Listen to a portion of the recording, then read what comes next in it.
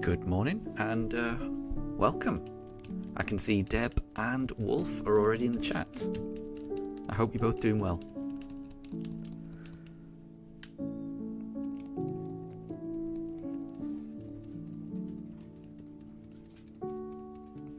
And exactly, Wolf. Yeah, I'm hoping I get the starter this stream. I really hope I do. We'll have to see. You never know. But it should be a reasonably long stream today, so I should be able to get through, I would have thought, about 300 encounters, something like that. So there's always a chance that we get it.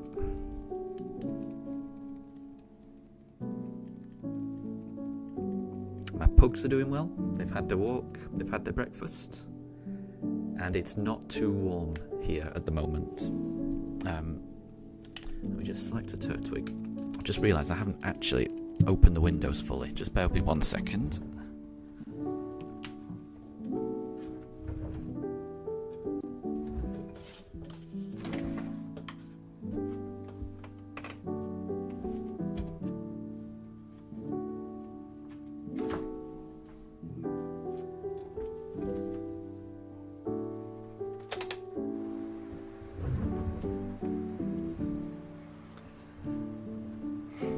There we go. Okay, now we've got the windows open. So it wasn't a shiny turtwig for our first encounter. How good would it have been if that could have been it? And hi! Yes, I am a little bit early. Yeah, I wasn't sure what time the stream was going to start, and that was because I wanted to do the O raid in Scarlet and Violet, and I wasn't sure how long that was going to take me. But me, my wife, and my brother-in-law, we all used Annihilate, and we went in first with a Gardevoir as the computer NPC, as the fourth member of our team, and it didn't go very well. The O did a lot of crits, none of our heal cheers did a lot of healing, and we lost pretty badly. But we went in again. This time the computer NPC was a Staraptor, which put down a lot of intimidates over the course of the raid. And we didn't get as many crits, and it went really, really smooth. And so I managed to get it. So I was pleased about that. I do enjoy those Mightiest Mark raids that they do in Scarlet and Violet, so I like to do them as they come out. But I wasn't sure how long that raid was going to take, but we just managed to finish it up. So I'm here a little bit early, which means we probably get, an extra couple of encounters. An extra chance of getting a shiny. And thank you very much, Wolf, for the shiny manifesting shiny good luck.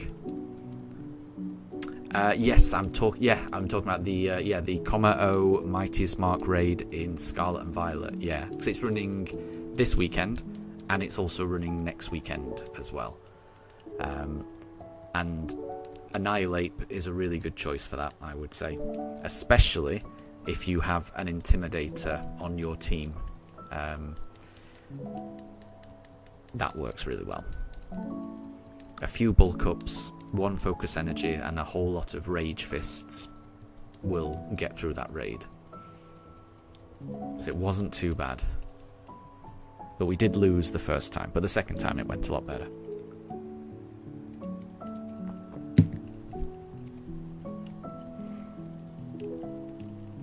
Okay, let's go Piplup this time. I think I say this every weekend, but I've got a good feeling about this. I've got a good feeling. I think I'm gonna find the shiny this stream. I've just got a good feeling about it. I've put in enough hours. I think I'm gonna get it.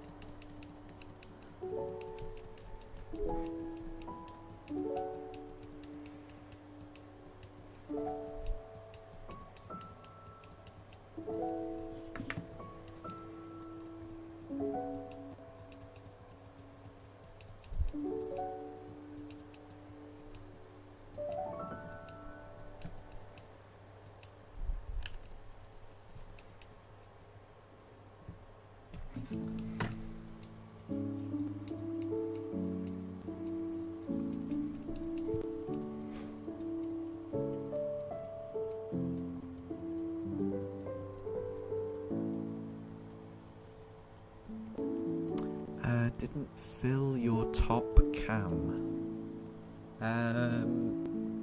Oh, do you mean fix? Didn't fix my top cam. No, I haven't. I can't fix it, unfortunately. So the writing is, I think it's going to be there for a while. It just, didn't flip. Oh, I mean, I can flip it. So this is, yeah, I prefer it. Let me show you. So the top cam, I prefer it flipped. Because that's how the room is. Flip horizontal. And then move it over. Because that is, as I look at the room, that is how it is. Like the Shinx is to the left of the chair. That is how the room looks. But for some reason, this camera flips the image. But when I flip the image to get it back to the right way, the writing on the camera goes back to front. So I mean, I do prefer the image like that because that is how the room looks.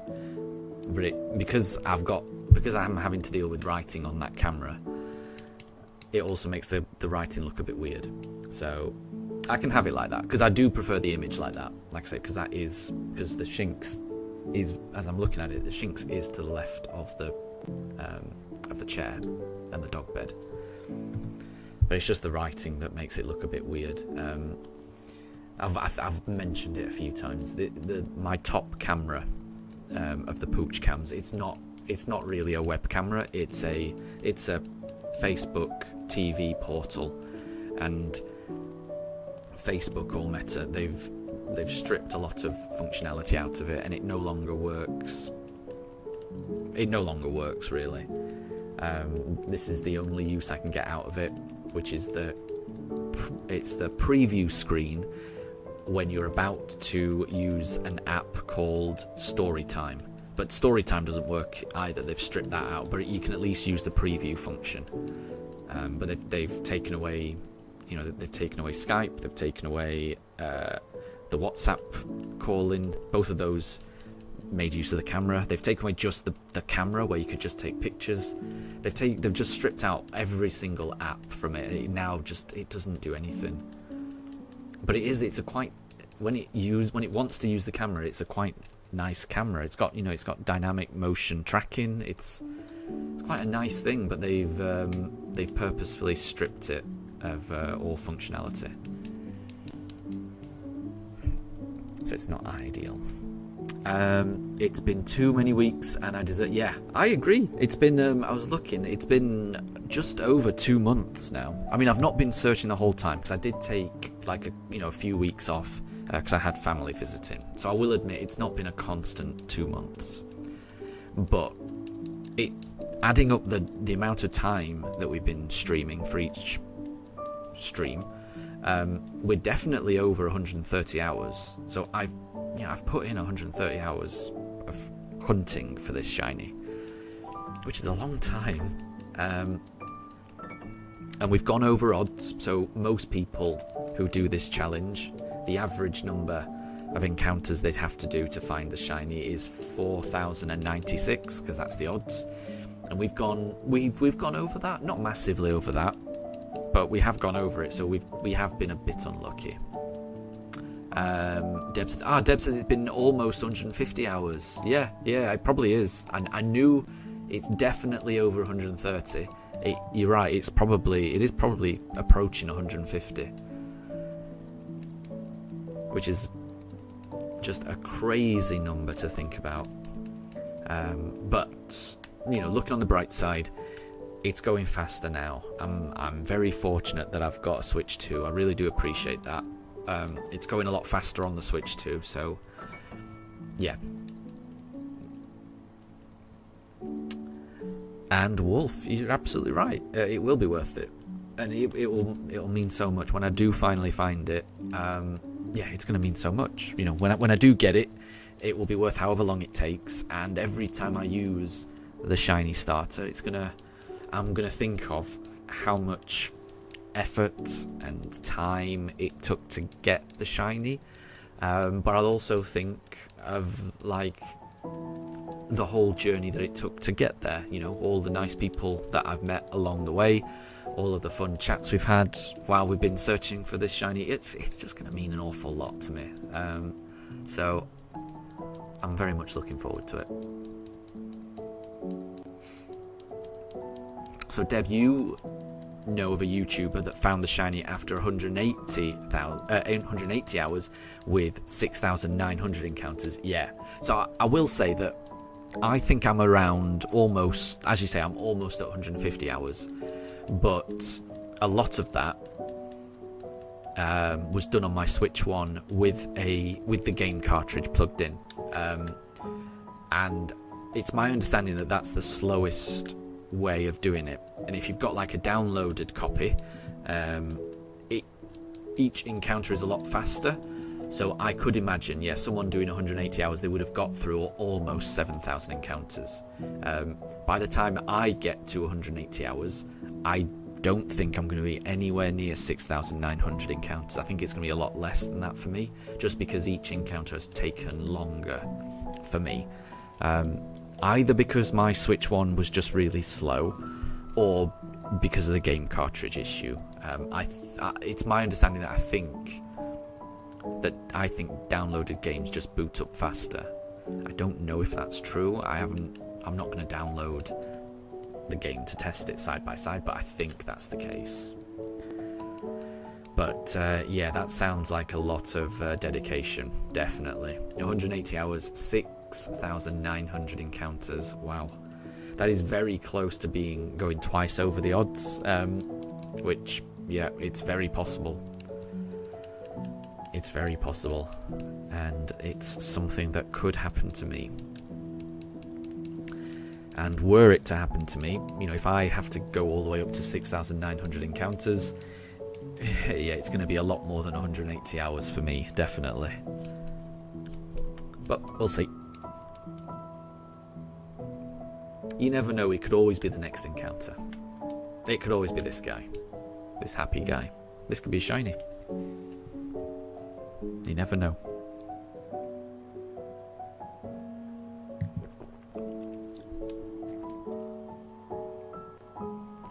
But it's not. But that just means that maybe the next one is. And Ledisman, good to see you. You're guessing a nice round 5,000. I really hope that. That would be wonderful. I would love that so much. We'll certainly be getting to 5,000 encounters on this stream. I don't know what encounter number I'm going to get to on this stream, but I'm guessing at around about 5,200. That's my guess. So I would love it to be 5,000. I would love that so much. Because as Wolf said, I mean, I want to see me do a playthrough when I finally get it. I can't wait. Really cannot wait to start playing this game. It's been so long. It's been too long. Shadow Wolfman, good to see you. I hope you're doing well. Pancakes in the chat. That looks delicious. And Deb's guess is 5,001. Well, we'll see. Either of those I'll be very happy with. I'll be very happy with it.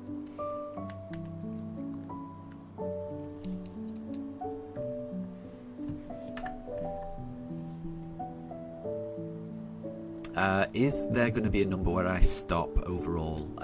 I don't think there will be. I think I'm going to keep going. So there may be a number where I pause, but I don't think it'll be a number. There may be a time of year where I pause, and I would imagine that would be around when Legend ZA comes out.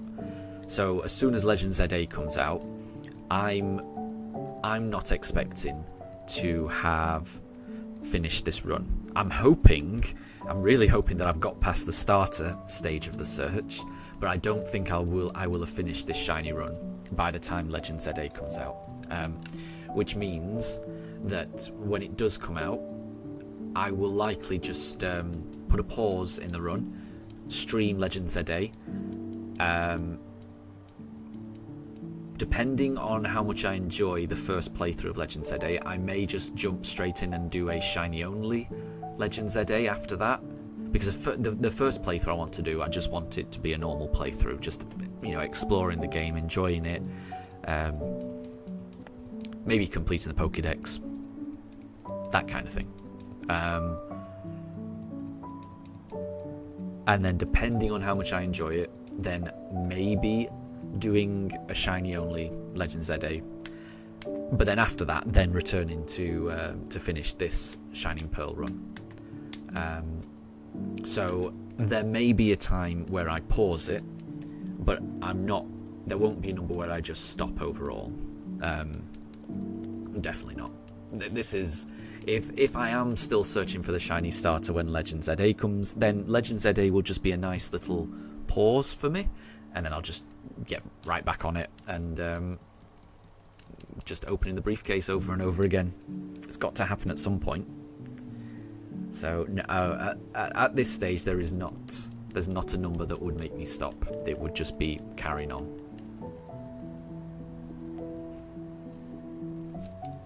I mean, never say never, but I can't imagine there being a number where it makes me stop, because it's not like so I'm really anxious, and I'm really highly anticipating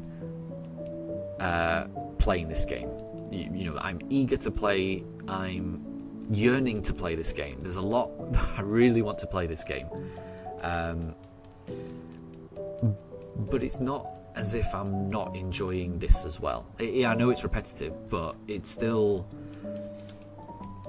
it's not frustrating to me or anything like that. It's all part of the process. So I'm not feeling antsy, if that makes sense. Like I'm not hating this. I want to find the shiny, and I want it as soon as possible. But I'm also, it's not like I'm, wishing for this to end or anything like that. So I can't imagine there being a number that makes me want to stop.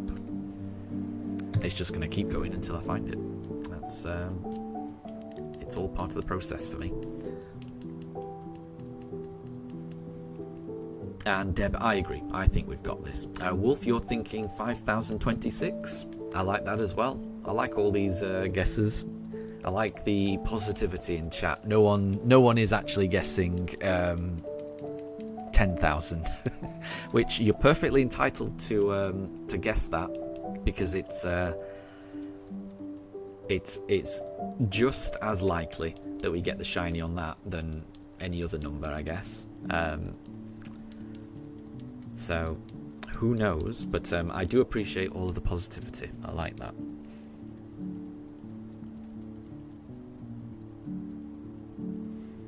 Deb, you were hunting Mewtwo in your Pokemon post-game. You used 70 Ultra Balls but didn't get it, so you had to use your Master Ball. Yeah, Legendaries can be a bit tricky, can't they? But at least you got it. And if you're going to use a Master Ball, Mewtwo's a good one to use it on. When I got my shiny Mewtwo, I used a Master Ball as well. And I had loads of Pokeballs. I could have kept throwing Pokeballs at it, but it had been such a... at the time it felt like such a long journey to try and reach it. But that was only 2,700 encounters, something like that. So I was very lucky to get it at that such a low encounter number.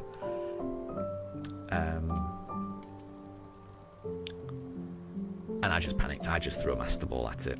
Because, yeah, I think if you've got a Master Ball, why not use it on a Mewtwo? It's,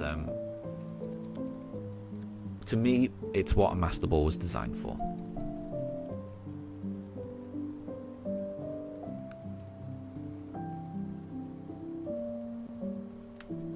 So, Wolfman, you are random encounter hunting Stantler on Soul Silver. Nice. And soft resetting Abra. So to soft reset Abra, you have to use Game Core. Oh, yeah, I remember the slot machine game in Celadon.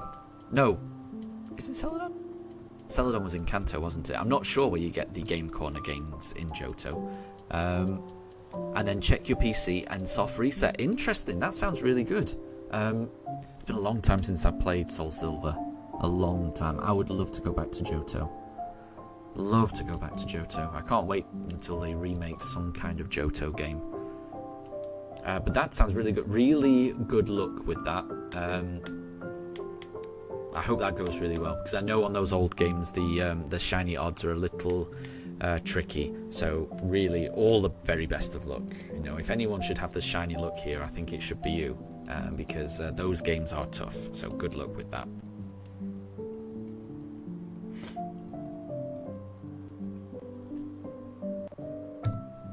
And Deb is preparing another game of Who's That Pokemon? Sure. Whenever you want to do that, I'll try and guess, and everyone else can try and guess if they want.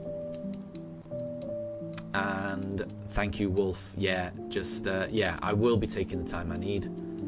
And yeah, when I finally do get it, it's going to be amazing. And I can't wait to actually start my journey, figure out who's going to be on my team, everything. Oh, and Shadow, you're doing the Abra hunt on Leaf Green. Ah, yeah, so it definitely is Celadon then, isn't it, if it's Leaf Green? Gotcha. Yeah, that sounds cool as well. Big fan of those games. But yeah, I don't know for certain, but I would imagine the odds you're dealing with in those games are even more extreme than the odds I'm dealing with in this game. And I think 1 in 4,000 and odd. I think that's extreme. But I suspect yours are even more extreme. So yeah, all the very best of luck in your hunt. I hope it goes well. May we both be blessed with shinies soon.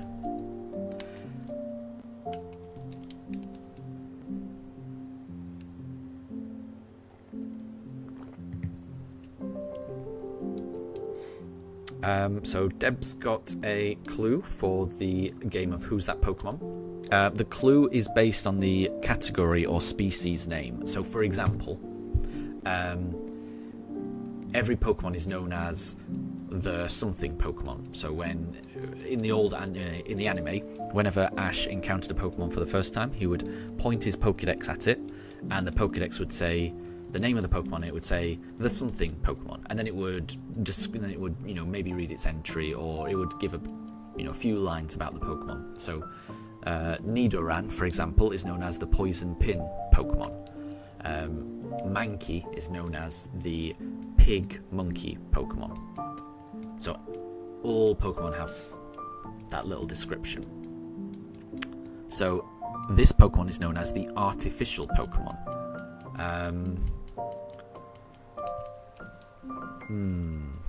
That's tricky.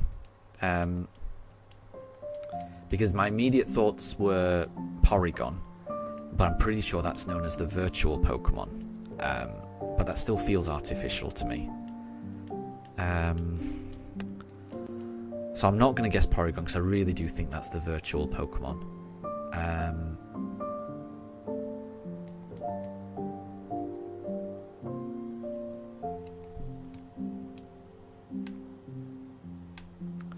Let's go with...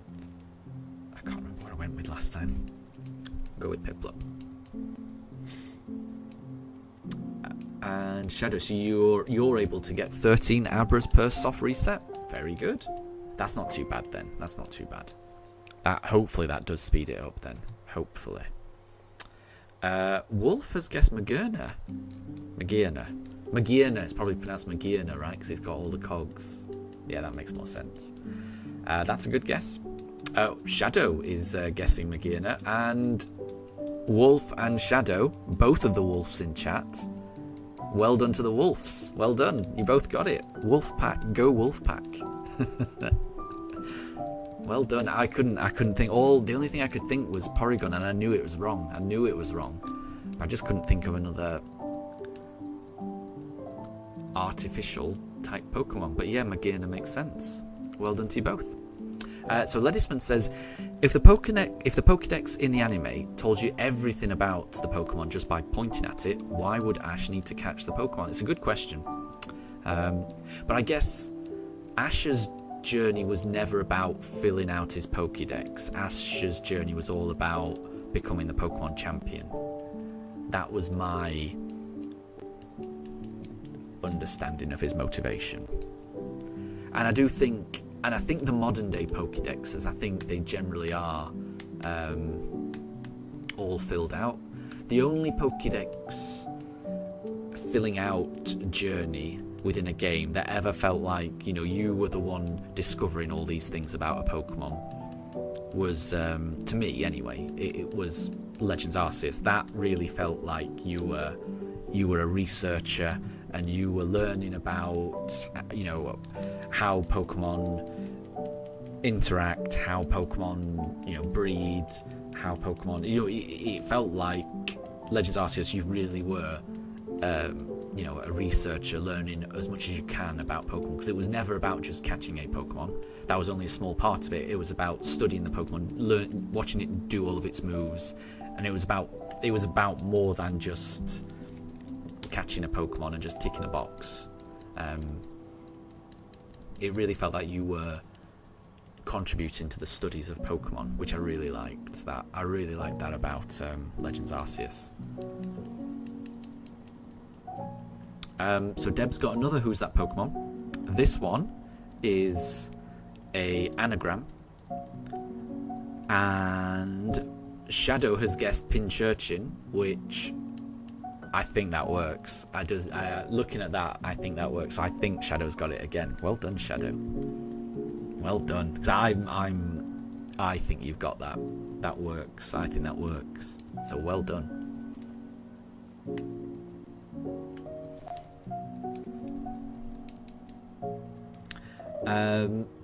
So Wolf, you almost thought it was Porygon as well, but then you thought Magearna. Yeah, that was Porygon was the thing that first came to my mind. When I think of artificial, I think of something that's been created, and I always think of Porygon first.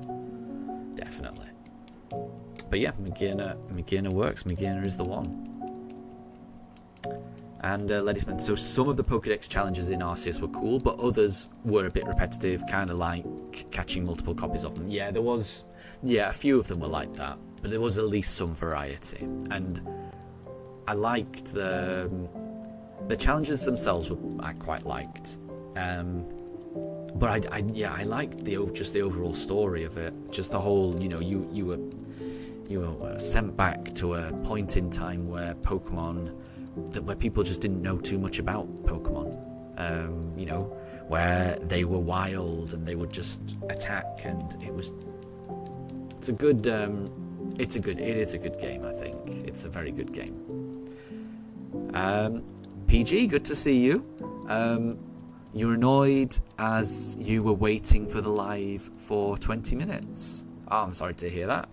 I mean, you're here now, so I mean, it's lovely to have you. I hope you're doing well. I do hope you're doing well. And the answer was Pinchurchin, so well done, Shadow. Well done. That was a good one.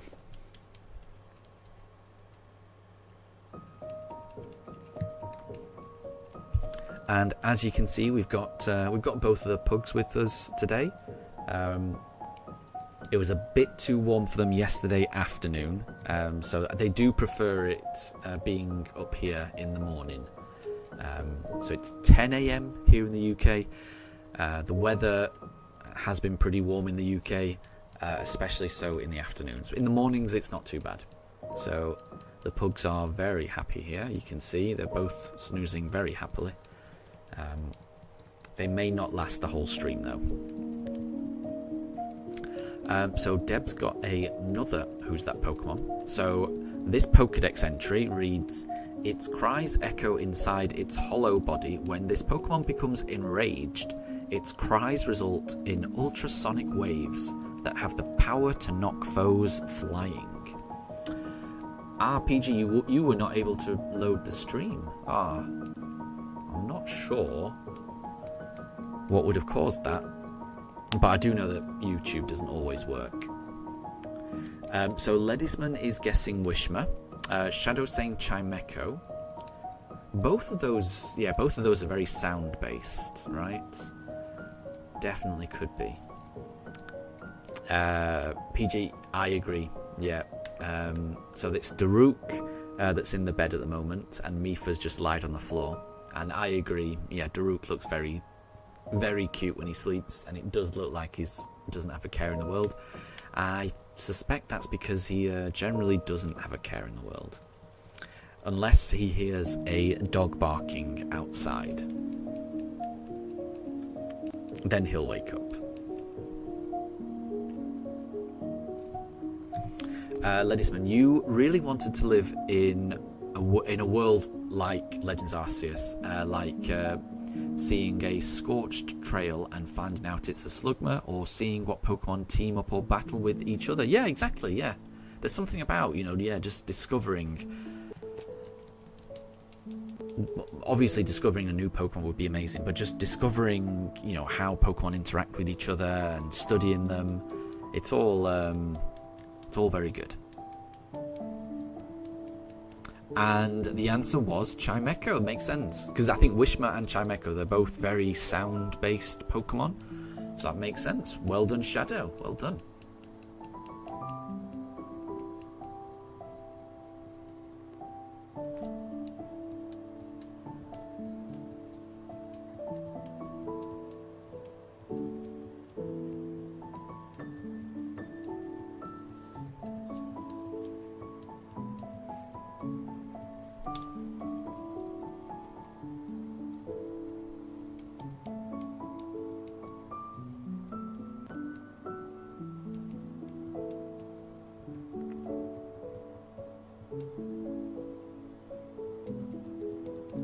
Let's see if this could be shiny. I think I did Turtwig last time, so we'll do Chimchar this time.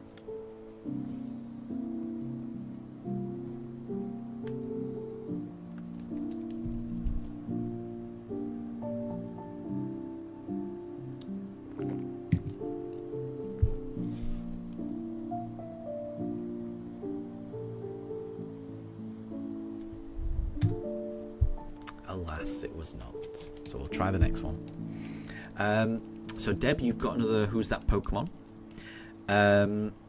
So the way that I think this one works is that we can ask a question, and Deb will give us an answer, but we can't ask the generation and the type. We have to kind of pick whether we're going to know which generation it's from or whether we know what type it is. So you can't ask both those questions. You can ask other questions, but only one of those two questions. So how about, it seemed to work quite well knowing what the type of the Pokemon was. So how about we go with type? Let's find out what the type of the Pokemon is, and I'll try and guess. And if I don't guess it, then I'll ask another question.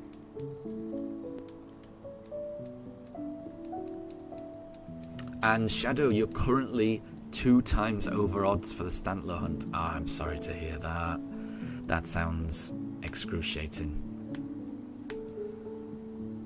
Hopefully you're able to find it soon.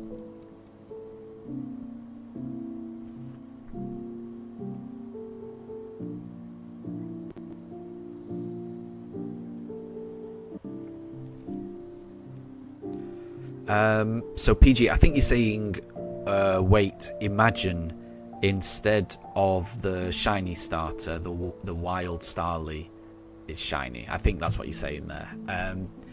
And yeah, we've had that a couple of times. So I think I've encountered 2 shiny Starlies so far on this run, but they were both really early on in the run. I had a shiny Starly on encounter 77 of the run, and then we encountered the same shiny Starly again on 679. So we've already encountered 2 shiny Starlies, but we haven't had one ever since. So in over, we had 2 inside the first 679 encounters, and then none for the 4,000 or so encounters after that. So that's a little strange, but yeah, you never know with probabilities. You never know. I think it's kind of funny. I think it's kind of funny when the Starly is shiny, so I don't mind it too much. So the Pokemon is a Fire Dark type. In that case, I'm going to go with a Houndour or Houndour. PG's going Houndoom. Yeah, the evolved one. I'm going with Houndour.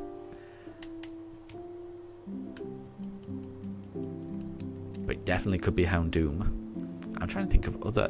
well, there's another one I've got an idea for. Yeah, that was the other one I was thinking of, Shadow. So Shadow said the other one I was thinking of, Incineroar. Yep. But I'm going to go Houndour.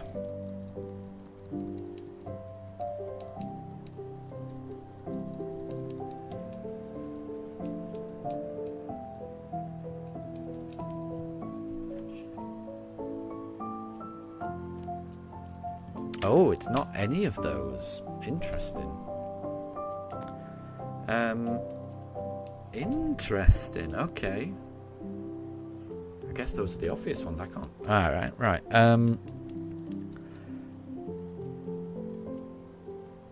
Oh, Shadow is suggesting Chi-Yu.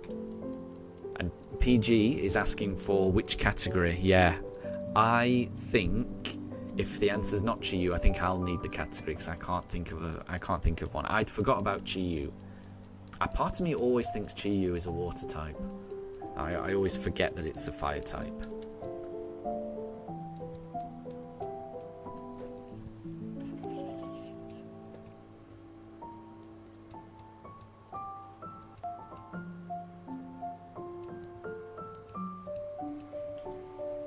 Because it looks like it'd be a water type. I mean, it's a fish.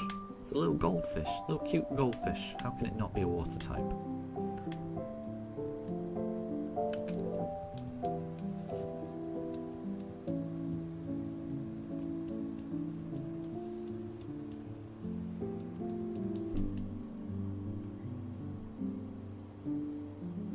Oh, and the category is ruinous, which means I think Shadow might be right. And that does sound like Chi-Yu would be the answer if the category is the ruinous Pokemon.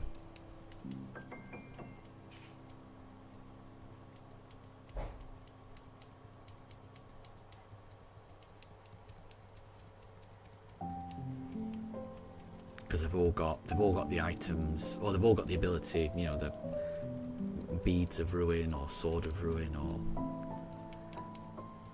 And it was Chi-Yu, so well done, Shadow. Well done.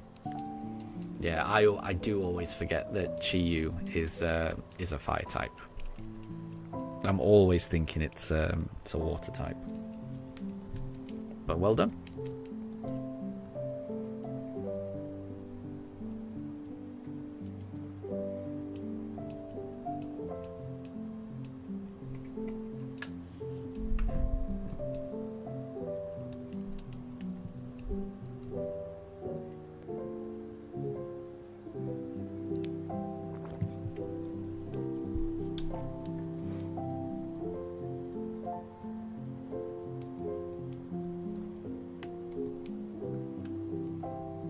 It definitely looks like it should be a water type.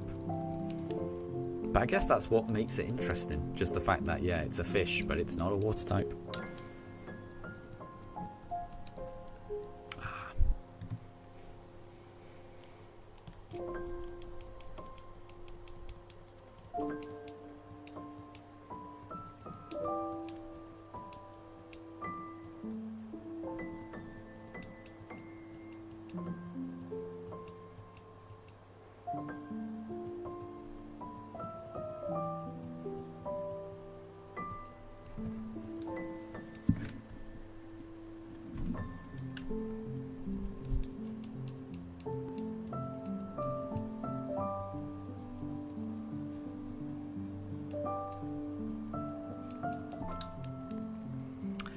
PG, I'm on the Switch, right.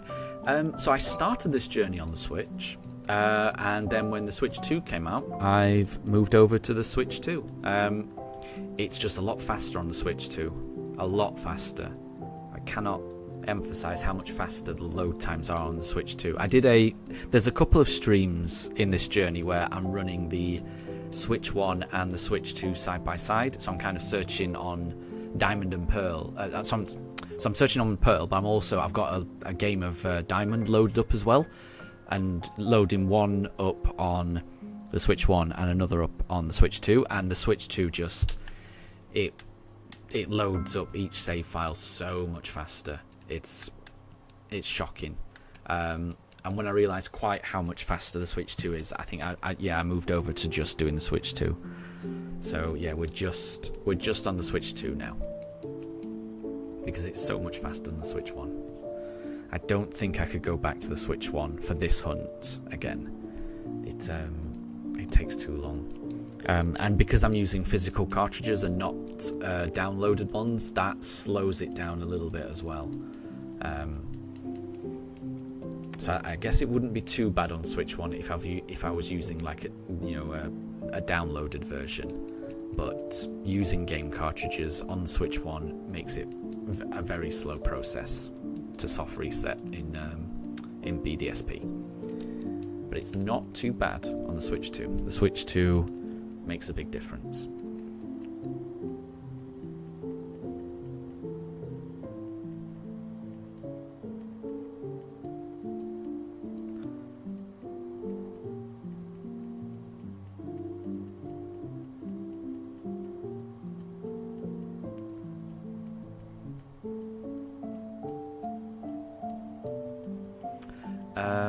Okay, Deb's got a riddle.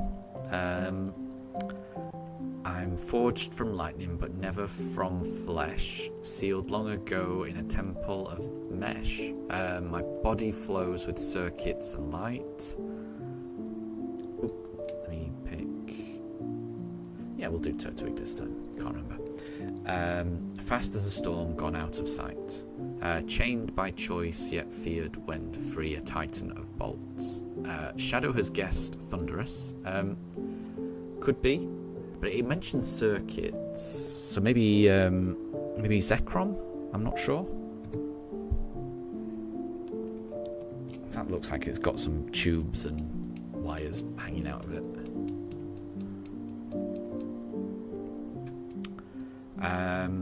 And PG, the Switches cost double in India. It's almost like around $700. That's crazy. That is a lot. That is an awful lot. Yeah, I'm sorry to hear that. Yeah, it feels like this. It feels like recently prices have got out of control.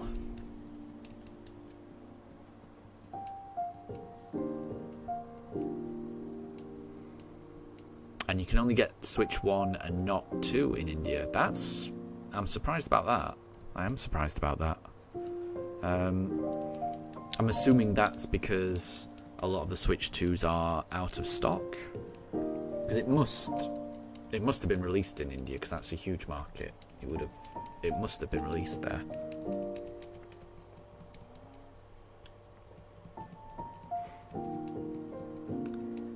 Right, so we did Turtwig last time, so we'll do Chimchar this time.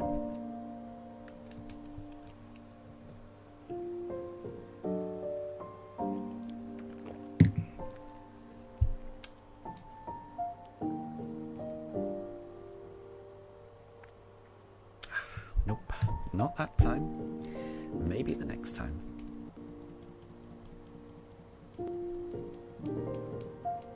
Yeah, that makes sense. Yeah, I think. What did I hear? What did I read? A lot of it, I can't remember. I can't remember where. There's two main areas where it's made, and I can't remember the second one. But yeah.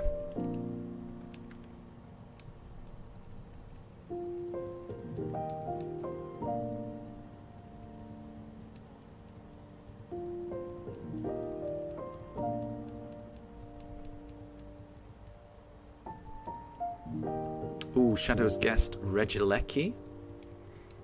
But it sounds like it's not Thunderous, and it's not my guess of Zekrom.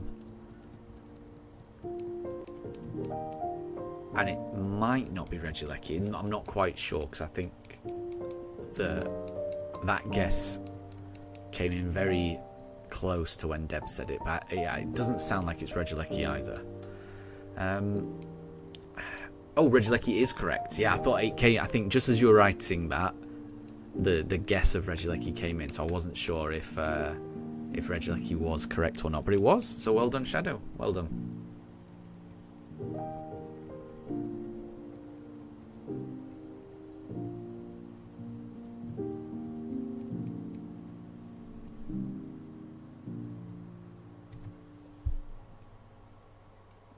And that's it, Shadow. Yeah, Shadow. I think you're a Pokemon professor. We usually award the professor's lab coat to people that are doing well in quizzes. So I think you may need to have the lab coat awarded to you. So well done.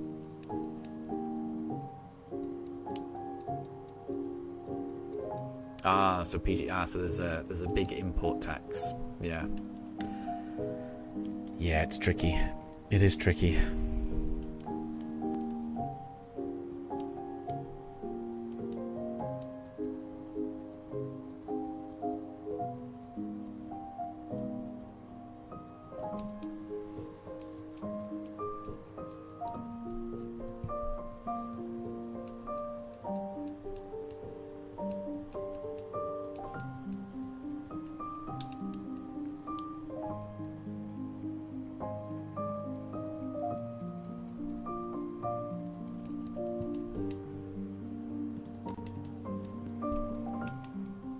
I think we did Chimchar last time, so we'll do Piplup this time. We're inching ever closer to 5,000, so who knows? We're almost there.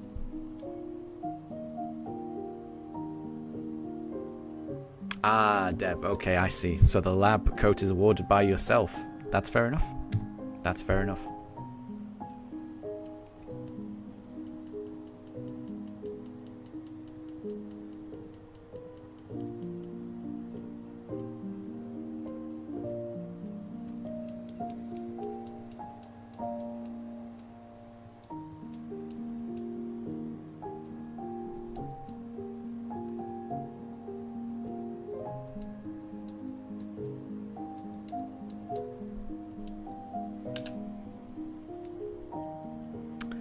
Wolf, I do play TCG Pocket. I do. I sometimes forget to log in, but I do play it. I'm just gonna log in now because it has been a few days since I've logged in. How are you finding it? Because I know that you downloaded it a little while ago as well. Because I do like just opening a couple of packs a day.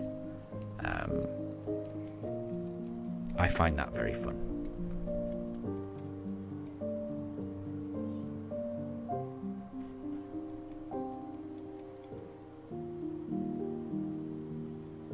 Okay.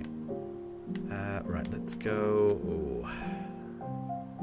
What did I say? Did I say Piplup? I can't remember. Yeah.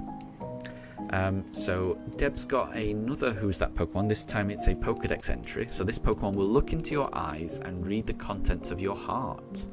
If it finds evil there, it promptly hides away. So it's not a fan of evil.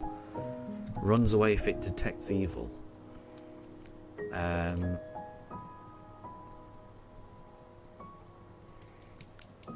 Oh, yeah. So I haven't been playing TCG Pocket recently, Wolf. So I haven't found any recent ones. But because I must admit, I think it's been a couple of weeks since I've loaded it up. I didn't realise that the themed booster pack at the moment is all EVs. That's very cool. So I'm just having a look now. Oh, I've got a nice one. I've got a nice one. So I've just pulled this now. Hold on. Let me show this off. That's quite a nice one.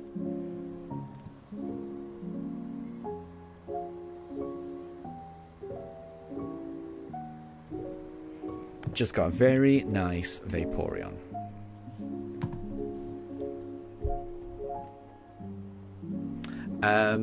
So let's go for this. So, it's not a mythical, okay? PG is guessing Duskull, maybe? Or Dusclops. Shadow is asking whether it's a psychic type. Wolf is guessing Hatchram, but it's not Hatchram. But it is a psychic type.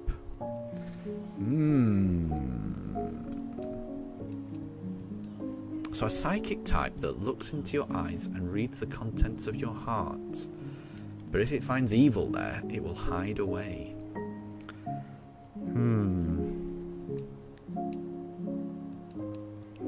That's tricky. So Wolf is guessing Hatena. PG's guessing Kadabra. What could it be? Okay. Let's see if this is a Turtwig. No. Ooh, Shadow's guessing Ralts. That's a good guess. I like Ralts as a guess. Right, I'm just opening my second pack of EV cards. Let me see if I can get something good in this one as well. Oh, I think I can see something. Oh, I'm doing really well. Hold on, I got this one. I like these cards. Okay, so this is another card I've just got.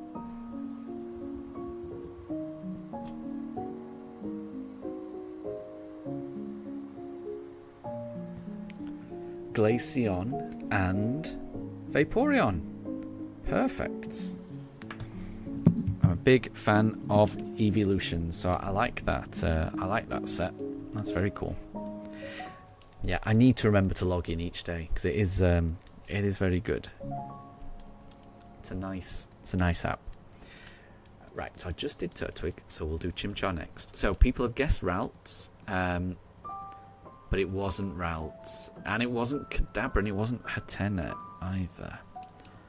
So what could it be? And PG, yeah, I agree. All of the full artwork, it's so good. It looks so nice. Yeah, they do put a lot of effort into the artwork of the Pokemon. I think, especially the full arts. I think they're amazing. Right, so this is a psychic who isn't evil. Because it runs away if it detects evilness.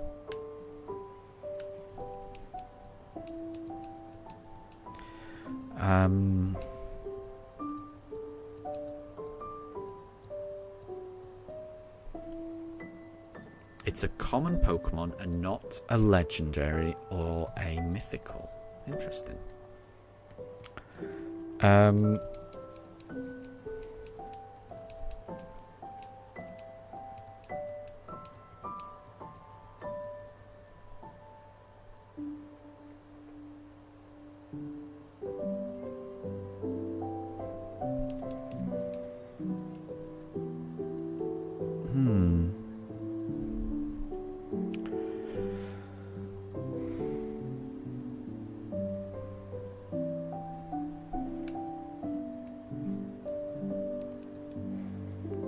trying to think of just like a normal psychic type. Something that's not dual type and isn't...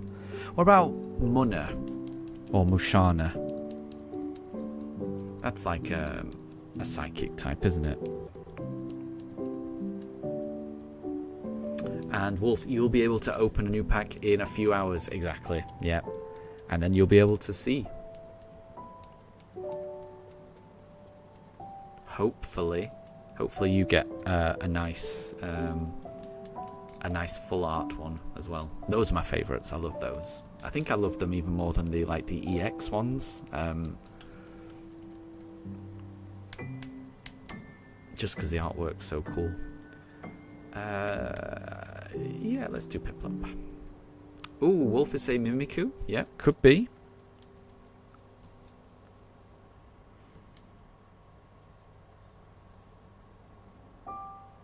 Oh wait, is it dark as well? Or is it just... Oh wait, is Mimikyu dark, is it? I'm not sure. We'll see. We'll see. We will see.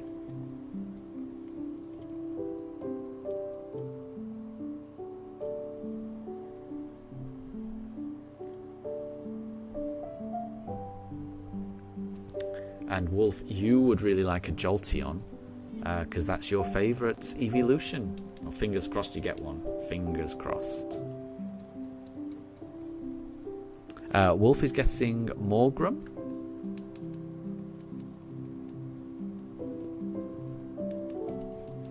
I'm sticking with my guess of Munna.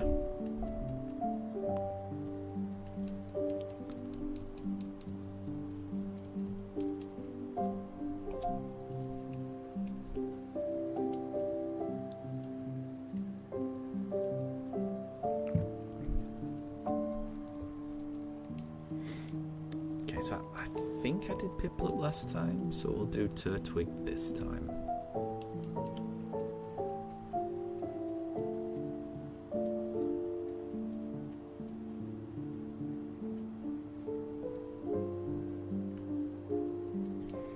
Let's see.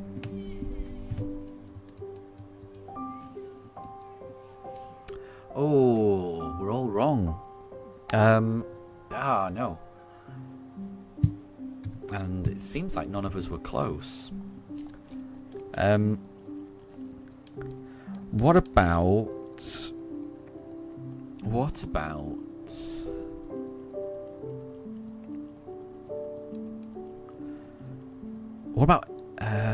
What about Elgium? What about Elgium? That's a psychic type.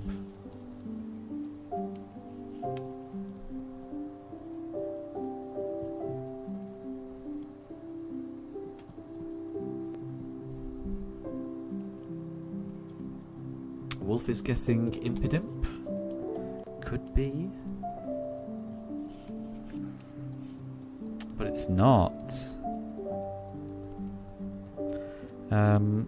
So it's not Solosis either. Oh wait, no, I said Elgium, didn't I? Maybe Solosis. I think I was trying to decide between Elgium and Solosis.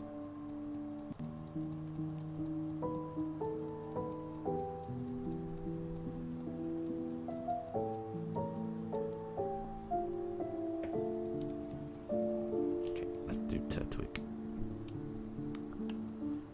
Shadow is guessing Zartu. Wolf is guessing Malamar.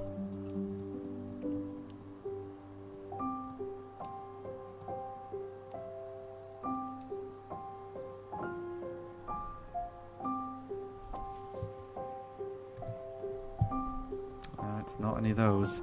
Maybe we need to know the species category as well as the Pokedex entry. I think we need the species entry.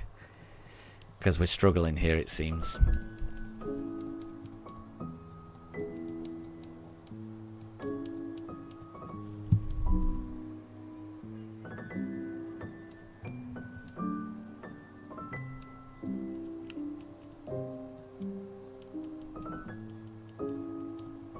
Yeah, we're trying to figure out... It sounds like it's a pure psychic type. But there are quite a few of them. It's from Generation 8. So it's from Galar.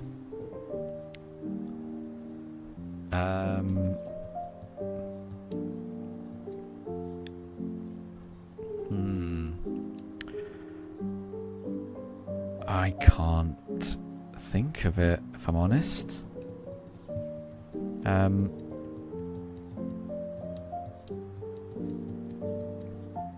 Because my first thought would have been Hatena or Hatram, but Wolf's already guessed those.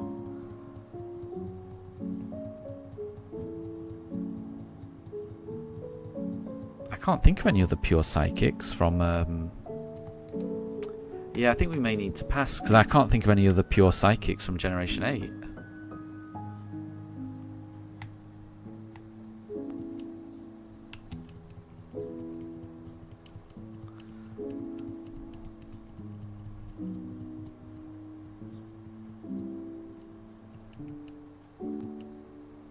Oh, there's a couple of guesses for Galarian Ponyta. Interesting.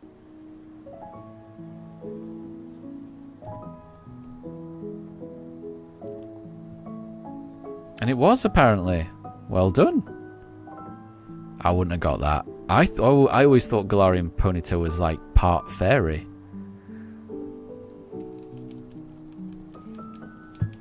But well done. Well done.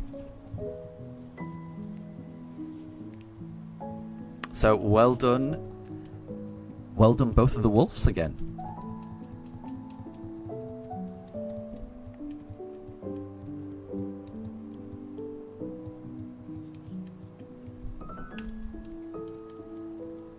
I couldn't get that.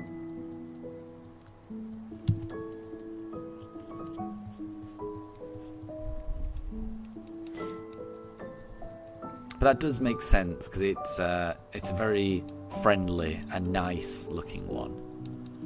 Yeah, PG, I agree, that was tough. But yeah, well done to Wolf and Shadow. You both got it.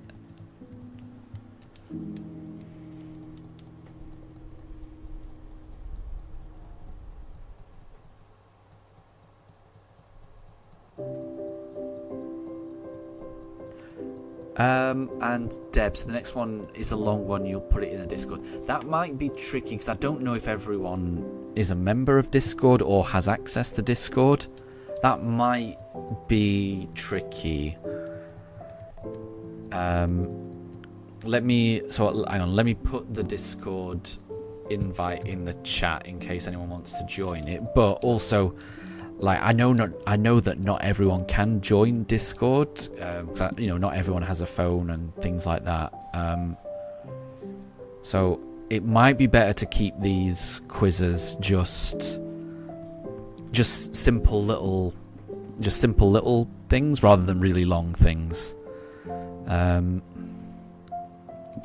Bear with me. I will put the Discord in the chat, but I think it might be better to keep these quizzes a little more simple.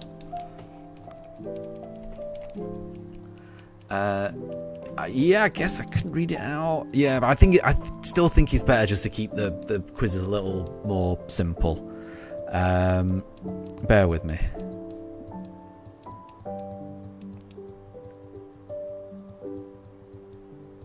Okay. And Wolf, so you really love Galarian Ponyta. It's one of your favourite regional forms. It is a nice one. I do like it as well. I do like it.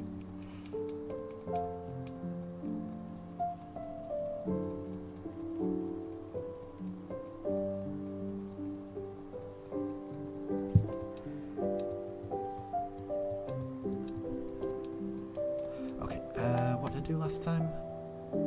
We'll do Piplup this time.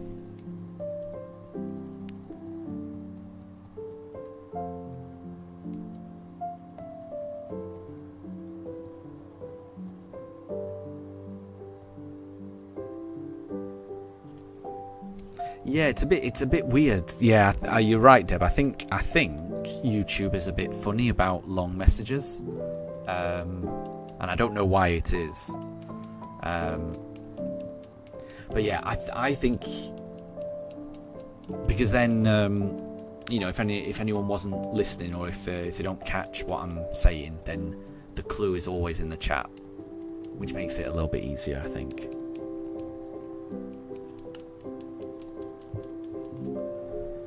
And it just means that more people can guess and take part. But it is weird that YouTube kind of limits the length of the messages. Not quite sure why it does that. Yeah, YouTube chat isn't... It's not great.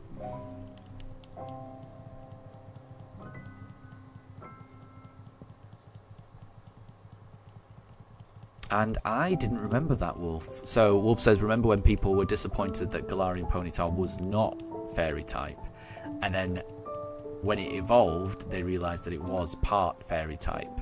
I didn't realise that at all. For some reason I just always assumed that it was a fairy type. I didn't realise it was only part fairy, I didn't realise that Ponyta is pure psychic, and then it's only when it evolves that it becomes fairy and psychic. I had no idea. I think in my head I just assumed it was always like that. It was always fairy. But I was wrong. So yeah, I would never have got that last question, because I would have, in my head Ponyta was fairy. Just, I always think of it as a fairy. But it's just psychic.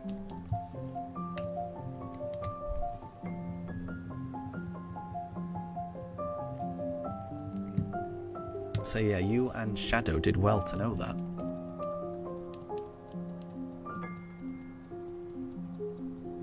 And that's good. I think it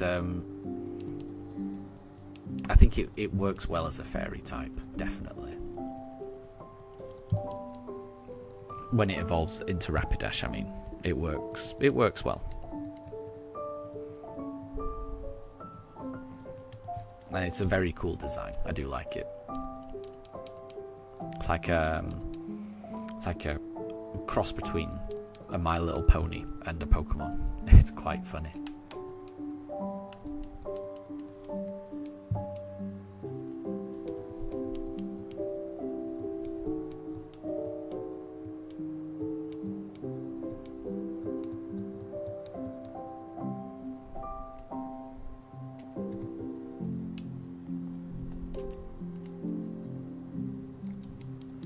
It also has an amazing shiny. I'm going to be honest, I can't remember what the shiny looks like. I'm just going to have a quick look at that. Bear with me.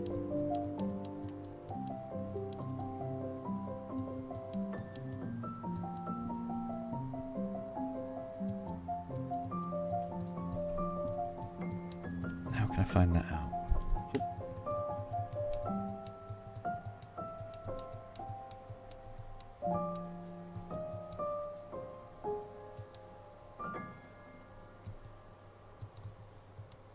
Oh yeah, that's kind of nice. Yeah, kind of white and cream and green.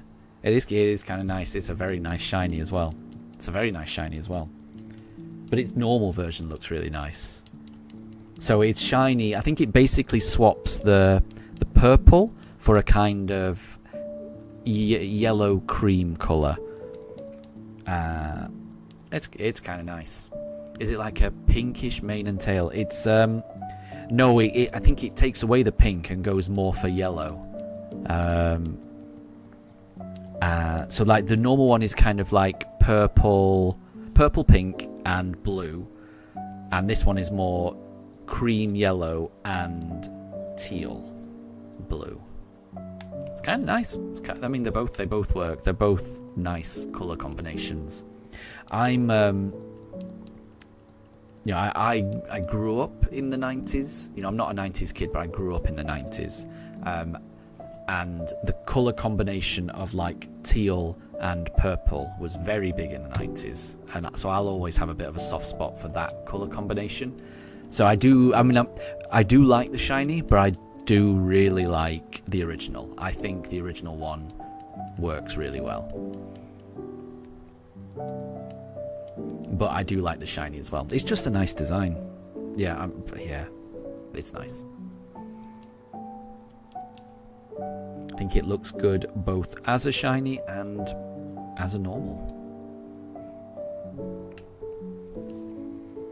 And okay, so Deb has got one. Oh gosh, right, okay.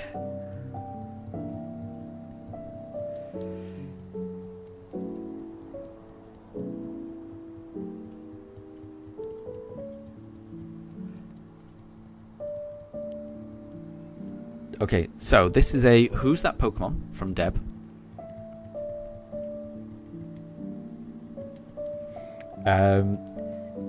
It looks like it's origin, so it looks like it's from Generation 7, so it's from Alola. Witness, so this is like a kind of riddle clue type clue. Witness accounts describe red insectoid humanoid, veins glowing from under the skin, flexing even while walking. So that's not a Chimchar. Hold on. Audio logs: it flexed and the ground cracked. It posed in the crater. We applauded. Muscle mass scans return impossible values. Not protein-based DNA, composed of pressured biological plasma. Surveillance drones observed it absorbing kinetic energy through posers. Oh, let me just go up. The more you look at it, the stronger it becomes. One researcher tried to mirror its stance. Bones ruptured instantly. Oh gosh. Final message: he flexed. Reality: I saw it break. Do not compete, do not lift. Victory by intimidation is assured. Muscle worship is not recommended. Okay, right. There's a lot going on there. So, Wolf has guessed Buzzwole. Shadow is guessing Buzzwole. And it was Buzzwole. Yeah, that does make sense, doesn't it? Red insectoid humanoid. Muscle. Yeah, that does make a lot of sense. That is a good clue. It's very descriptive. Right, I think let's do Chimchar this time. Why not? Wolf says it's a humanoid like mosquito on steroids. That's a very good description of Buzzwole, isn't it? I've never actually encountered one in the games. The only time I've ever seen one is in the Pokemon trading card game. So I've seen a few cards that feature Buzzwole, and yes, mosquito on steroids, that does sound about right from what I've seen.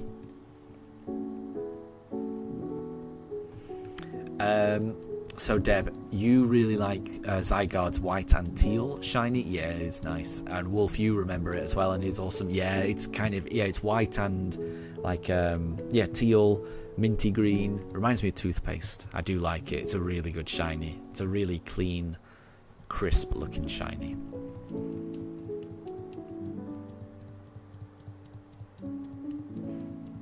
And PG, so the rainy season is time for your paid leave. That's pretty nice. It's always nice to get paid holiday. Oh, I didn't notice the Pugs have swapped position because that is Mifa in the chair. So I'm not sure when... I didn't notice Daruk go down. But yeah, Daruk is on the floor now and Mifa is in the bed. And Wolf, I think you're right. You can get Ultra Beasts in Dynamax Adventures, yeah. But I just don't think I've ever encountered one. Yeah, I think you have to do something to unlock them, and I can't remember what it is you have to do to unlock them.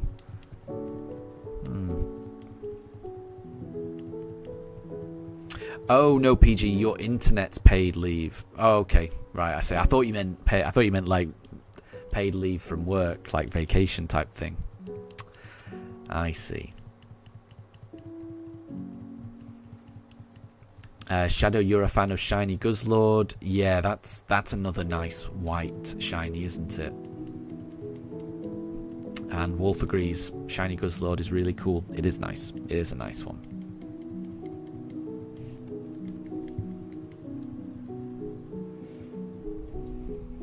Yeah. Mifa's looking at the camera. Licking her lips. Just looking at the camera. Look at her. Little cutie. Little cutie poo. Yawning. Aww. Now she's spinning around, getting into a comfy position, and getting ready for a snooze. And there she goes. She's found a nice comfy position. Right. I'm pretty sure I did Chimchar last time, so let's do Piplup this time.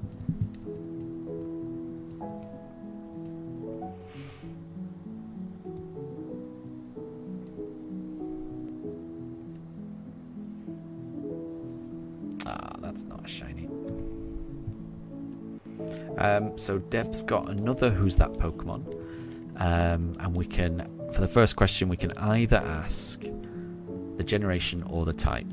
I'm always a big fan of the type. I think that's I like knowing that. So let's go for type.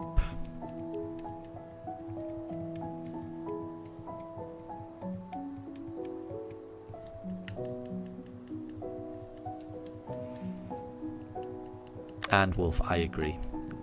It's really cute when she tries to get all comfortable. They both do that. They both like to spin around a few times before settling and curling up into a nice sleeping position. It's adorable. Okay, so the type is bug poison. Oh no. That hasn't helped. There's a lot of those. Okay, so what I'll do is I'll do a guess, and then if it's not right, then I'll have to ask a question, I think. So, bug poison, plenty of those. I'm gonna go for Venonat. That's my favourite bug poison Pokemon from Generation 1. I'm gonna go Venonat. Shadow's going for Scolipede. It's a good shout. That is a good shout. PG's going for Beedrill. Another good shout. Both of those really good bug poison Pokemon. Definitely could be those. And Wolf, sometimes your dog Peter circles before he lays down to get comfortable too. Exactly. Yeah, it melts my heart whenever they do that. It's adorable.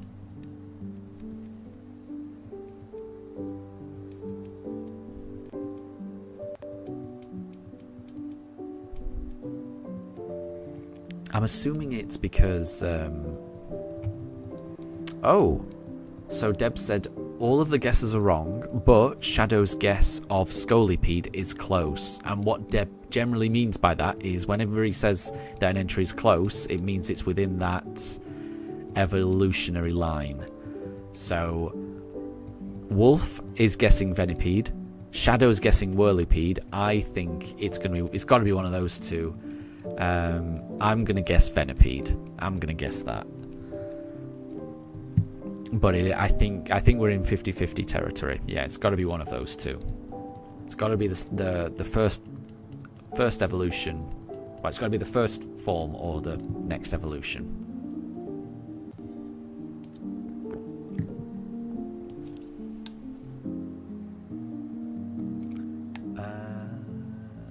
Okay, let's do Chimchar.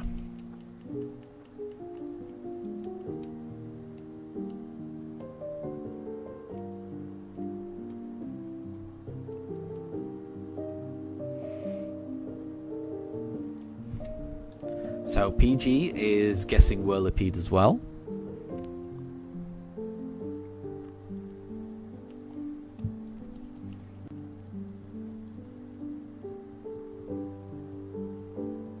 But it was Venipede, so well done, Wolf. Well done, Wolf. And well done, Shadow. Because you got... Whenever the answer is within an evolutionary line, I always take that as a win. So well done, Shadow. And PG got it as well. Well done.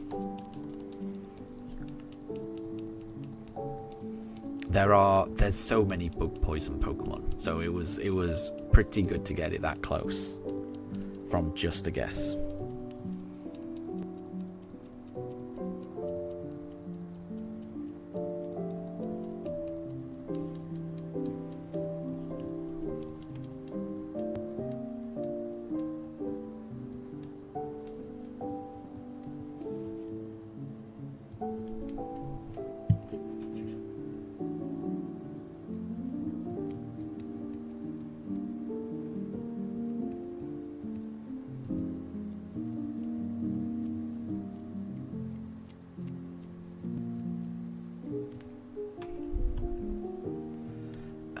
Right.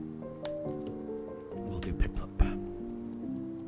We will do Piplup.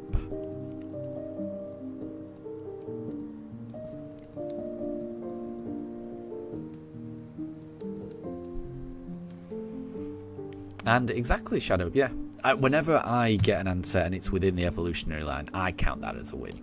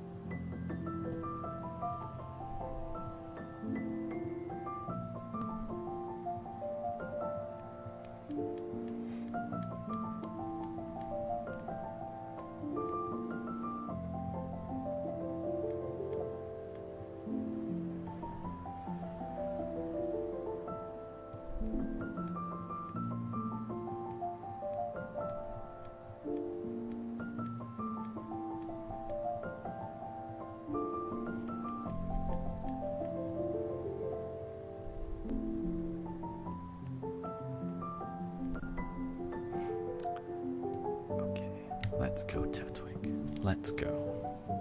Finally. Surely this has got to be it.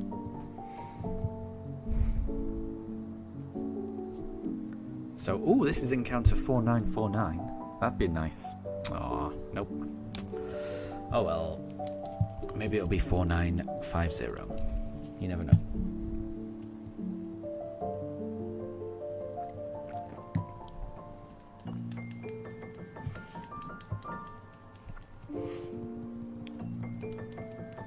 So once we finally do get this shiny, the plan is to progress the story.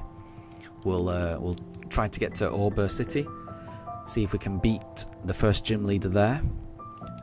Then head up. Oh, it's zooming in on my plushies. Not sure why it zoomed in like that on the pooch cam. Anyway, after we've done the first gym, then we'll head to Eterna City. We'll have to go through a bit of plot first, I think. We may have to deal with Team Galactic a little bit. Once we've done that, then we'll get to Eterna Forest, where the second shiny hunt will take place. And I think that'll be the next roadblock, where we've got to get the second shiny. But we'll be getting the second shiny in Eterna Forest. So that's what I'm looking forward to.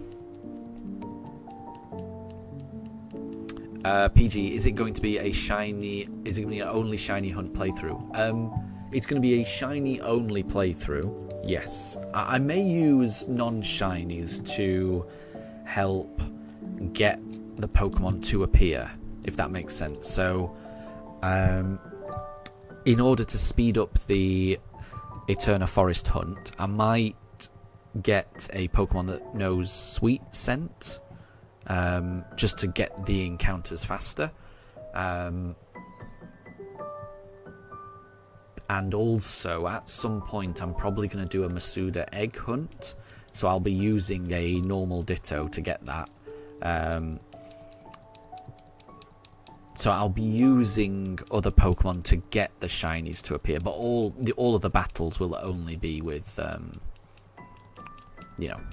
with shiny Pokemon. So the team is going to be made up of shiny Pokemon by the end of it. I think at the moment the idea I'm going to do is I'm going to do a shiny hunt before each gym badge. That's what I'd like to do. But I want to do quite a few different types of hunts. So I want to do the hunt in Eterna Forest. I want to do a Masuda egg hunt. I want to try and find a shiny in the underground. I want to... what else do I want to do? I want to do a hunt in the Great Marsh. I want to reset for a shiny Palkia. I want to do a Poke Radar hunt. I really want to do that. So in order to do that, I'm going to have to just transfer some Pokemon from home into my Pokédex just to fill out my Pokédex, and then I'll get the Poke Radar. Because I've never used the Poke Radar before, so I've never done a Poke Radar hunt before. So that that could go disastrously wrong. We'll see. But I want to try that because I've never tried that before. And I'm losing count, so I don't know if that's 8. What other type of hunts are there? I think maybe there's another double encounter that you do, I think, with Riley on Iron Island, where you go into a big cave. So I might do a hunt there for a shiny as well. I think that'll either get me very close to 8 Pokemon, or that will be 8. Again, I'm not sure I counted, but yeah, that's the plan. And yeah, so by the end of it, I will have a team. I don't know what the team's going to look like, other than it's going to have a Palkia. And I guess I probably will decide on the Masuda one as well, but I haven't decided which Masuda egg hunt to do. But the rest will just be whichever shiny appears, I think. I can't remember. Let's do Piplup. So, Deb has got another Who's That Pokemon. So this grass-type Pokemon can learn Flying, Psychic, Fairy, Bug, Fire. Oh, and normal-type moves. Oh, okay. It evolves twice. What is it? Interesting. That's interesting. That's very interesting. Fire type. PG is guessing Grovyle. but it's not Grovyle. Shadow's guessing Gorgeist. Interesting. Yeah, I could imagine Gorgeist learning fire because it's kind of like a. Yeah, it's kind of like a a Halloween pumpkin that you'd put a candle inside. So I could imagine Gorgeist knowing fire. I'm surprised it would know a flying type, but it's not Gorgeist. I thought that was a good guess, Shadow. That's a good guess.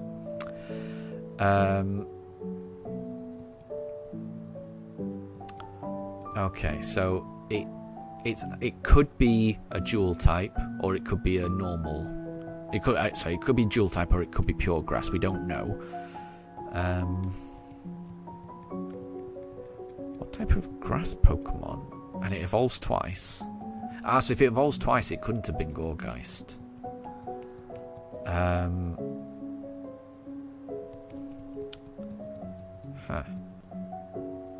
And it also learns a water and a dark type move. Wow, that's crazy. Crazy. That is crazy. Whew. What could it be? There's not that many grass Pokemon that evolve twice, is there? Other than the starter Pokemon, you've got the I guess you've got Weeping Bell and Vileplume and Bellossom.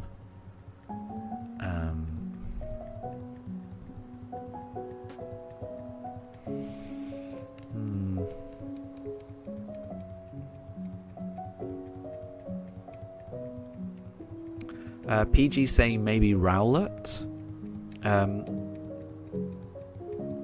But Deb's saying it's from Johto. Oh, because I was going to say Rowlet is a good shout. Because Rowlet's got... It can evolve into the Hisuian version as well. So Rowlet was I think Rowlet was a really good guess, PG. But apparently it's from Johto, so it can't be. So Hoppip evolves twice, but I can't imagine Hoppip learning a fire type move. I'm going to go Chikorita, but I'm not optimistic. Let's go Chimchar.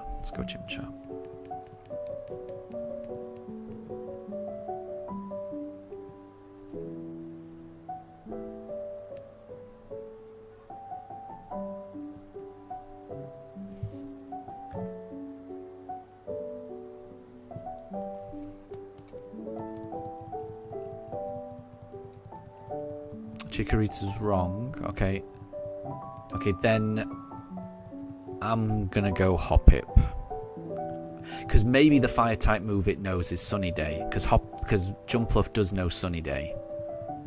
And maybe the water type move. I don't know what water type move it could learn, and I'm not sure it would be able to learn a dark type. I'm gonna go Hoppip. I'll go Hoppip.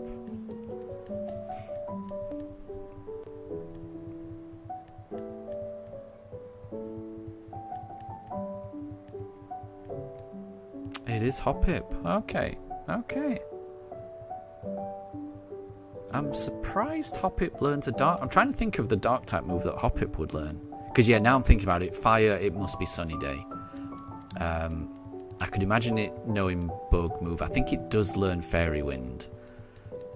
And it definitely does... Oh, it can learn Rainy Day as well.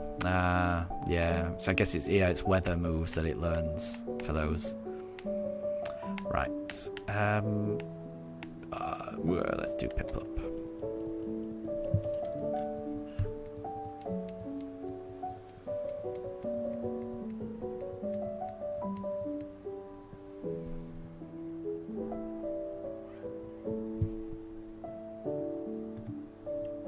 Nope.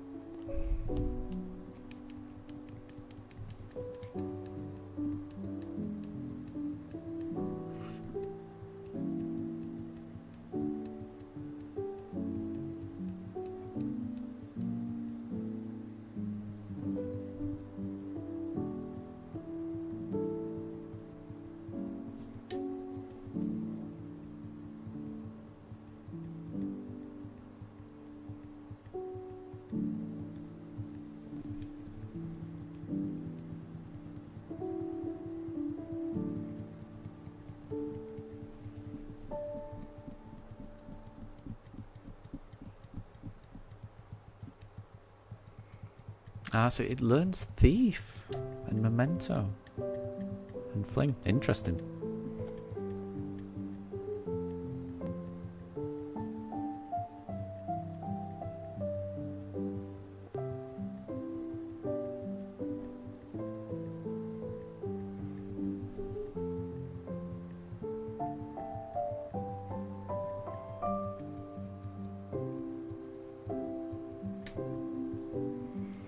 Yeah, I guess I wasn't thinking too much, yeah. I always forget about TMs, yeah. Right, I did Piplup last time. Let's do Turtwig this time.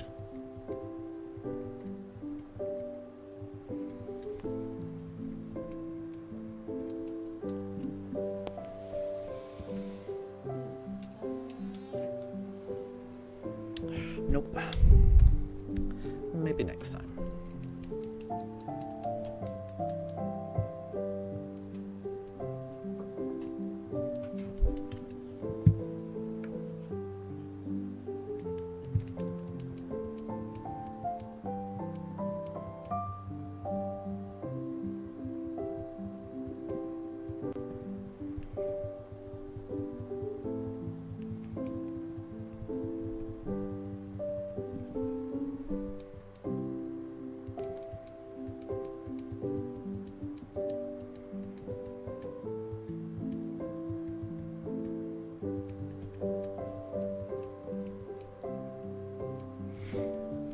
Yeah, that is a very wide move pool for Hoppip.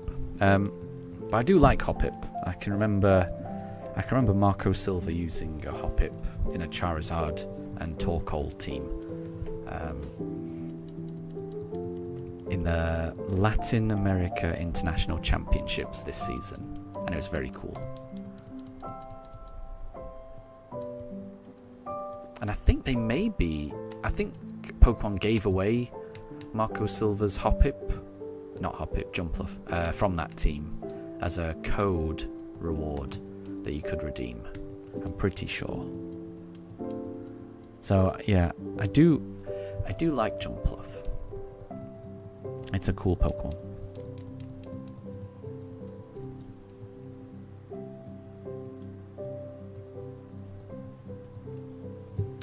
Oh.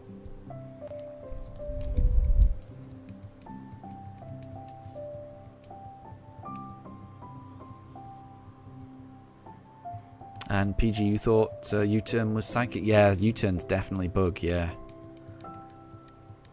It's a cool move. It's a cool move.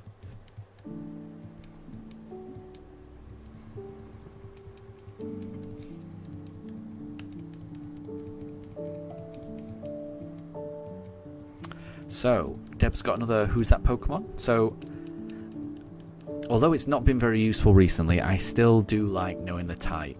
I feel like it does narrow it down a little bit, even when there's still loads of options. So I would prefer to know the type.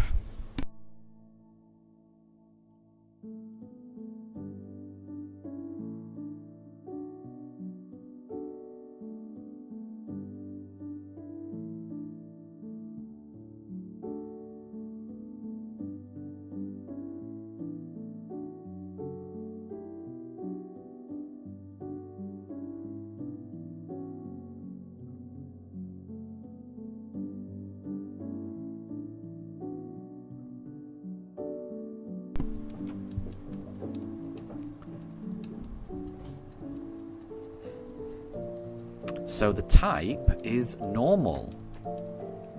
Okay, pure normal. Shadow is guessing Snorlax. There's lots of options for normal type, isn't there? Pure normal. Let's go with Tauros. I'm going to go Tauros. PG's gone with Norman's Ace. I'm going to be honest, I don't know who Norman's Ace is. Let me just Google that.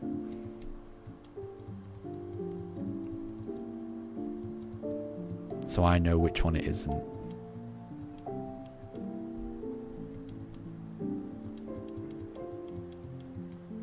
Ah, is that Slacking? Cool. So there's been guesses of Chansey and Zigzagoon, but they were wrong. Okay. Right, in that case, so I've had a guess. My guess was Tauros and it was wrong. So I'll now ask a question. Could we have the species category? And I'm hoping that narrows it down. But Shadow's guessing Smeargle. That's a good guess. I like Smeargle. But it's not Smeargle.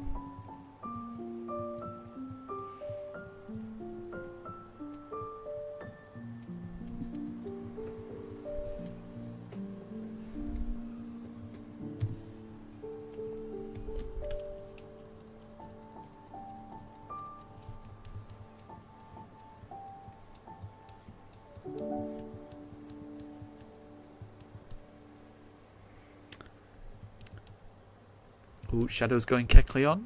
PG's going Poochyena. I thought Poochyena was dark type. So it's known as a greedy Pokemon. Okay, so that's got to be Greedent, right?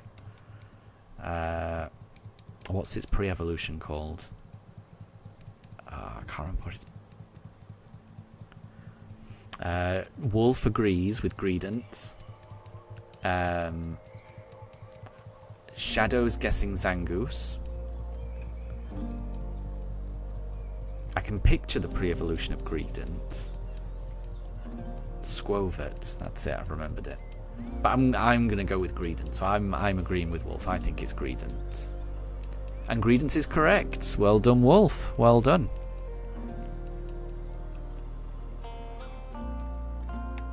That was a good one. There's lots to choose from for normal Pokemon, so that is tricky.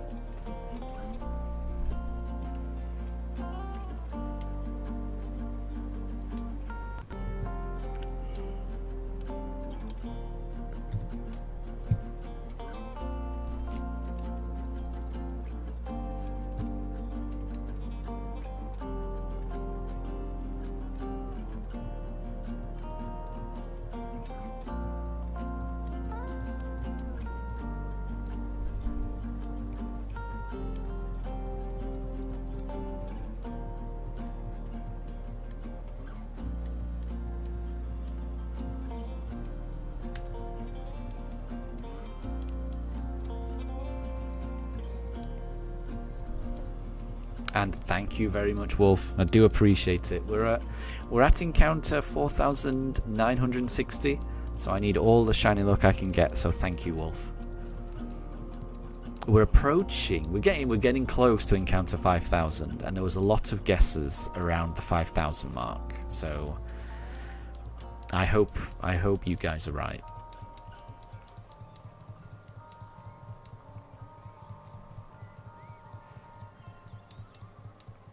And I agree, PG. You've got to love the shiny.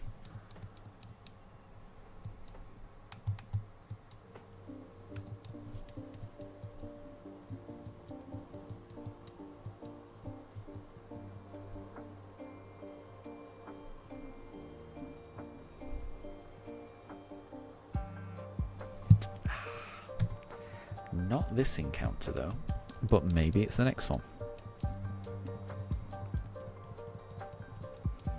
So Deb's got another Who's That Pokemon? Again, I really like knowing the type. I'm going to go, yeah, can we know the type? And then we can guess based on the type.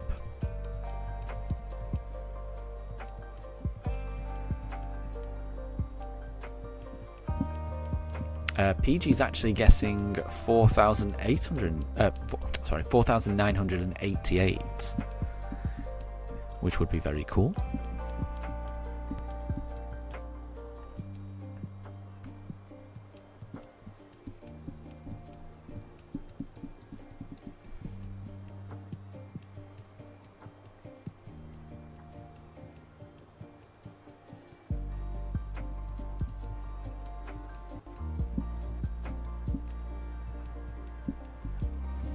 Because sometimes knowing the type, it can really narrow it down.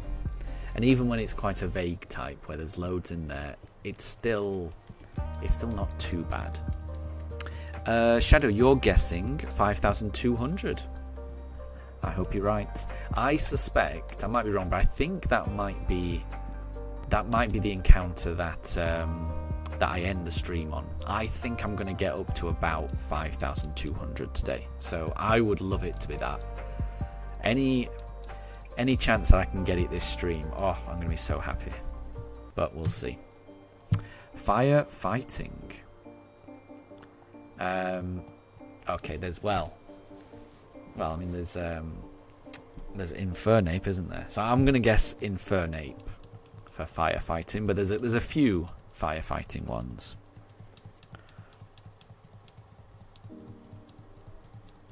And that's not even counting the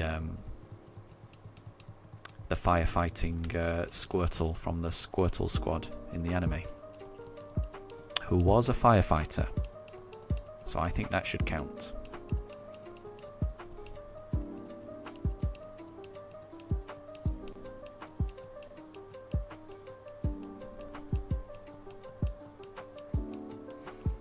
Shadow is guessing Emboar. Yep. PG's guessing Blaziken. Yep. These are all good ones. Oh, so Infernape wasn't right, but Emboar is close, which means it's within Emboar's evolutionary line. I only know Tepig. I can't remember what Tepig evolves into, so I'm just going to say Tepig because I can't remember. Shadow said Pignite. Yeah, that's it, isn't it? Yeah. Once you've said it, then I could remember. But the only one I could remember was Tepig. So I'm going to stick with Tepig. Wolf is going Tepig as well.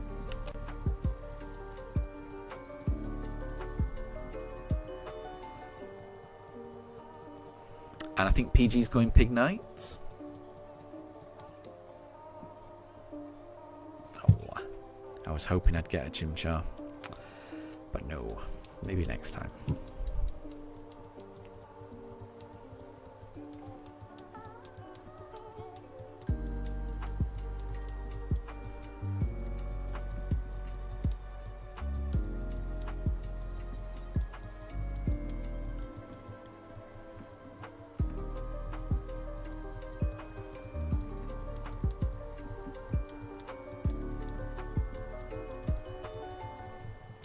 Tepig is correct. Well done, Wolf. Well done.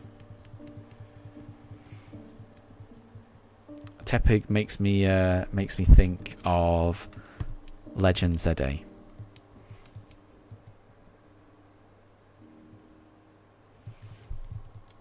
I can't wait to play that game.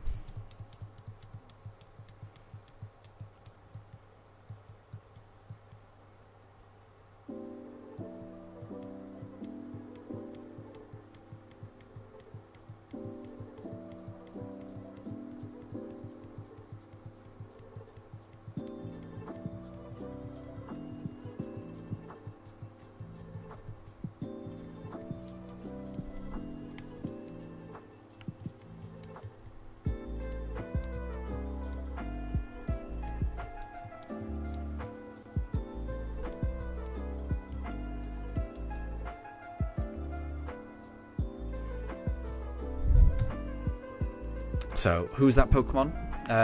Yeah, I like going for type as well. So, I agree with PG. Yeah, let's know the type and then we can guess. It does narrow it down nicely. Sometimes it can narrow it down just to one Pokemon. Sometimes.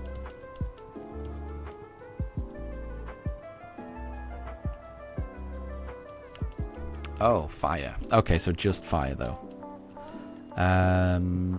Okay, my guess. Oh, there's loads of fire. That's just fire. I will guess Vulpix.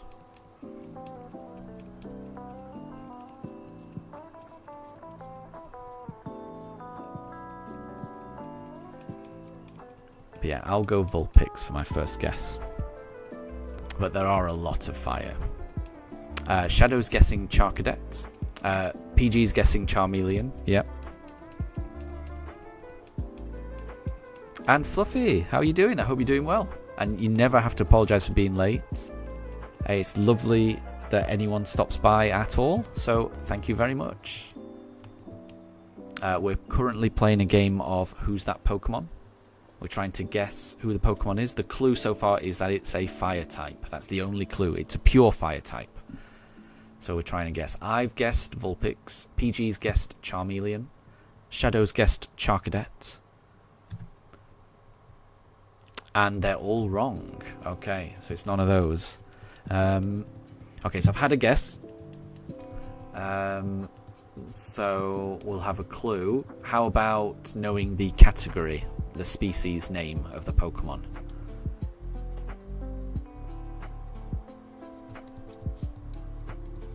Shadow's guessing Rapidash. Yeah, that works. That's a classic.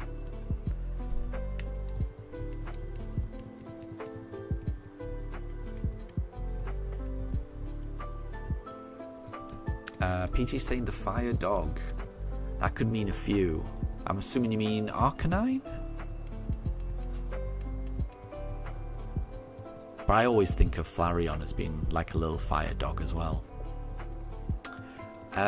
Fluffy, today you got a shiny Shinx and you evolved it. Well done. Well done. I will have to check that out on your channel. I'm a big fan of shiny Shinx. It's a really nice shiny, isn't it? It's lovely and golden. So yeah, really well done. Well done, Fluffy. Oh, and Daruk's just gone into his bed. He's snuggled up, looking at the camera. Oh, Deb's given the clue, the fire croc. So I think Wolf and Shadow are correct. And I think it's Fuecoco. I don't know if you guys can see. I've changed up my little plushies in the background. I changed it up yesterday, but I've put Fuecoco front and center, so you should be able to see Fuecoco in the top screen. He's my favourite Paldean starter. Big fan of Fuecoco.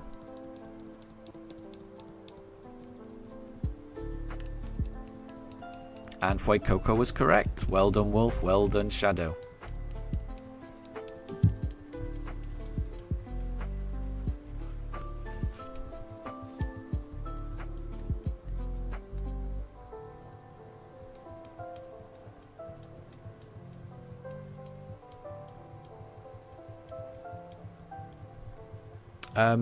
I've got a little Who's That Pokemon question for you guys as well. This might be a bit tricky, but I've got the plushies in the background, okay? So, in the very top left corner of the top pooch cam, there's a Vivillon there. Can anyone guess the pattern that particular Fuecoco, that particular Vivillon is? It's little. I mean, I think it'll be difficult to tell.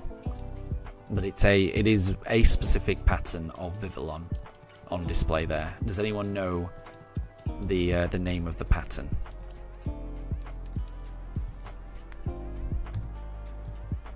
I think this is a tough one, especially if you're watching on a phone. It might be really difficult to see. I don't know if I can make it bigger. Let me see if I can make it bigger. Hold on.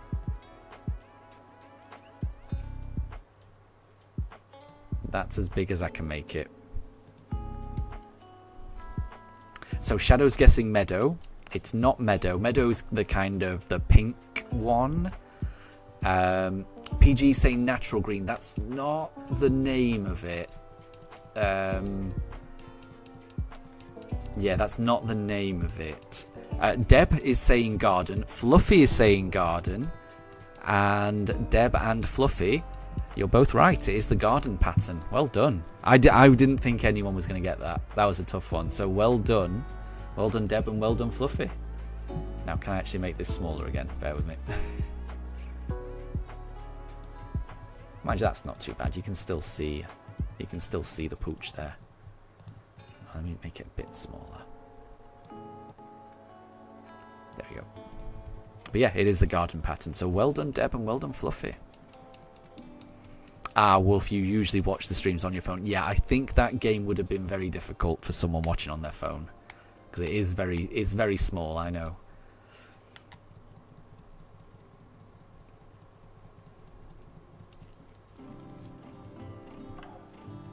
But yeah, that is the garden pattern. If you play Pokemon Go in the UK, that is the type of Vivillon that appears when you evolve a Scatterbug.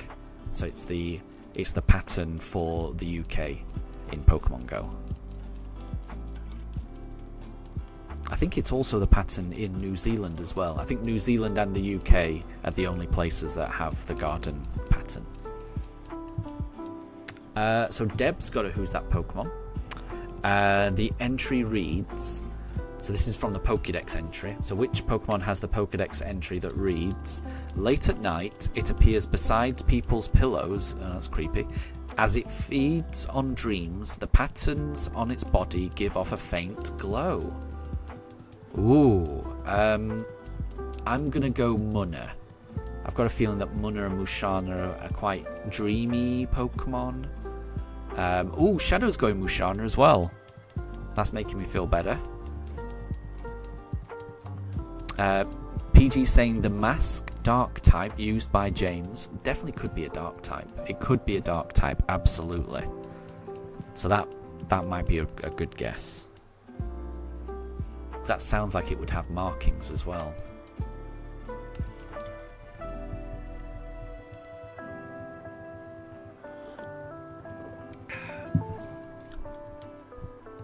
Ooh, Munna was correct. Well done, Shadow, because yeah, I think if you get it within the evolutionary line, I call that a win. So well done, Shadow. Yeah, whenever I think of dream type Pokemon or Pokemon that are interested in people's dreams, I always go for either Drowsy or Munna. And when it said markings on its body, it pushed me away from Drowsy.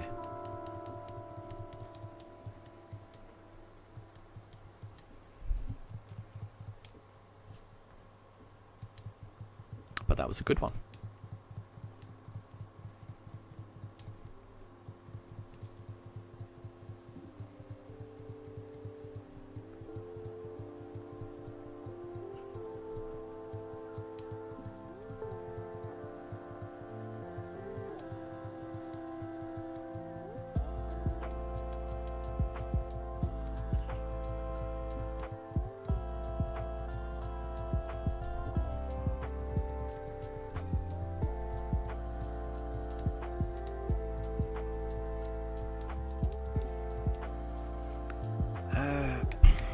I always forget what I went for last time, so let's go for Piplup. Why not? Encounter 4,970. Could it be this one?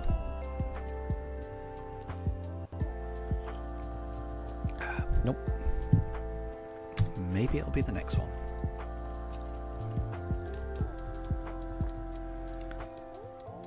I'm so looking forward to getting this.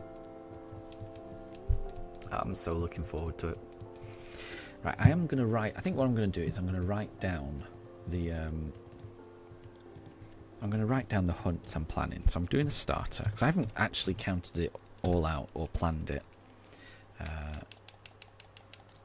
Let's do this. So, starter, then we're going to do Eterna Forest. Eterna Forest. Then the order may change, because I'm not sure at which bits I'll be able to do each hunt, but we'll do a Poke Radar hunt at some point. We're going to do an underground hunt at some point. We're going to do a Great Marsh hunt at some point. We're going to do a Masuda Egg hunt at some point. How many is that? 1, 2, 3, 4, 5, 6 so far. Oh, and we'll pick a... Let's pick a Piplup. Oh no, we did Piplup last time. I'm sure we did Piplup last time. Yeah, so we'll do Turtwig this time.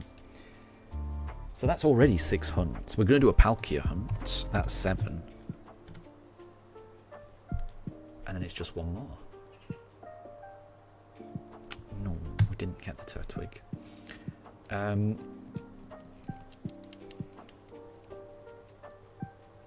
Yeah, so then it's just one more. So what was the last hunt I was gonna do?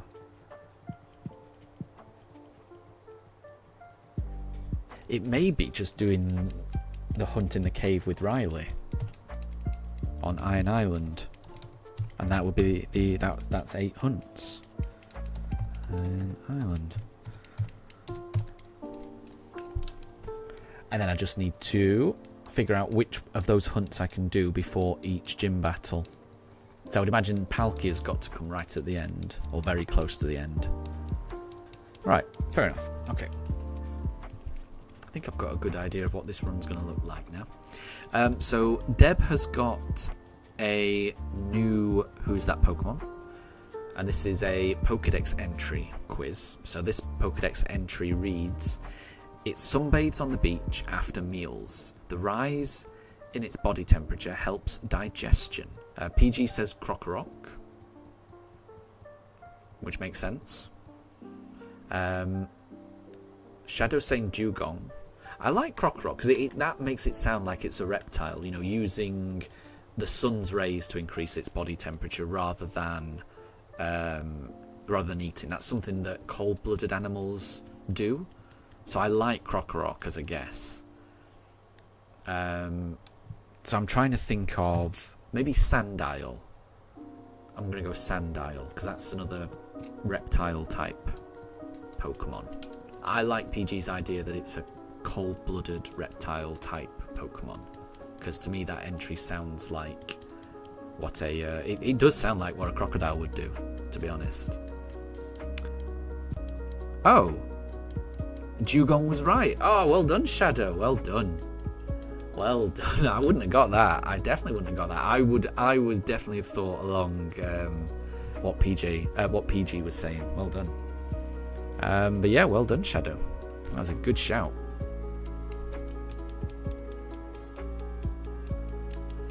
And I think with these Pokédex entries, it's a case of, you know, if you've read it once, it's the type of thing that sometimes just sticks in your head. But yeah, well done. It's a case of if you know, then you know. But if you don't know, then that's a tricky one to get. Yeah, I don't think I would have ever got that. Oh, Daruk's just woken up. He's just looking at the camera. Little poochy guy. He's looking right at the camera. No, now he's cleaning himself.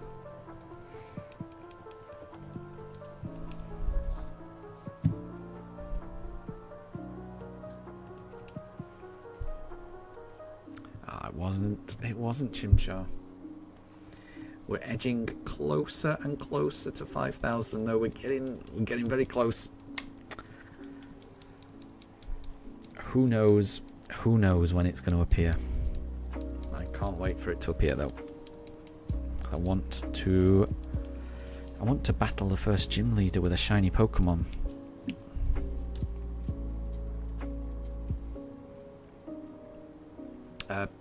So PG, you guessed it for the same reason. Yeah, I think we're both thinking that sounds like what a cold-blooded reptile would do. Yeah.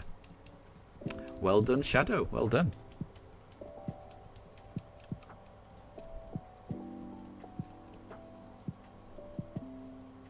I mean, I guess dugongs are often found at the beach, whereas you know, yeah, crocodiles and what I was thinking sandiles, they're more deserty, aren't they, than the beach? But yeah, it was a tough one, but well done.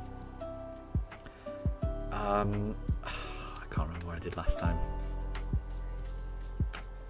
so we'll do Piplup.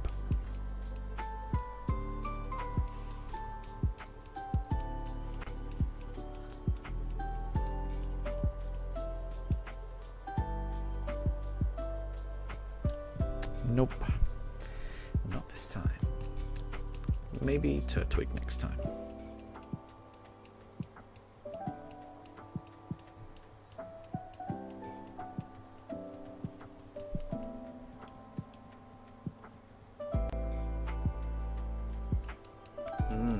Okay, so Deb's got another Who's That Pokemon. This is another Pokédex entry. It will never appear where there is strife. sightings of this Pokemon have recently become rare. Okay. So it doesn't like violence or trouble. And it's recently quite a rare Pokemon.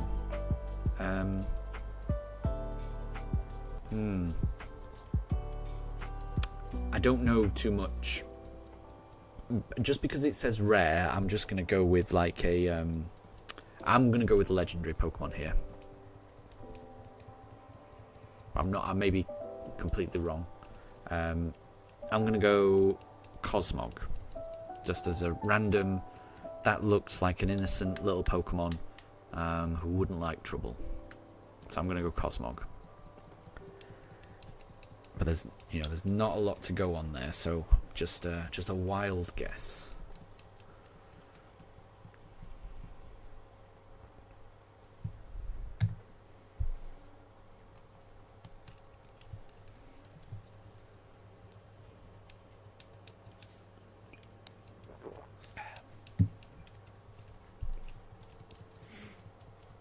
No, Daruk's got down. He's decided the floor is more comfortable, which is fair enough.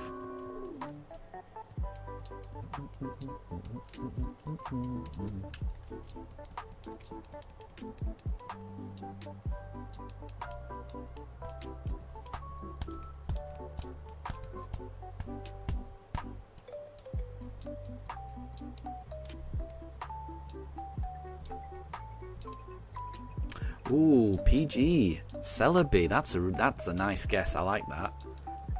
Yeah, I like that as a guess. That seems like the type of Pokemon that wouldn't want violence and would be a really rare sighting. Ooh, it's not legendary though, so it's probably not my guess of Cosmog, and it's not Celebi either. Right, so it's not a legendary. So what is a nice innocent Pokemon?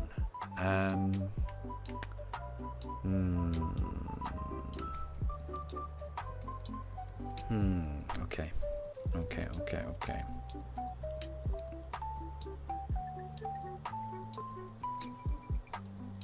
I'm gonna go Elgim. I'm not sure how you pronounce it, but the one that looks like a weird alien. And yeah, Wolf, it's not legendary. Yep. So it doesn't look like it's going to be Darkrai or Shaman. I mean, I'm assuming when it says it's not legendary, it's also not mythical. I'm assuming that. That's what I'm assuming. And yeah, they did. Oh well, I didn't notice Mifa waking up, but Daruk definitely woke up and got out of bed. And now they're both snoozing on the floor. The floor is quite... It doesn't look very comfortable because it looks like a bare wooden floor. But it is quite cool for them, I will say. So, whenever they want to cool off, they do like to just lay on the wooden floor, and it's quite nice. They do the same in the kitchen. We've got big tiles in the kitchen, so they just collapse on the kitchen floor to cool down. So it's not Elgin, and it's from generations 3 to 6.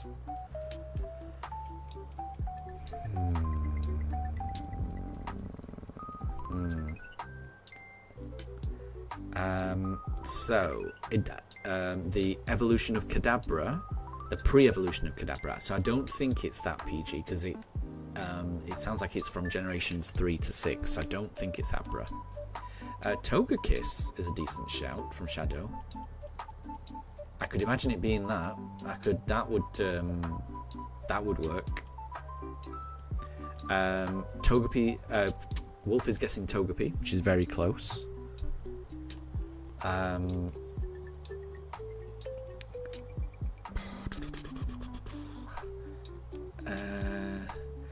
I will go for Chingling. I'm going to go Chingling. I feel like Chingling wouldn't want stress or strife either. The answer is Togekiss. So well done, Shadow. Well done. And Wolf, you were very close with Togepi, so well done with that as well. Good shouts, both of you. Well done.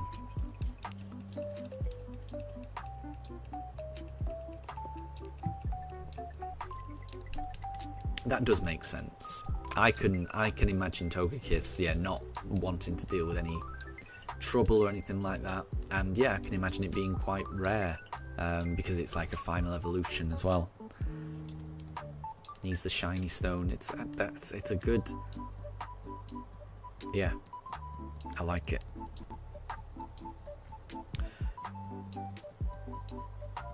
I do like Togekiss as well. I don't think I've used the Togekiss on a playthrough. That might be an option for me to do a Masuda egg hunt for a shiny Togepi, and then evolve it into a Togekiss for this run. That might be quite good.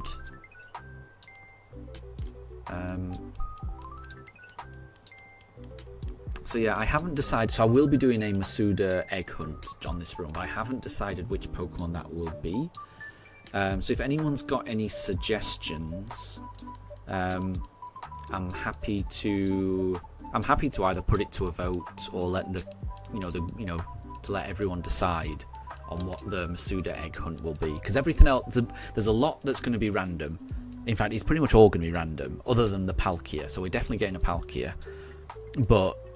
and maybe the Pokeradar might not end up being random, because you have to decide who you're going to do the Pokeradar with. I think I've not done it, but who we find in Eterna Forest is going to be random. The Underground's going to be random. The Great Marsh is going to be random. The Pokemon that turns up in the Iron Islands is going to be random. So there's going to be a lot of randomness in this team, but the Masuda egg hunt is definitely something that we can just decide which Pokemon it's going to be. And I do like the idea of raising a Togepi all the way up to a Togekiss, because I don't think I've done that before. And I've been watching the anime of the Johto Adventures, so season 3 onwards on YouTube, a couple of episodes a night. So I do like the idea of racing a Togepi.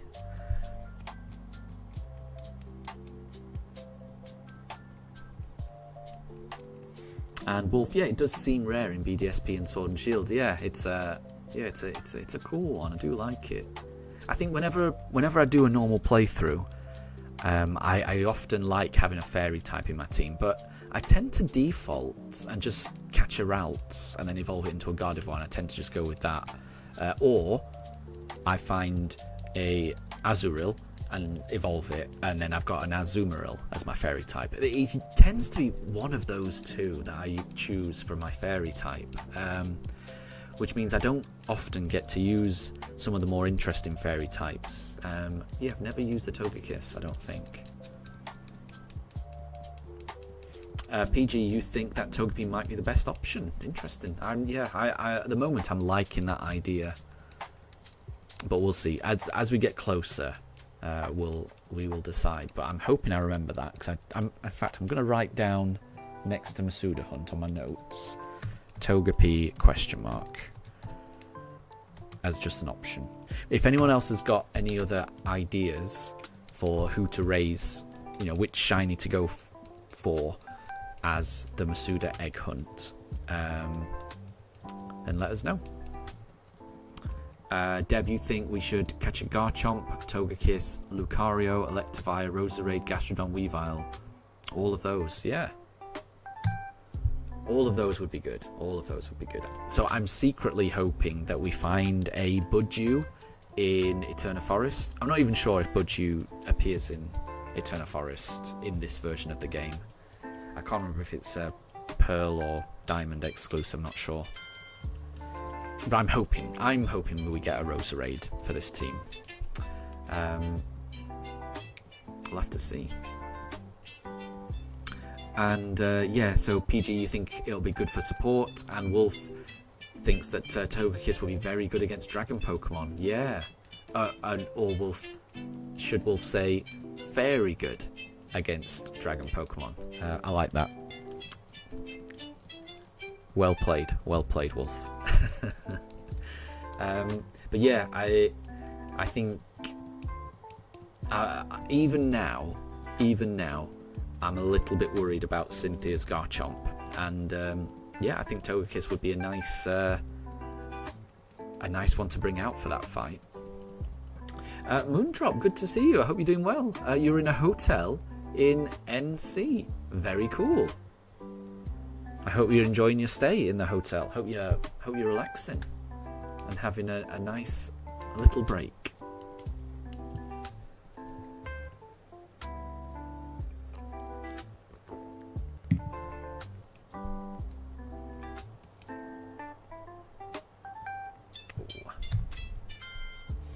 We're getting closer and closer to 5,000 encounters though. We definitely had a guess of 4,988. So we're getting close to that. So fingers crossed. I hope you guys are right.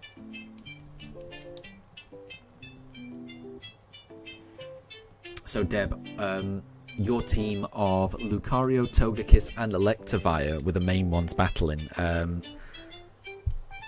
And that was all you needed. That's a nice core of a team.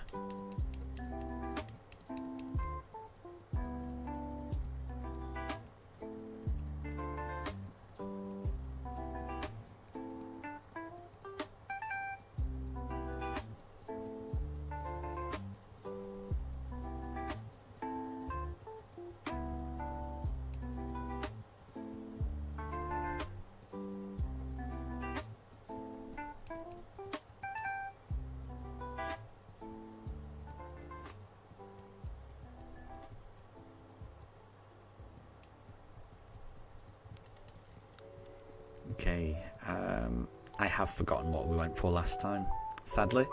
So let's go for a Piplup. Let's go for it.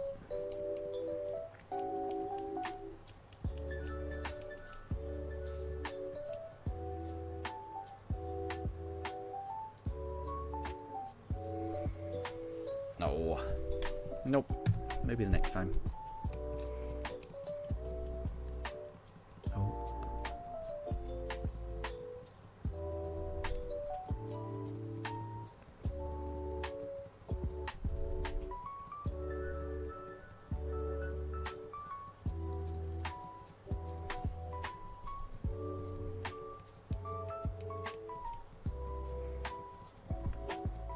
It's a little hard to tell, but Mifa is fast asleep. So Mifa is the one that you can see on the bottom screen. I can see her little paws twitching, so she's dreaming at the moment. Once they really start twitching, that's when she's dreaming of chasing something. It's quite cute, but it's probably a little bit tricky to see on the camera. But she's definitely fast asleep.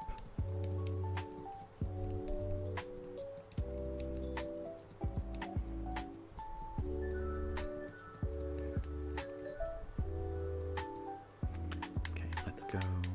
Yeah, we'll do Turtwig.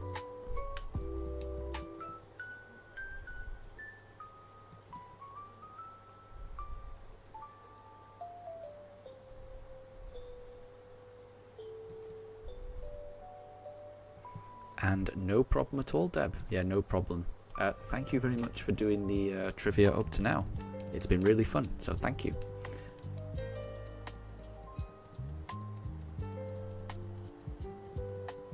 So, PG, when you were 5, you played Pokemon Leaf Green for the first time. Very cool. Yeah, Fire Red and Leaf Green are wonderful, wonderful entries into the series. They're great games.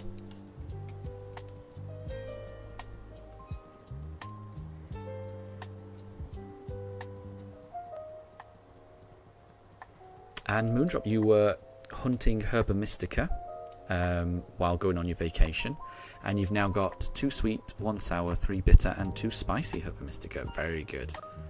Nice.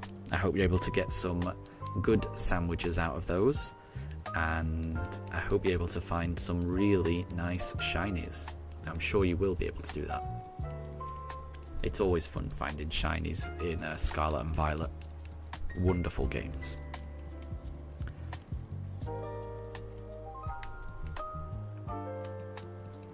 And PG, when you were playing Leaf Green for the first time, you loved one-shotting everything with your over-level starter. Yeah, fun times.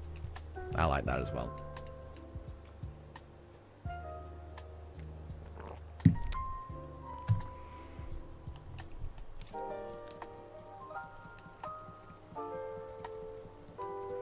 And Moondrop, you're doing more Herbert hunting. Well, good luck.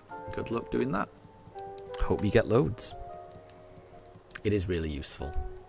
Because yeah, I love doing the sparkling encounter power sandwiches.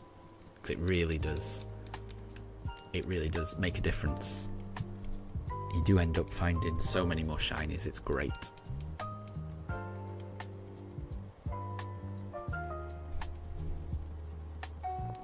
So Shadow has got a Who's That Pokemon?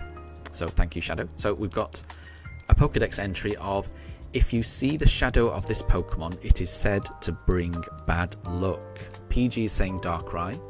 I will say Marshadow. But I think Darkrai is a good shout as well.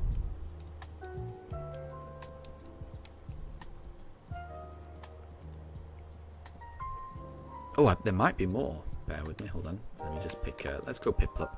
There might be more to the entry because Shadow says the alpha waves it emits can ruin precision devices. Deb says Kadabra, and it sounds like it is. Wow. I would not have got that. I wouldn't. Yeah, I would not have known that seeing the shadow of Kadabra brings bad luck. I didn't know about that. I did not know about that. The alpha waves it emits can ruin precision devices. Interesting. Yeah, so well done, Deb. Well done.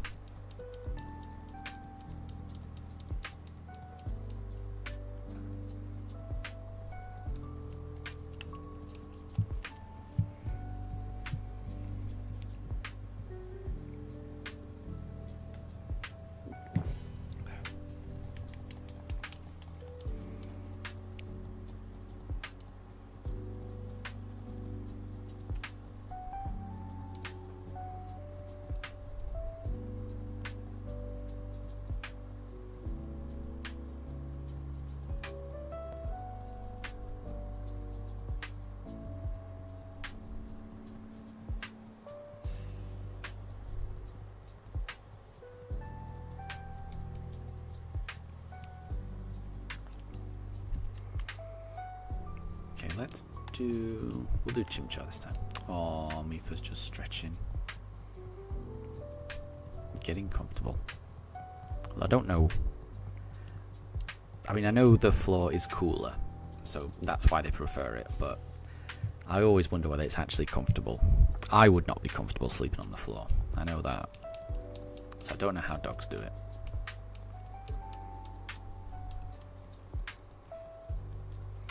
I would wake up with a sore back if I tried to do that.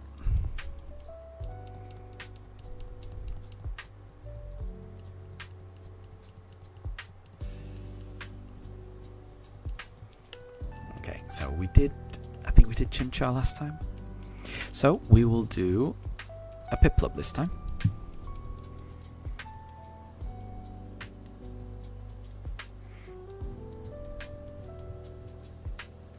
So PG, you remember the Kadabra from Kanto having an IQ of 1,200. Very cool. That makes sense. I do remember them being described as being very smart. That does ring a bell. Oh, Mifa's just woken up. Lifting her head. Looking around. And going back to sleep.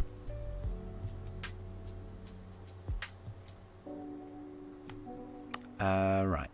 Yeah, Piplup. Let's do Piplup.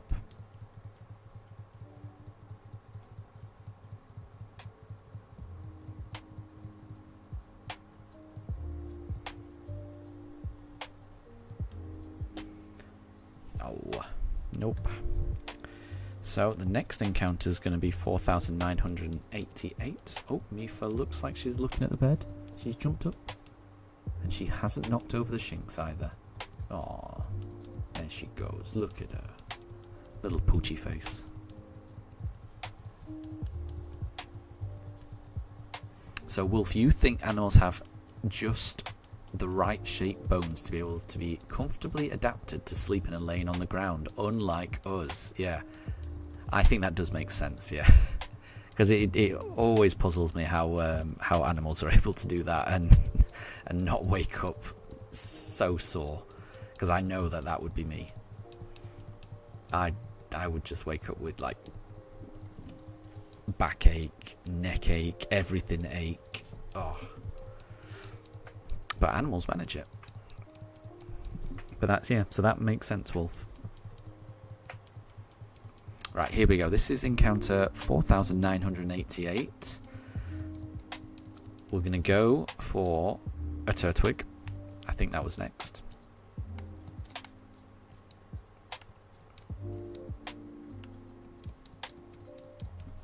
Let's see. PG says it's because of evolution. That makes sense as well. That kind of ties it into Pokemon, doesn't it? Oh, it wasn't. It wasn't shiny that time. Maybe next time. So you were close. You know, it was a good guess, PG. Maybe it'll be the next one. And I agree, Wolf. Yeah, definitely. The bed is definitely more comfortable for us.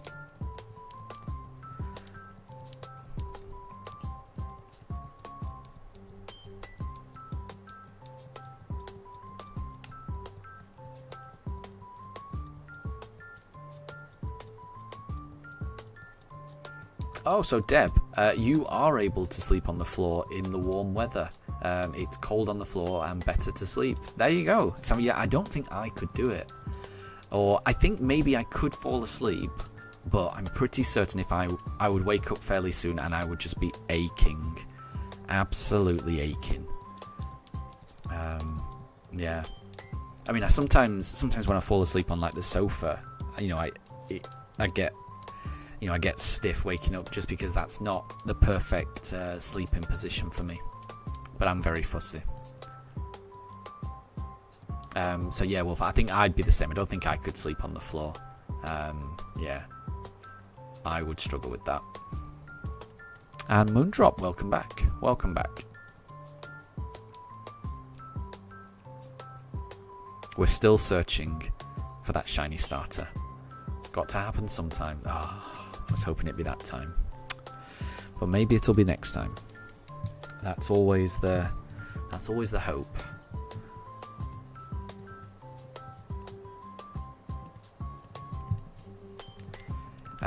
And Deb, you can sleep the whole night if it's too warm.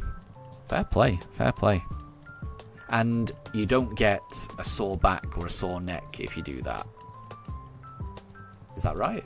Because that's impressive. Yeah, I would fall apart if I tried to do that. But then I'm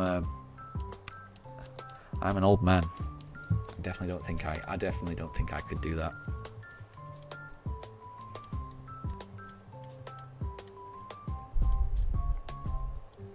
I think maybe in my younger student days, maybe.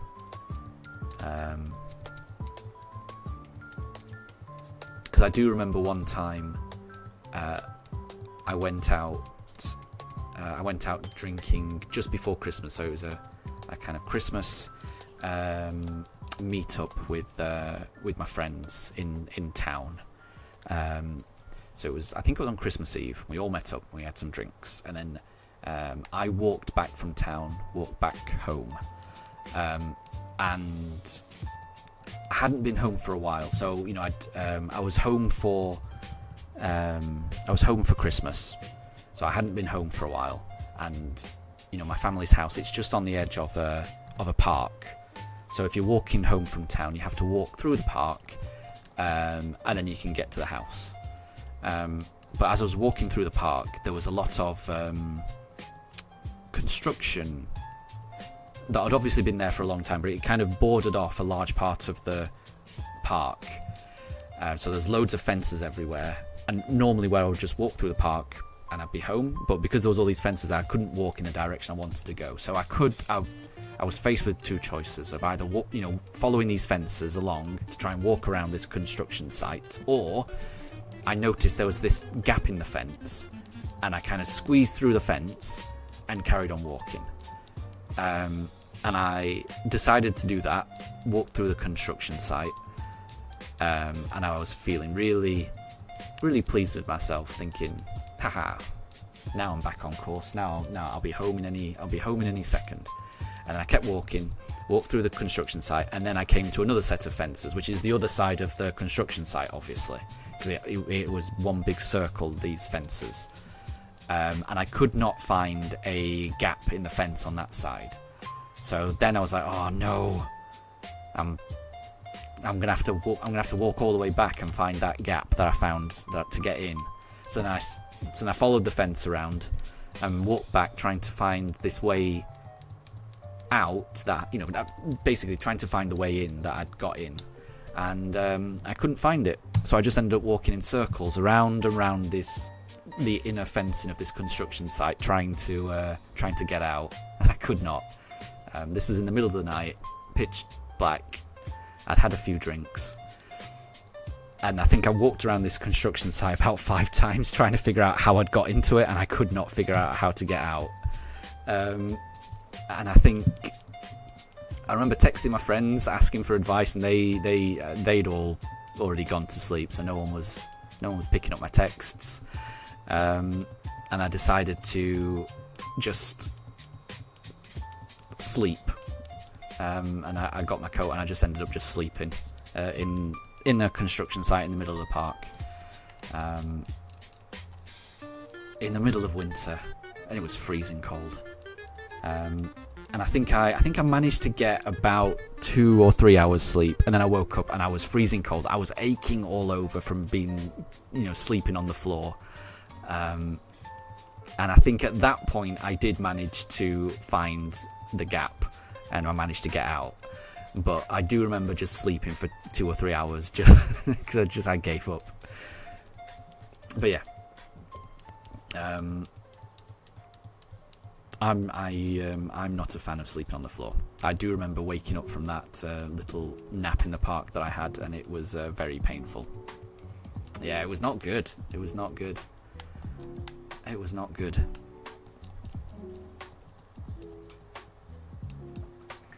So Shadow had a Pokédex entry for Who's That Pokemon. It read, when it finds humans or Pokemon it likes, it freezes them and takes them to its chilly den, where they become decorations. That's scary. Deb and Wolf both went for Frostlass, and it was Frostlass. So well done, Wolf, and well done, Deb. Nice one. And I agree, that is a very creepy thing to happen.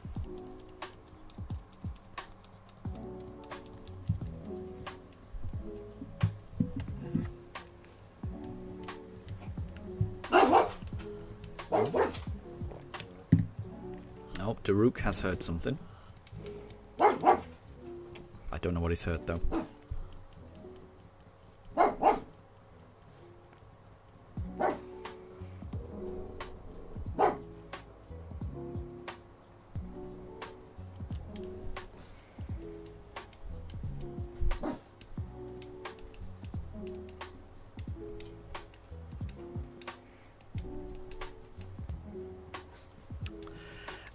So Shadow's got a Who's That Pokemon. So we can choose either the region or type. Let's go type. And Wolf, yes, that was definitely an experience. It made me. I learned my lesson. I learned not to drink so much. And I also learned not to try and take shortcuts where you don't know where it's going to lead. And so it was a good learning experience for me. But yeah, that wasn't fun. Because yeah, waking up in the middle of the night on Christmas morning in pitch black in the middle of a construction site was a horrible experience. But it was my own fault. I should have just walked around. I should have just walked around the fence and not tried to cut through the construction site. That was my own fault. I did eventually get home, yeah. And I got a little bit of sleep. But then I didn't get enough sleep because I had to be up early because it was like Christmas morning and there was things to do around the house. I had a very, very tired Christmas day that day. But it wasn't too bad.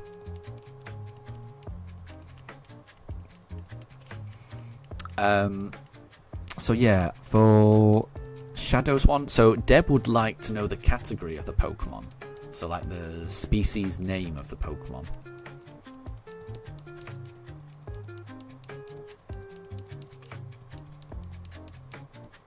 And so the typing is Dark Poison. Ooh. Is that Drapion? I'm going to go Drapion for that. I think Drapion is Dark Poison. So I'm going to guess at Drapion as my first guess.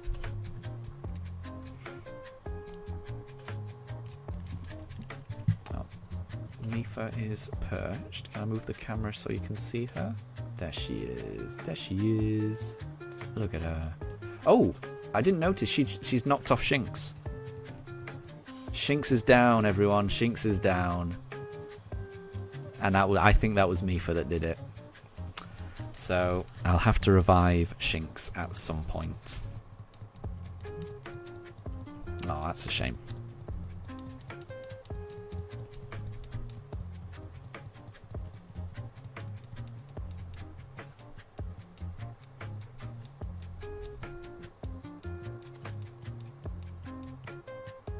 Deb, Shinx is your boy. Yeah, I'm a fan of Shinx as well.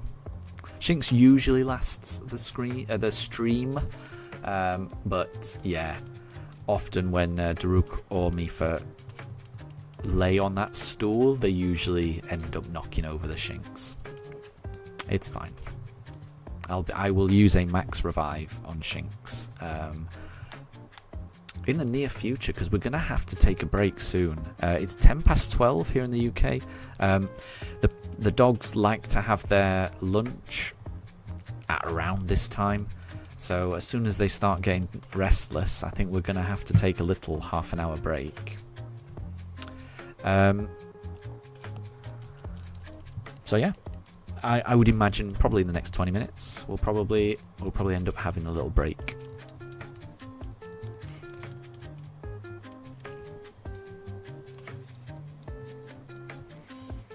So Shadow, was Drapion wrong or right? And do we know what the category is or the species name of this Pokemon? But I'm hoping I've got it right with Drapion. Unless, can anyone else think of any dark poison types?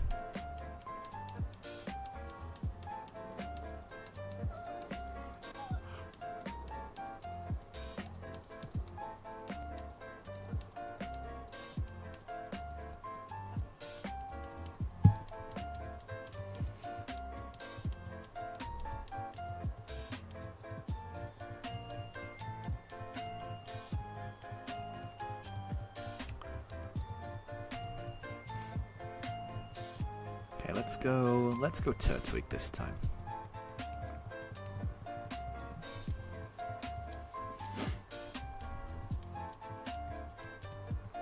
Ooh, those are good guesses from Wolf. Yeah, Stunky or Skuntank. Yeah, I think those work.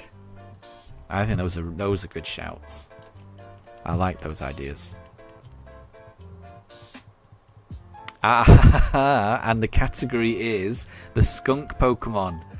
And Wolf got that even before that clue. I'm going to be honest, I think Wolf has got it.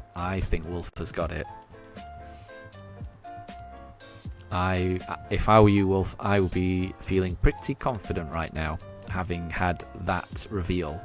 And it was Skuntank. So well done, Wolf. Well done. And yeah, well done, Wolf.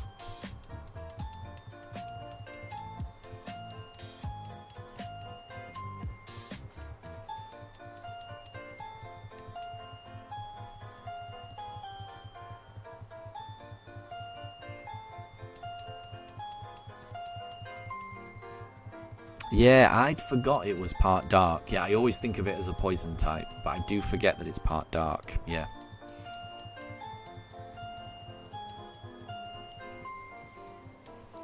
Okay, let's go for Chimchar? Yeah, Chimchar. Yeah, so both of the pugs are awake now, so they're getting a little bit more restless. I think maybe we'll go to encounter 5001, and then we'll take a little break. So we're almost there.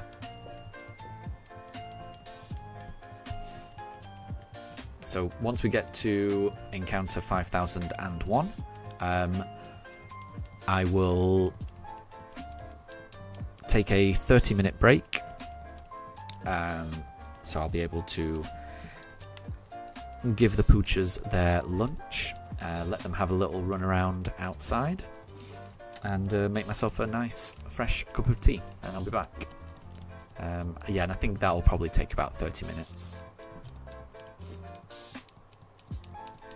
But wouldn't it be amazing if we got the shiny before then? I think it would be amazing.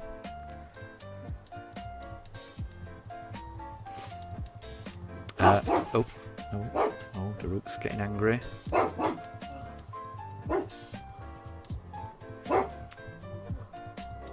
So, Shadow,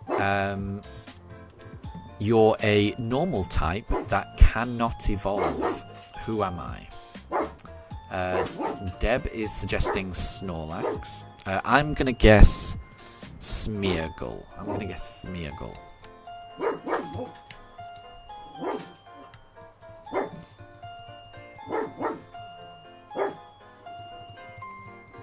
And Wolf, you really like Skuntank because it can learn Flamethrower as its evolution move. Pretty cool.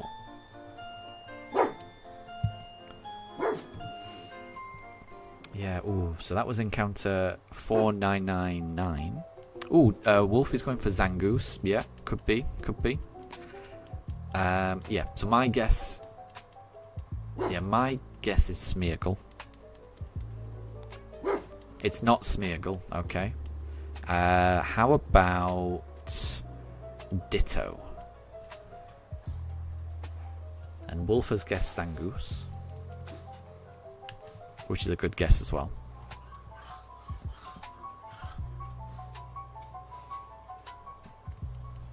It's not Zangoose. Okay.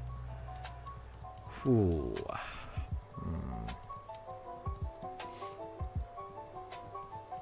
A pure normal type that doesn't evolve. Ooh. Yeah. Deb is guessing Tauros, which is another good guess. And yeah, there's definitely multiple answers to this. Yeah. It's not Ditto.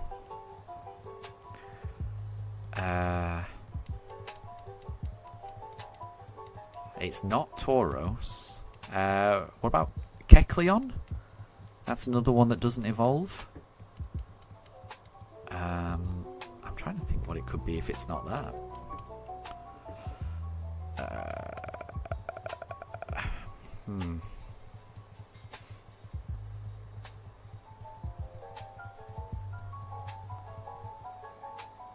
Ooh, yeah, Wolf is guessing Kamala. Yeah, I mean this is pretty much a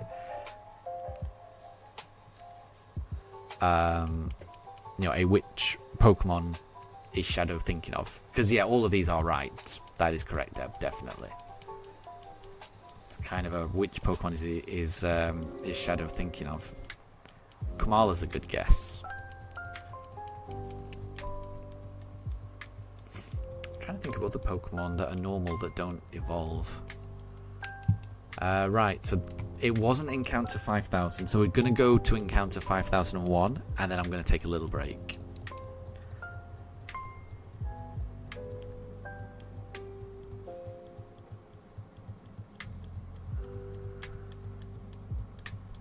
Let's...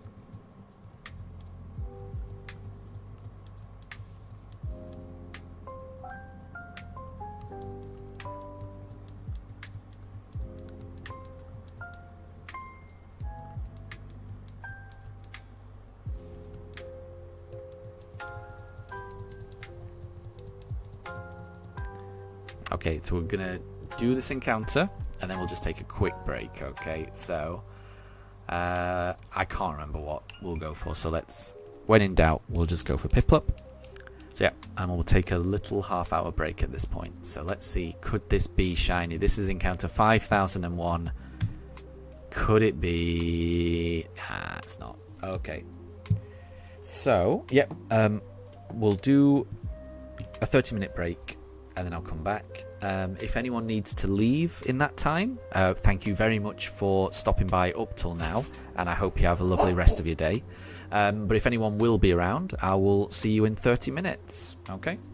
So I'll see you all in a bit.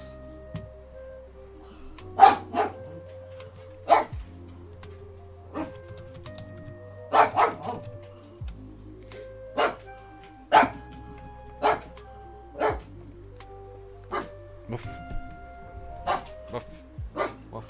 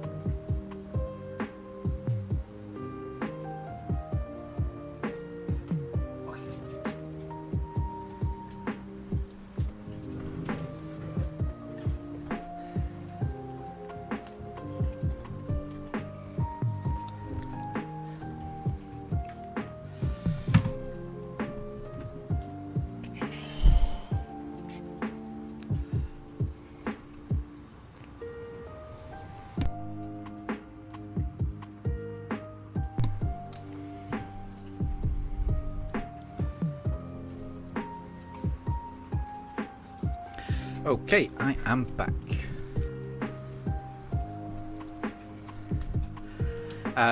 JJ forgot to turn off the mic. Oh no! Maybe I did. I think I probably did. Apologies for that.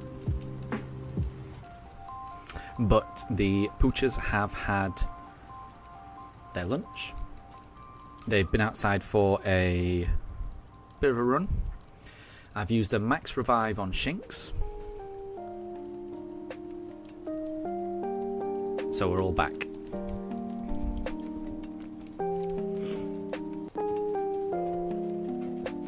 And Wolf, you're currently doing some terror raids in Violet. Very good.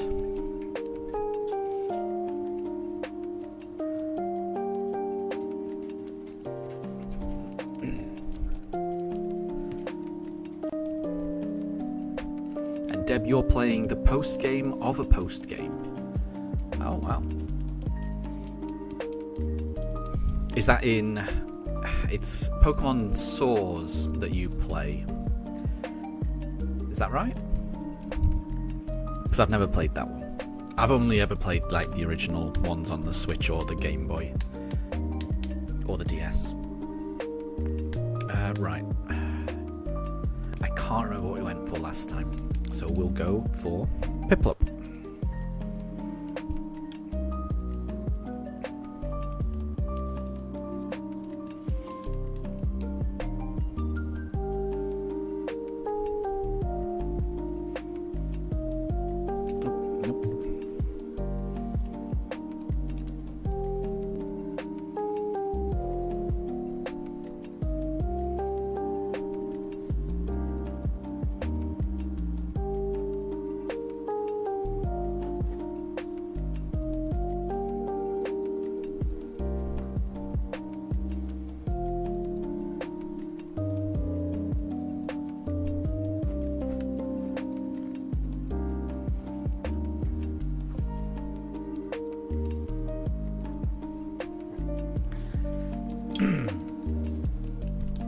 So we're into the 5,000s. Still no shiny. I'm really hoping we find it in this stream. So fingers crossed.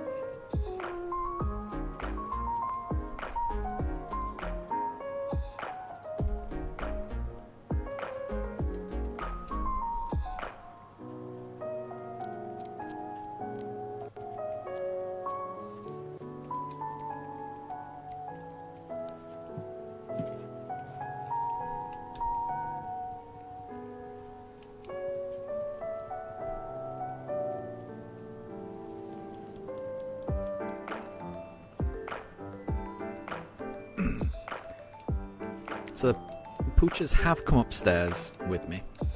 But that was probably because I bribed them with a dog biscuit. I don't know how long they're going to stay up here though. Because it is getting warmer. It's 12:46 PM here. So it's starting to get a little bit warmer, but it's not too bad at the moment. But once the temperature gets a little bit too much, I think the poochers will have to go downstairs where it's cooler.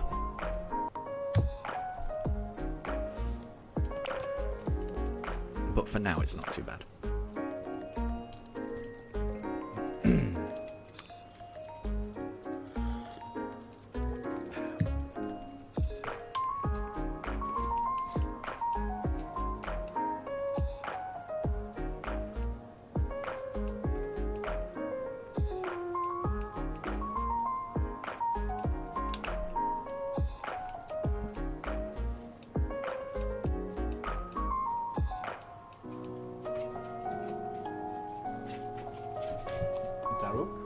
No. Stop hassling her.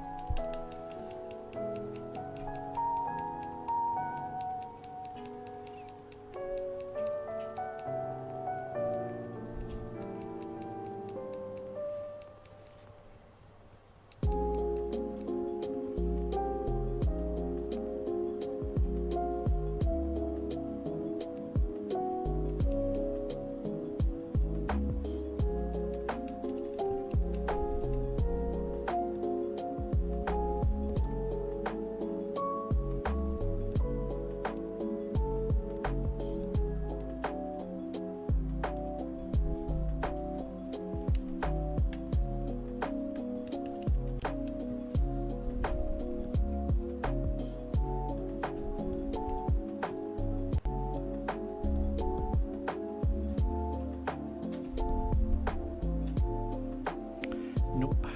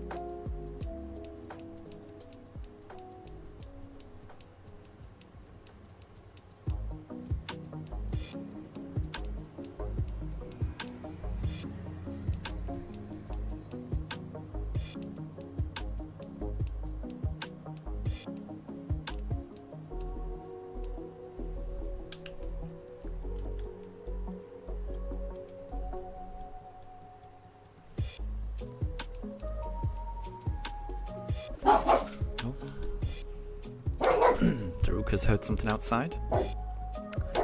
And no problem at all, Ledisman. Good to see you. You're just listening while working on a video. I hope it goes well. And no problem at all. No problem at all. I hope my dog's barking doesn't come through too loudly and doesn't distract you too much from the work.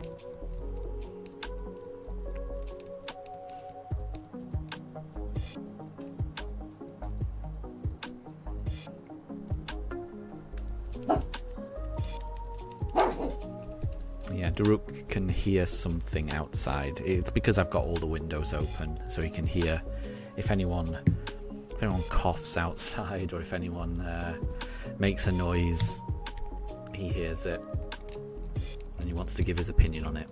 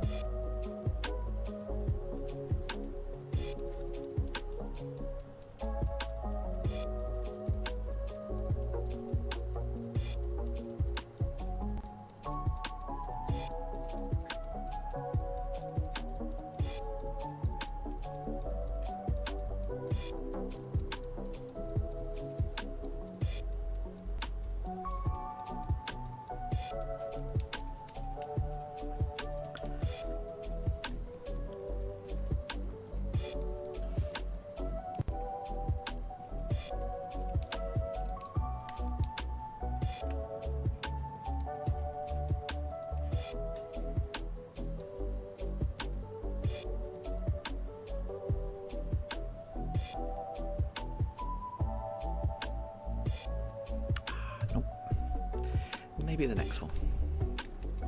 We never know.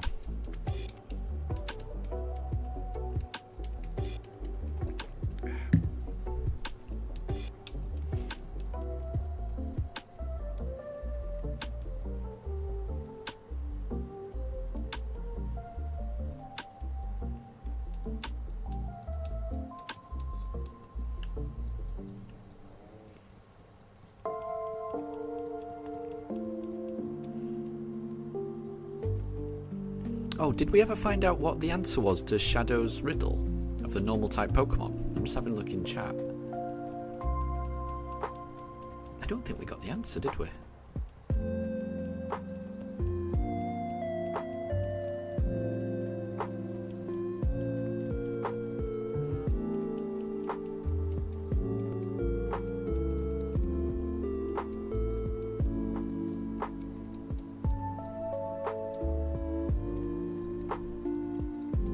So Shadow, if you're in chat, then just let us know what the answer was. Because otherwise I'm just going to be thinking about it.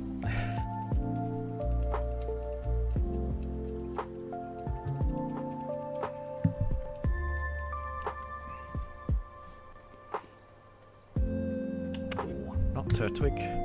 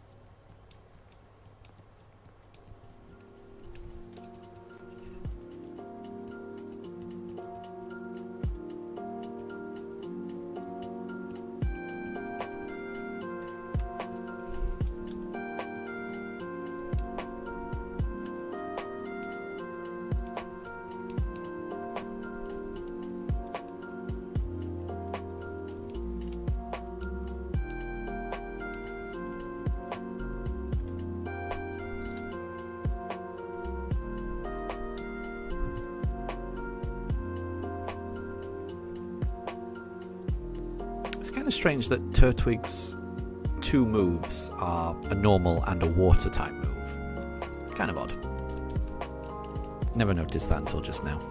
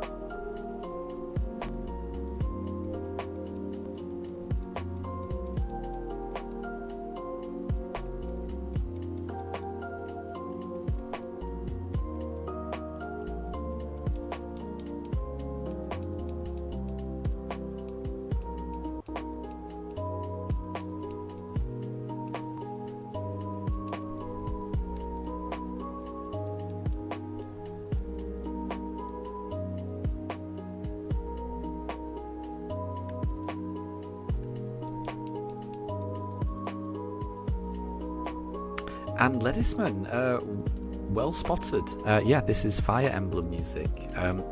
Specifically, lo-fi versions of the music from Fire Emblem 3 Houses. But yeah, good ear. Well spotted. I'm a big fan of... I think 3 Houses is the only Fire Emblem game I've played, but I very much enjoyed it. It does make me want to play more Fire Emblem. Definitely. But that's the only game I've played, and I loved it. And I loved the music as well.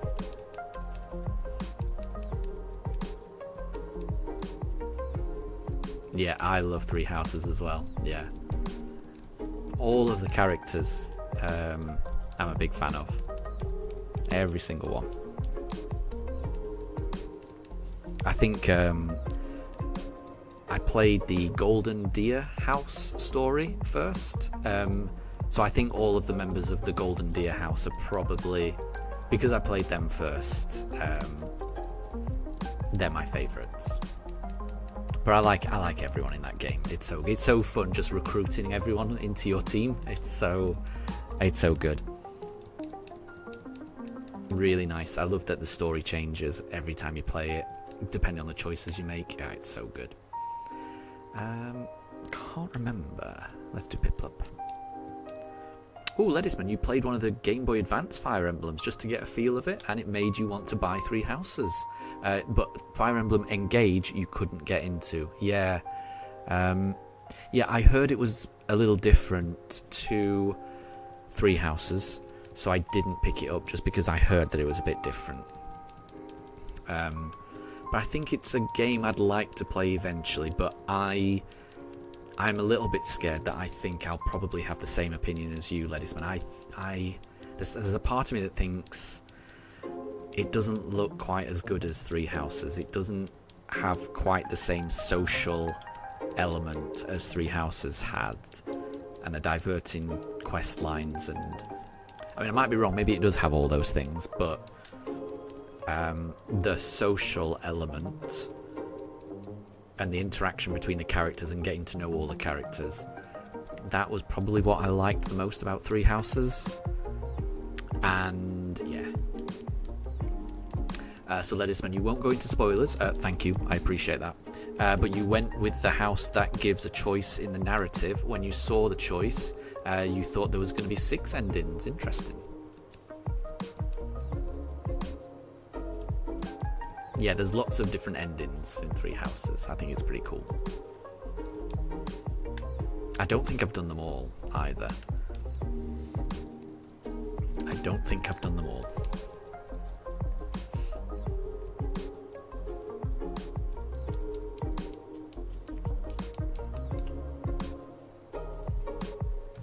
But because I've got such strong bonds with all the characters, you know, because I've played through them a few times, I really don't like the parts of the story where you maybe get into a battle with one of them or 2 of them or something. It never feels nice to be in combat with a student that you've you've done a previous playthrough with. I get too attached to the characters. And you love the New Game Plus features. It makes it easier to build a magic user as a warrior. Yeah, exactly. Gives more flexibility. Yeah, I like New Game Plus options as well.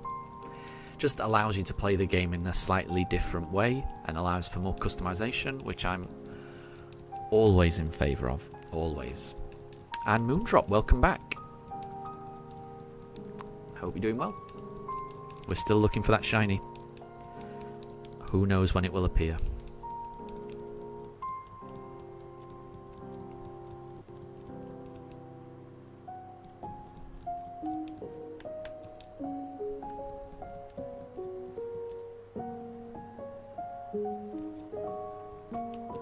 Yeah, this is what I think of when I think of Fire Emblem Three Houses music. This is the theme tune. I love it. I love it so much.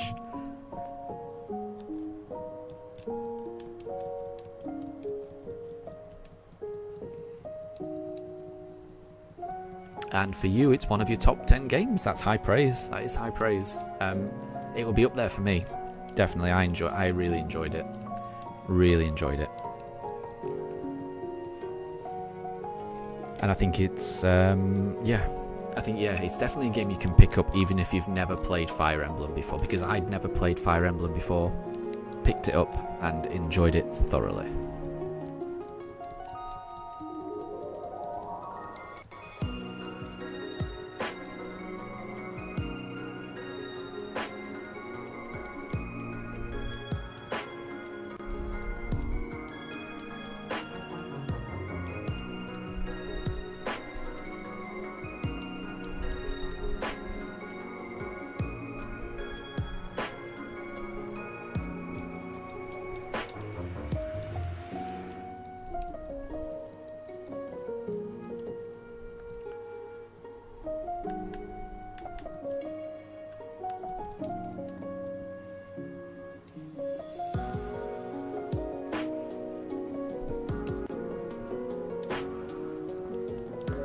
And I might be a little distracted for the next minute or two, because I'm just bidding on something on eBay.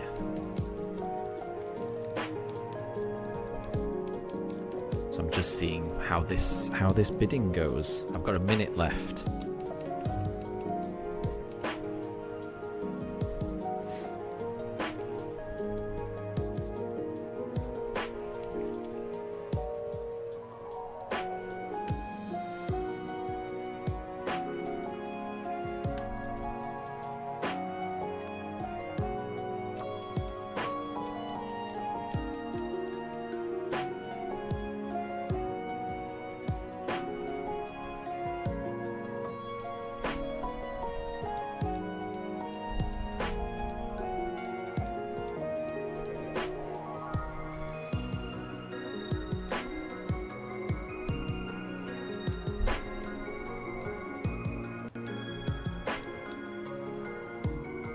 Okay, I've put in my bid.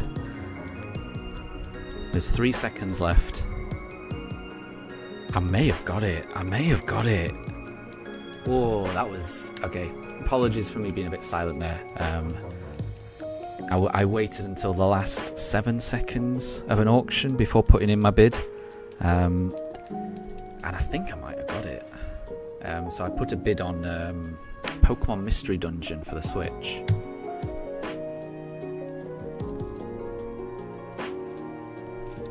They usually seem to go for between like £20 and £30.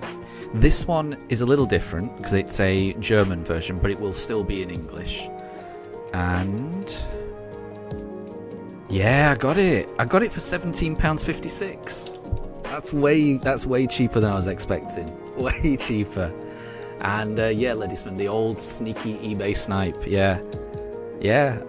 That is a lot less than I was expecting to pay. A lot less.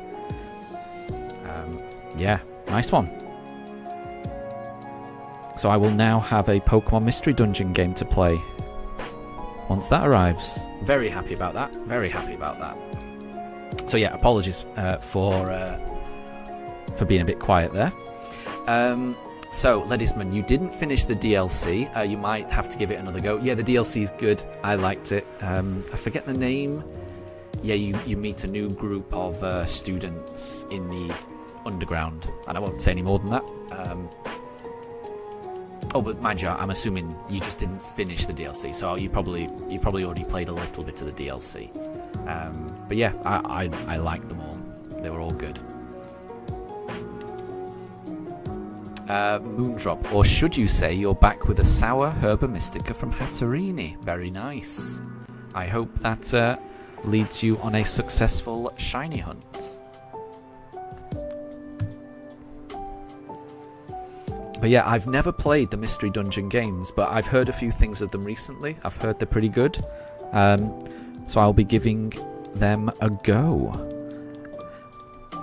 I know, I would love to give them a go for the first time on stream, but I've got so many other things I need to play on stream. I'm so far behind on this journey. So I'm undecided whether I'll keep that for a to play it for the first time on stream, or whether I just play it in my spare time. I'm not sure.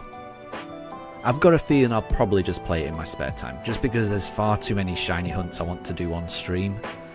If I try and wait for me to finish this run, and then for me to finish Legend ZA, and then for me to finish Let's Go Pikachu, because I want to do that, and then for me to finish doing a good long Dynamax Adventure hunt, which I do want to do as well, you know, I'm going to be waiting 2 years to play it on stream, I would imagine. So I think I'll probably play the Mystery Dungeon game in my spare time, probably on my commute to work. Right, okay, let's get back into the swing of things. So I'm very happy about that. Ledisman, you've heard it's got shinies. I didn't even think of that. So you can even shiny hunt in the Mystery Dungeon games. Oh, cool. Yeah, I've no idea what to expect from those games. No idea. You think the remake of Mystery Dungeon has some good and bad changes, in your opinion? This is I've never played one of them before. Never played them. So it will all be new to me. So all of the changes will go over my head, sadly. But I'm hoping it's fun. Moondrop, this Dark Terror Slowbro is the last Herba that you're hunting. I hope it goes well. Dark Terror Slowbro. That might be tricky. I guess you'd be best using bug type Pokemon, would you? I'm not sure. Because I guess you can't use fighting types against it, because it will know quite a lot of psychic type moves that would destroy fighting type Pokemon. But anyway, good luck against the Slowbro. I hope it goes well.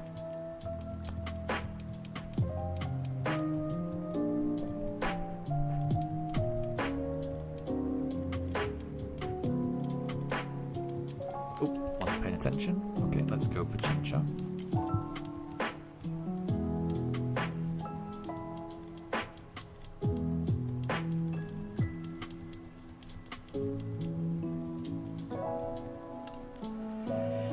Nope. Sadly. But maybe it'll be the next one. Moondrop, you're using your Koraidon. Okay. I hope it goes well. I'd be a little bit worried about the psychics coming from the Slowbro, but I hope I hope it's going well. I hope you're able to get all the Herba that you need.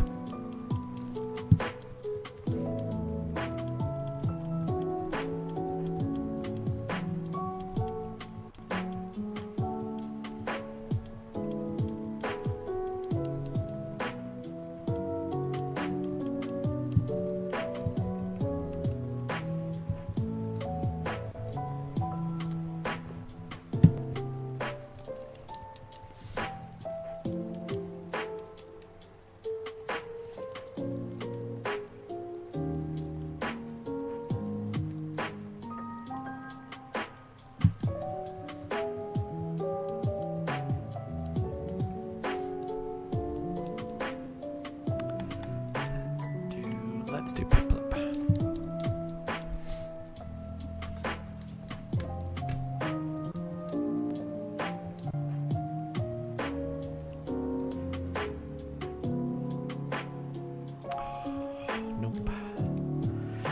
not that time. Maybe next time. Oh, that didn't even reset it. There we go.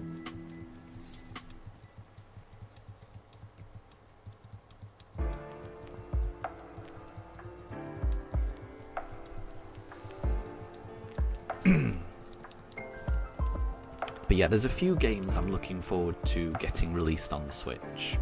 I'm definitely looking forward to them releasing a new Animal Crossing on the Switch.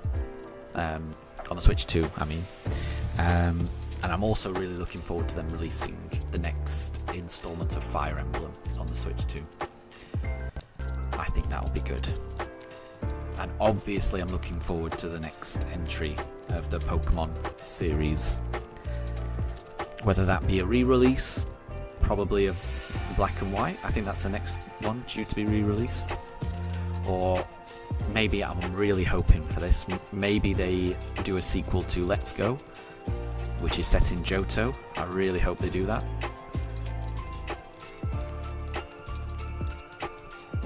That's what I'm really hoping for, because there's going to be a Pokemon Direct on the 22nd of July, which is not too far away. 9 days away, and then there's going to be a Pokemon Direct, so there'll be some announcements there. I'm really hoping there's going to be some new game, some new release, just something.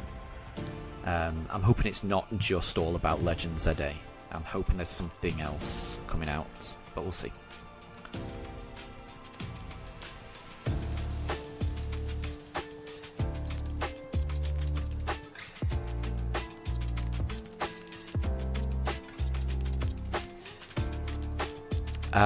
So Ledisman, the Mystery Dungeon remake is of the first one, called Rescue Team. It's probably the second best entry in the series. Even though you don't agree with the remake, it's fundamentally going to be good. I'm glad to hear that. Yeah, as long as it's a good game, I'm gonna enjoy my time with it. Moondrop, I'm sorry to hear that. Sounds like you lost the raid. That's annoying. And it was when all the abilities, yeah.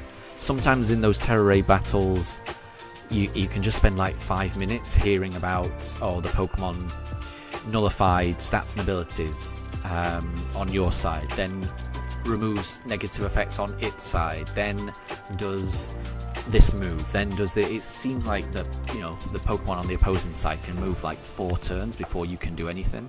So I'm sorry to hear that it didn't go well. I'm sure you'll be able to do it next time, so good luck for the next fight. And Wolf, yeah, it's on the 22nd of July, so in just over a week. So when is it? I think it's like on a week on Tuesday or something. Yeah, a week on Tuesday. So when we get to Tuesday, it will be in 1 week's time, it will be here before you know it. So yeah, I can't wait. I've got a feeling they're going to announce a new game. Whether it's a remake of another game, I don't know, but I think they're going to release a new game. And what I'm hoping, I'm hoping it's a sequel to Let's Go, because the Let's Go games were the first Pokemon games released on Switch. They came out before Sword and Shield, and I know technically Legend ZA is also being released on the Switch, but it's been released on the Switch 1 as well as the Switch 2, so I don't count Legend ZA as a Switch 2 game. Really, it's a Switch 1 game with Switch 2 upgrades. So I've got a feeling they may want to follow what they did last time, which worked well for them last time, by releasing a Let's Go game as the first entry of the Pokemon series on the new console. So I'm hoping that they announce Let's Go Johto, or Let's Go Togepi, or whatever they want to call it, but it's just set in Johto. That's what I'm really praying. Because it's been so long since I've been back to Johto. I miss it so much. So Ledisman, you think there's probably going to be some news on Legend ZA? Absolutely. I definitely think that's the case. Also some news on Pokemon Champions and a bunch of mobile game news. I mean, I would love to hear more news on Legend ZA and Pokemon Champions. And also, yeah, information on mobile games. That's always good, because I mean Pokemon TCG Pocket is one of the mobile games, and that's pretty good. It's a good game, I do like it, so I've got nothing against that. I just hope there's something else. I really, really hope they do announce a Switch game as well. That's my hopes. But we'll just have to see. Moondrop, so your best bug type is a Volcarona. Ooh, Volcarona wouldn't like Slowbro either. Maybe a fairy type. Have you got a good fairy type? Wolf, you're hoping that we get a release date for Champions? I think we will. I think you might be happy, because I think they will give they really do need to provide a release date, don't they? It feels like it's not too far away. So I think you'll be happy, because I think they will. So I'll be hoping for that as well. Let's go for Chimchar. So Ledisman, there's a Cafe Remix, Masters, Unite, TCG Pocket, Sleep. I always forget about some of those. Yeah. There's no shortage of the mobile games, is there? Which is good. It feels like there's a mobile game for everyone. So Ledisman, you thought we got a date for Champions in October. Oh, maybe. I didn't think we had a date just yet. I just thought it would be sometime this year. That was what I thought. But maybe, you might be right, it may be in October. That would make sense, because that's around the time that Legend ZA comes out, in October as well.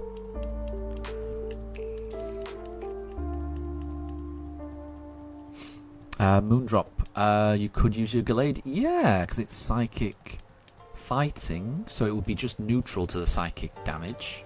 Yeah, Gallade might be a good option, definitely. So yeah, hopefully we get some good Pokemon news a week on Tuesday. I don't know for sure when, what time of day it gets released, this Pokemon Direct. We'll have to see.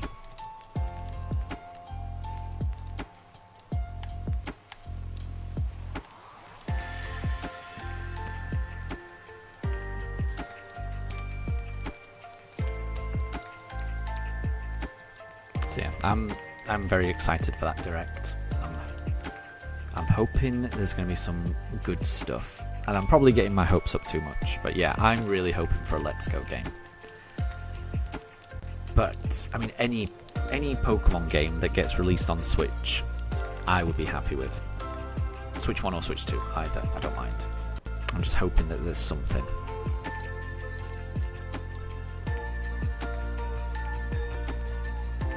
And Moondrop, so you've got your Gallade with the ability Sharpness, and it also nodes Sacred Sword. It should do well.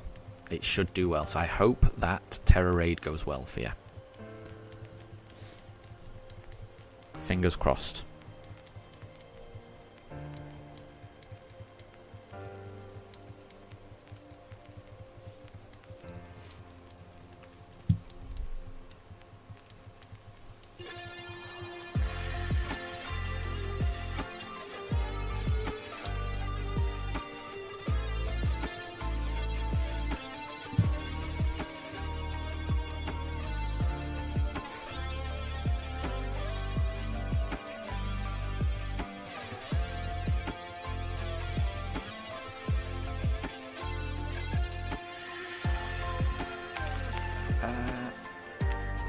Got a feeling I did Piplup last time, but I'll choose it again just to be sure.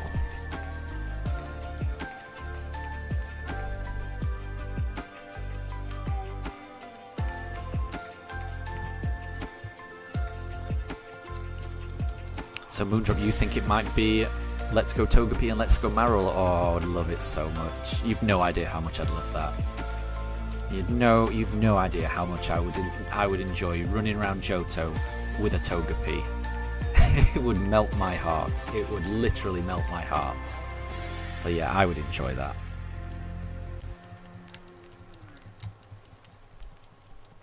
Who knows what will happen? You can never predict when it comes to the Pokemon Company. They never do what you expect. I could never have predicted Legends Arceus. So, who knows?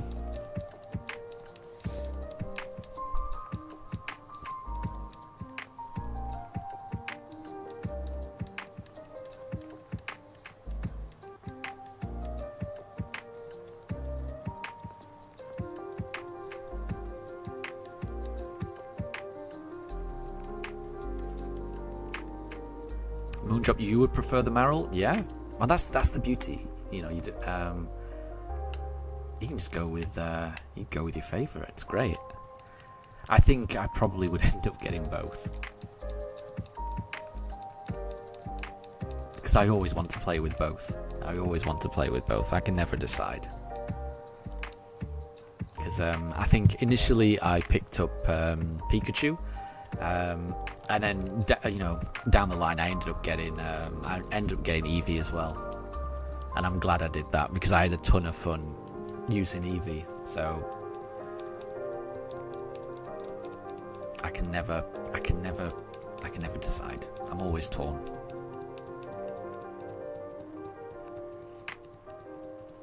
So Ledisman, you would have loved it if they revealed Legend ZA as a kind of roguelite or roguelike. Interesting. I'm not even sure how that would work. That sounds interesting. Moondrop, but your Gallade is taking so much damage from liquidation that you've had to give up. I'm sorry to hear that. Well, maybe there's a different raid you can do to get the Herba.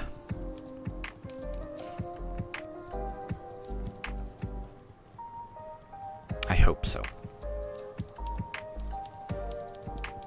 But they can be a pain, those terror raids. Sometimes they can be really tricky.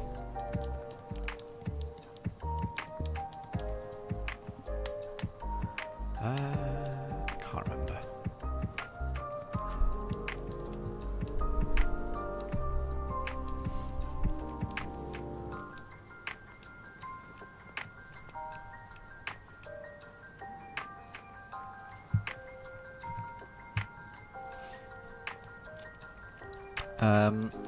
So Ledisman, so Legend ZA, it's kind of like catching Pokemon during the day, then battling trainers during the night, and then seeing how far you can rank up, especially with real-time combat. Yeah, I could kind of imagine that working.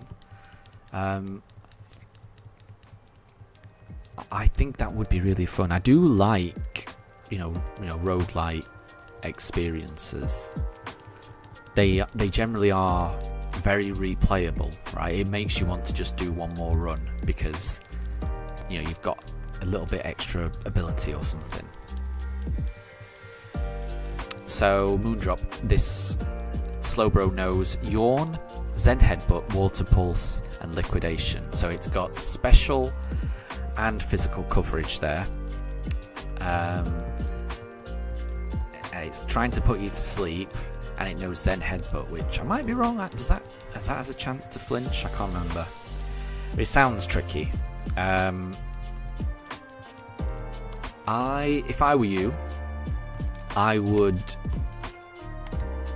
wonder whether you had an Azumarill with the ability Huge Power, because I think that would do super effective damage against the Dark Terror Slowbro, and I think it would resist all of those moves. The only problem is Yawn. That's the only problem. So if you were not going to use that, then I'm just trying to think of a way you can get around Yawn. Because it's tricky if you're doing it on your own. If you're with someone else, then maybe someone with Taunt, or someone who could put down electric terrain, or someone who could not sure. Ledisman suggests going with Gastrodon to ignore the water type moves, and then it should be able to deal with the Zen Headbutts and can recover. Interesting. That's an option as well. Yep. Wolf suggests having a Pokemon that holds Chesto Belly Chesto berry, so that it can wake up when it gets affected with the sleep the first time. I like both of those options. Both of those are good strategies. I like them. But Moondrop, you're instead going for a 5-star Volcarona raid. Well, good luck with that. I hope that goes better. Right, I think I did Piplup last time. Let's go Turtwig this time.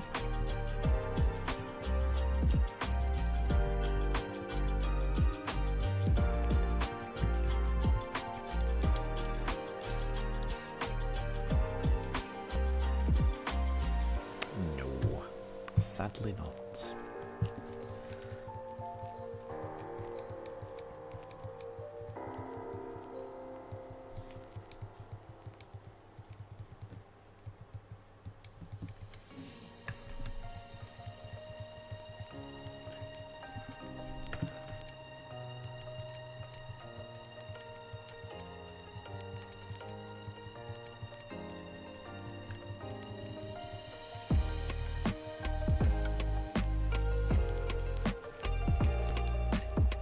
Oh, Wolf says Volcarona may have Quiver Dance, so watch out. Yeah, that could really do some damage if it gets a few Quiver Dances off. That can make it very difficult to take down. And Raiden, good to see you. I hope you're doing well. Welcome to the stream. You haven't missed anything. Oh, and Cloud Taps as well. Welcome to the stream. Good to see you as well. Both of you, neither of you have missed anything, so don't worry. We're still searching for that shiny starter. No luck just yet. But you never know. The next one could be shiny.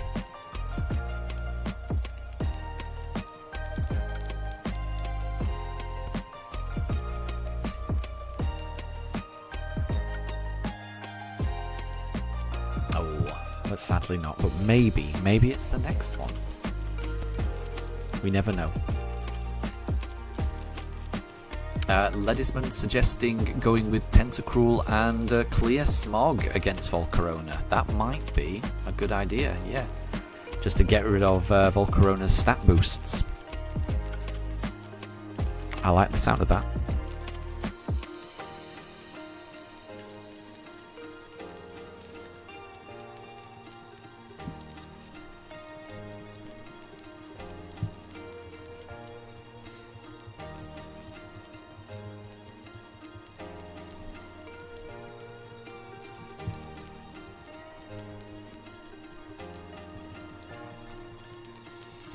Cloud Taps, you think it might also be a Shiny Starly, but you hope not. Yeah. I've had enough Shiny Starlies. Although part of me does want to see it a third time. Because I kind of think 3 is a nice round number. And I did see it a couple of times at the start of this hunt. So it might be nice just to see it one last time. Just one last time before we find the Shiny Starter. But I would much rather find the shiny starter, obviously. I think the shiny Starly is quite funny. So I wouldn't mind seeing it again for the third time. And Deb, welcome back. Things are going well. We haven't found it yet. We're still looking. But you never know. The shiny could always be just around the corner. Ooh, Cloud Taps, thank you very much for working that out. I was always curious what the chances are. So the probability for a shiny Starly to appear twice within 700 encounters was 1.2%. I'm going to be honest, I thought it was more unlikely than that. But there you go. Thank you. I couldn't work it out. It's been a long time since I had to do probabilities in school. So thank you for working that out for me. But yeah, I'm surprised it's as high as that. In my head, I was assuming it would be more. It would be, less likely than that. But that is still really low, isn't it? 1.2% chance of that happening, and it happened to us. Yeah. it was a very, very strange start to the run, that. And we haven't had a shiny ever since. So, who knows? Who knows when the next Pokemon will shine?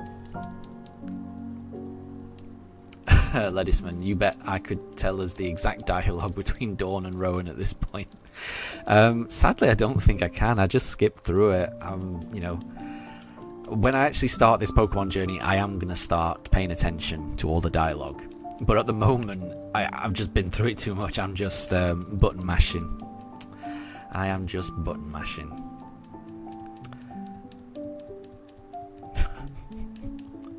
But yeah, I think I've definitely seen them chatter enough. Barry too. Bad enough for this guy. I just want that shiny. Can't be too far off, surely. And Moondrop, you managed to get an ability capsule. Well done. Well done on that.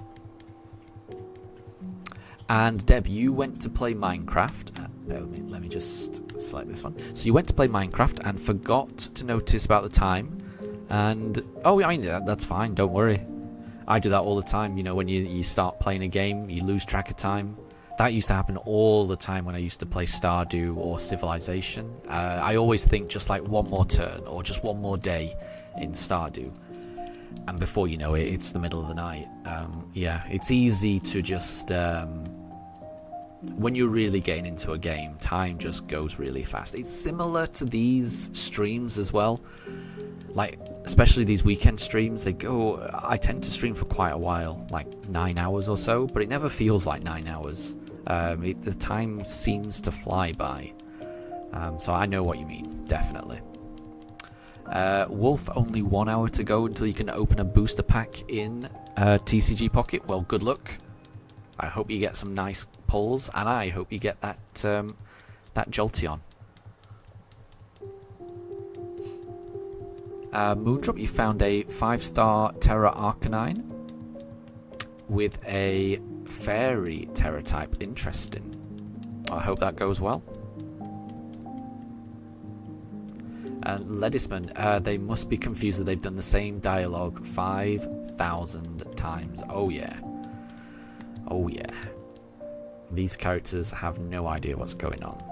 It's like they're stuck in a time loop, like Groundhog Day. Just going round and round and round. They don't know why they're living the same event over and over and over again. But I do. I'm the only one that knows why time is skipping like this. And we have to find the shiny. We have to... It's like Doctor Strange in Avengers Endgame. He's seeing all possible future scenarios and he's replaying each one. I'm just replaying every future scenario until I find the one where we get the shiny. And Cloud Taps, thank you very much. Yeah, this is Zelda music. I do love Zelda music. Ledisman, only I can break the cycle. Exactly. Only we can break the cycle, I think.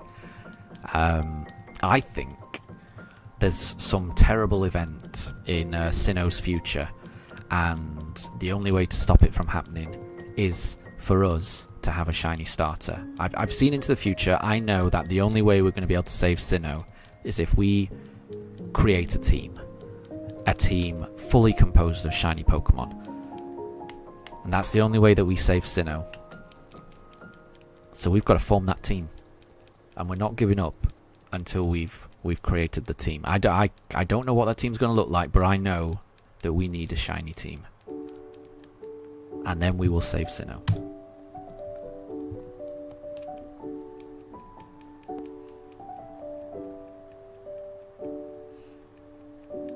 Wolf, you can't even tell if it's Zelda music. You only know a few tunes from the Zelda games. Yeah.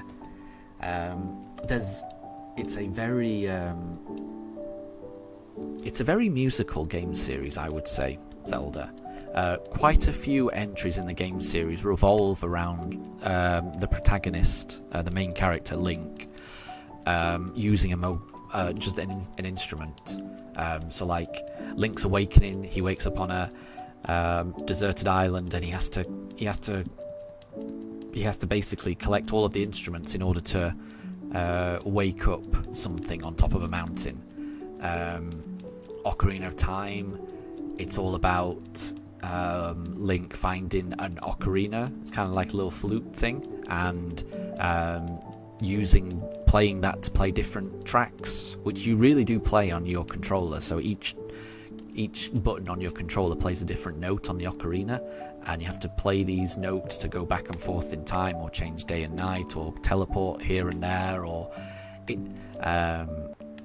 it's really nice. Then there's the Wind Waker, where Link has to use a conductor's baton to kind of, direct the music, to change the direction of the winds and things like that. It's loads of different Zelda games all are heavily integrated with music. I think it's really nice. So yeah, I've got a very high opinion of Zelda's music. I think it's really cool.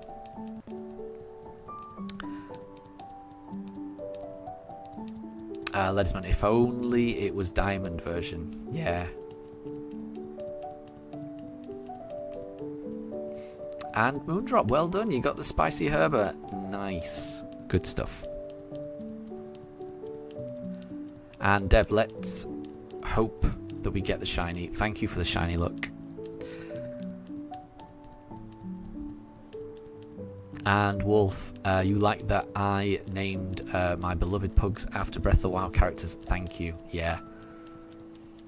Yeah, Breath of the Wild is one of my favourite games. It's a game that my wife and I played quite a lot of. And yeah, we both really enjoyed that game. So when we got our first dog, it was Daruk was a name that kind of it fit, I thought. When I look at Daruk, he does remind me of a Goron. I don't know what it is, but he does remind me of a Goron. Mifa doesn't remind me of a Zora, but once we'd named Daruk, then we basically, I felt that we had to just keep up that naming tradition of naming characters champions from Breath of the Wild. Oh, and Ledisman, there's also a harp in Skyward Sword. There is, isn't there? Yeah. And in Twilight Princess, you kind of howl musically like a wolf. You do all these wolf songs with your howls. You change the pitch to do different things. So, yeah, it's a very musically themed series. Cloud Taps thinks that we should get 2 more Pugs, Rivali and Urbosa. Yeah, there are 2 more champions. I think we've always said if we do get another Pug, if it's a boy, his name will be Rivali, and if it's a girl, her name would be Urbosa. Absolutely. What I would say is that having 2 Pugs is a lot more work than I thought it would be. They're absolute. When you're walking them, if you walk them on their own, if I were to just go on a walk with Daruk or just a walk with Mifa, they walk quite nicely. I'm not going to say they heel right next to me, and they're perfect or anything, but they're fairly calm when they walk. But when I've got them both on the lead and I'm walking them both, they're constantly running. The one's trying to get ahead of the other. They're getting themselves tangled up in the leads. It's absolute chaos. I can't imagine what it would be like with the third. It would be chaos. But it would also be lovely. Because, yeah, I know it would be lovely. So, who knows? But I would say, yeah, having 2 Pugs is, it can be chaos.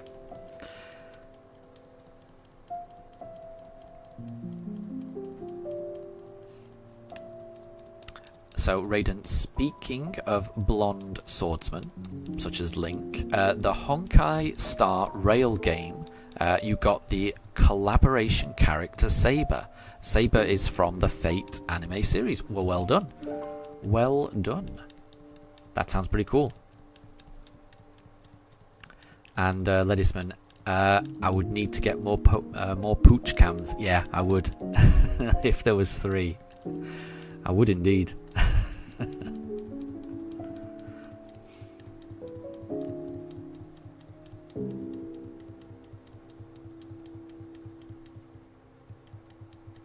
Okay. Again, I've forgotten which one I went for. So when in doubt, always choose Piplup. Let's see. Could this be the shiny?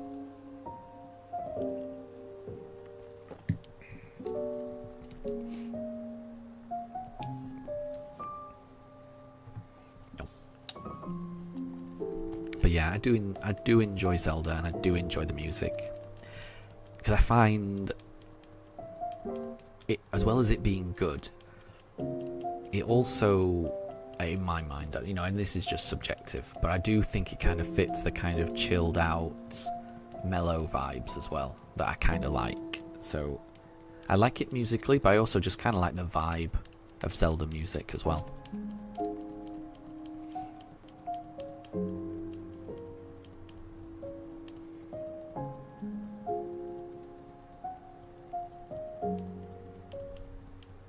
And Deb, you'd need to make a new layout for 4 pugs then. Yeah. Yeah. Raiden, you really enjoyed the Metroid games. So I think I've only played 2 Metroid games. I've never completed either of them, but I enjoyed playing both of them. I played one Metroid game on the Game Boy Advance. I can't remember the name of it though. I can't remember the name of it, but I definitely enjoyed it. And then I got Metroid Dread for the Switch, and I really enjoyed that. But I only managed to get to like the first level or something, and then I reached a part where I was constantly being chased by an Emmy, and I could always get away from the Emmy, but I couldn't get away long enough to figure out where I'm meant to go, because it just felt like I was just going in circles, round and round and round, and I could not find where the exit was. So I do need to revisit Metroid Dread and just get past that one bit where I kept getting stuck, where I could not figure out where I was meant to go. Ooh, Zero Mission or Fusion. Fusion rings a bell, because I think I might be wrong. Is Zero Mission the one that's kind of like a remake of the old NES game? I think it was Fusion, because I think this was a new... reading Fusion, that does ring a bell to me. So I think I played Metroid Fusion. Ledisman, Metroid Dread is good. You believe in me? Well, you've never seen me play Metroid. I enjoy it. I'm not sure I'm very good at it, but I definitely enjoyed it. I do think... that's the thing. I think what I need to do is maybe just read a guide just to figure out where you're meant to go after that part. I think if I could just get past that part, I kind of think I'd be okay. But I just need to get past that one part. So, we'll see. I definitely want to come back to Metroid Dread one day, because I did enjoy it. It was stressful. It was very stressful playing it, but it was also very enjoyable playing it. But what I would say is I don't think I'd be able to play Metroid Dread on stream. Because I do, when I constantly like fail at something over and over and over and over again, which I do in Metroid Dread, I do tend to use some colourful language, which I don't think is very suitable for stream. So I think it would probably be something that I would have to I'll need to just play in my free time, because I will end up just screaming at the the TV and swearing, which is not good. Fusion is where you have to deal with the parasites. Yeah, that rings a bell. You start. Yeah, that does ring a bell. I remember like my suit getting in the intro. I remember I think I remember the suit getting eaten by parasites, and then going around finding these blobules that I can't remember. I can't remember, but I definitely enjoyed it. I got a lot further in Fusion than I got in Dread. Again, I don't think I finished Fusion, but I got quite far. I definitely enjoyed that. I thought it was a really good game, and that was the first Metroid game I ever played.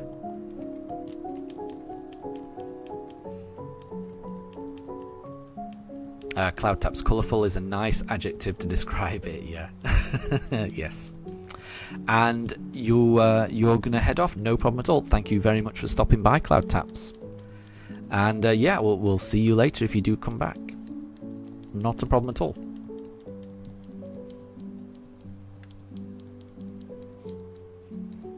And I missed that. So Deb has got a Who's That Pokemon.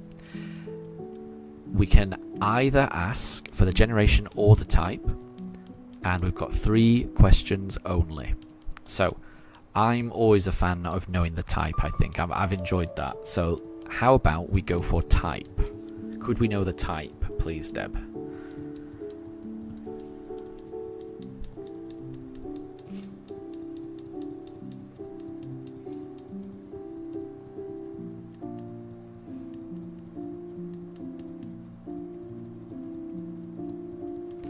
I can't remember what we did. Right, let's do Piplup. And let's try and remember that I did Piplup last time.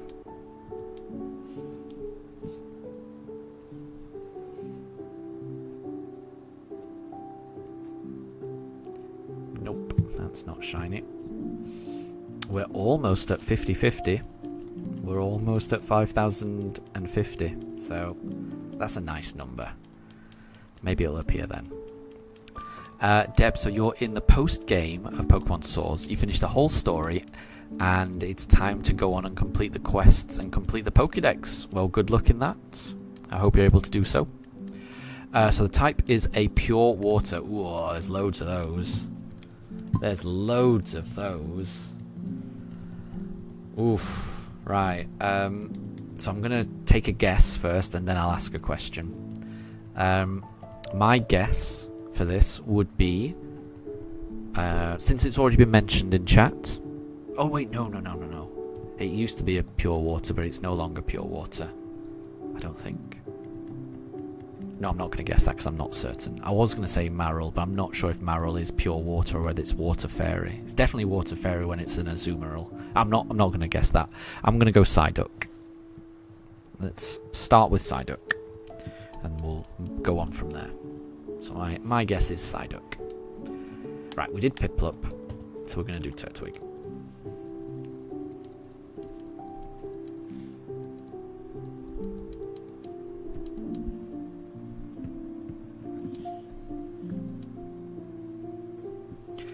Nope.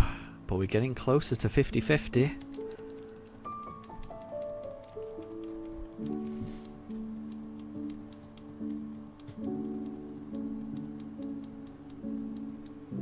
It's not Psyduck. Gotcha. Right, okay. Could we have the Pokemon's category or species name, please, Deb?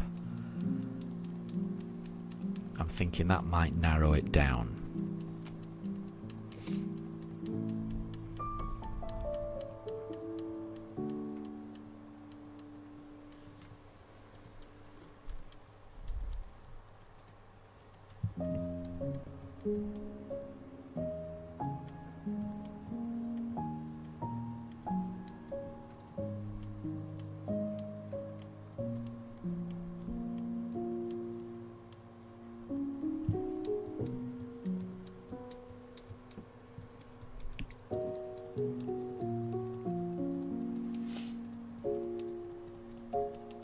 I think we did Turtwig last time, so we'll do Chimchar this time.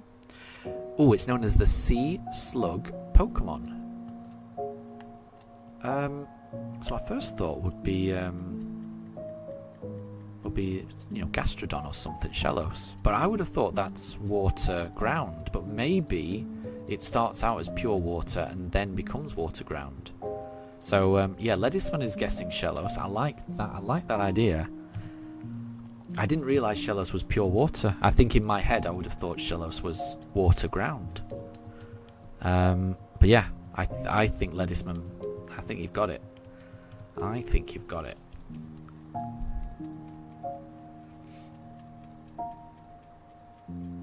Wolf thinks it could be Shellos as well. There's a lot of Shellos love in chat. I agree. I think I'm expecting it to be that.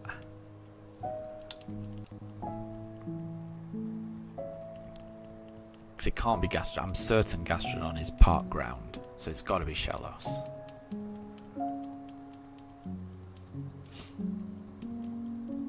Okay, this is going to be encounter 50-50.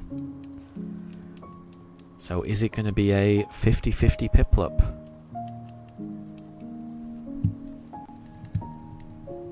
I hope so.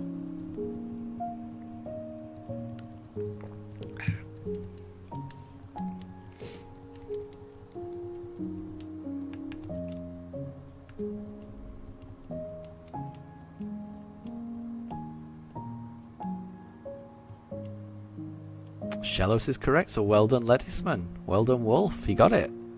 And nice one, Deb. That was a good one. Oh, it wasn't encounter 50-50. I was hoping it would be. No. I'm never any good at 50-50s. Always get the wrong one. Maybe it'll be 50-51. One can only hope.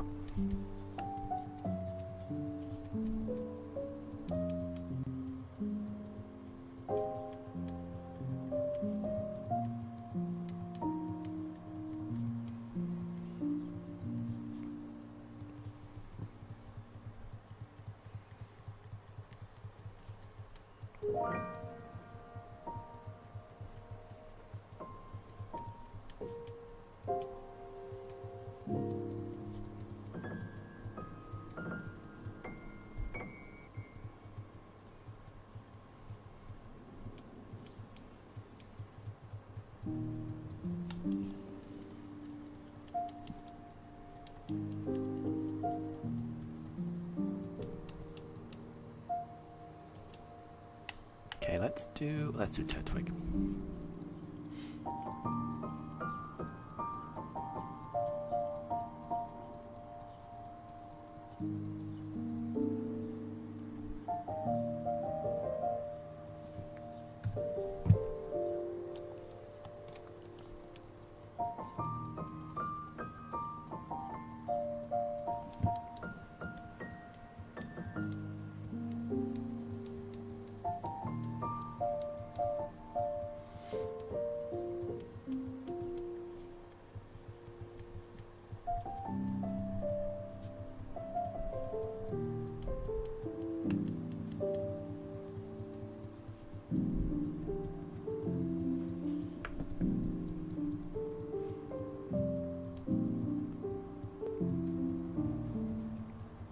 Ooh, Deb, you just bought 99 Ultra Balls. That would have been pricey.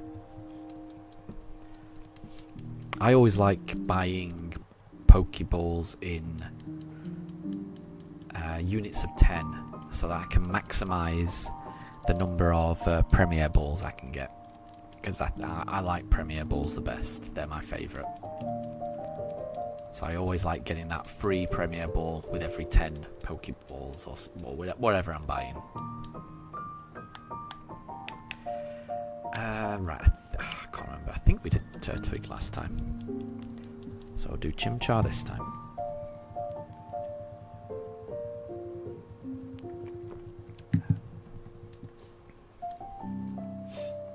Ugh, nope. Maybe next time. Maybe next time.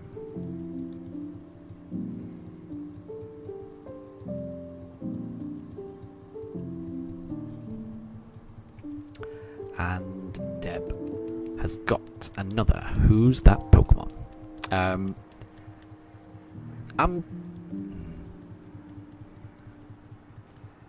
I'm gonna mix it up. I usually go for type, but let's go for generation this time. Let's mix it up slightly. Let's find out what the generation is. please, Deb.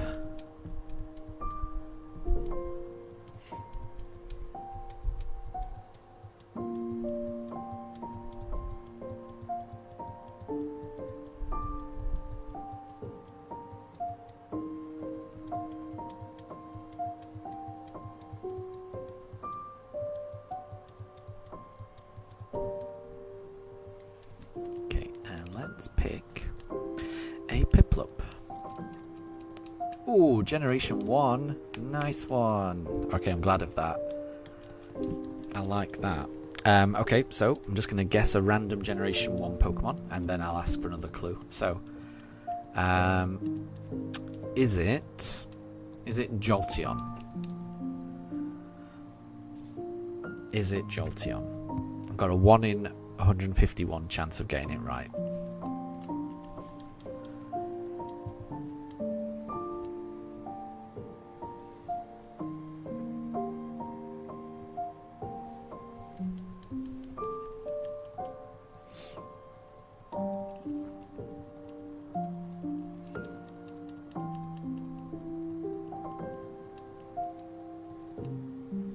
Oh.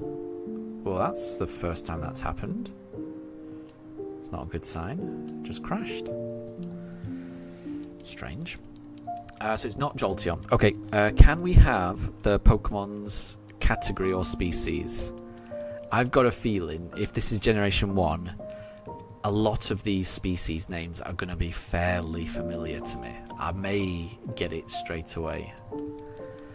I don't want to sound too confident, but the species names of Generation 1, I've watched a lot of the anime, and I've seen Ash point his Pokédex at a lot of Pokemon. So I'm hoping I can get this from the species name.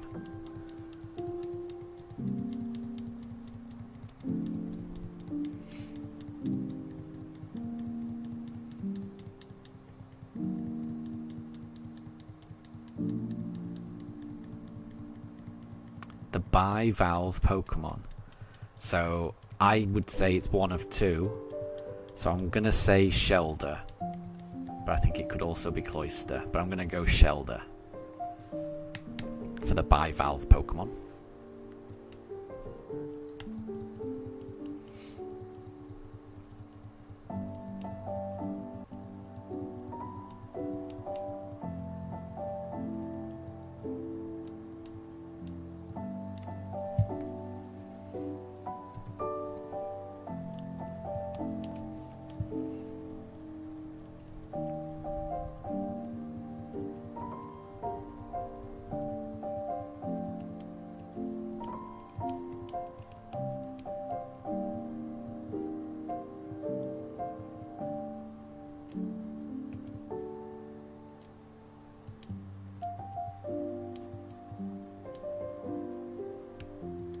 And Shelder was correct. Nice one.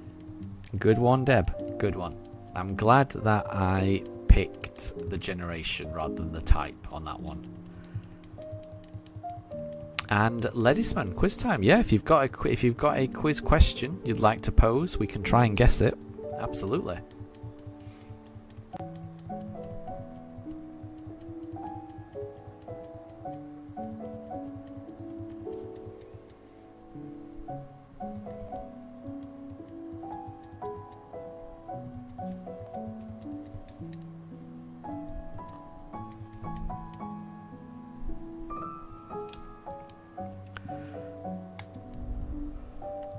So, the question is, what Pokemon can gain a new type and convert a type when evolving? And convert a type.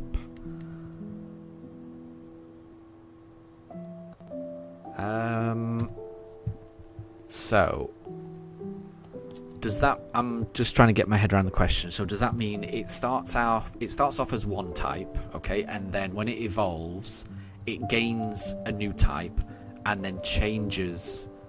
So basically its evolved form has two types and neither of those types are the type that it was before. Is that what you mean by that? I'm trying to get my head around the question.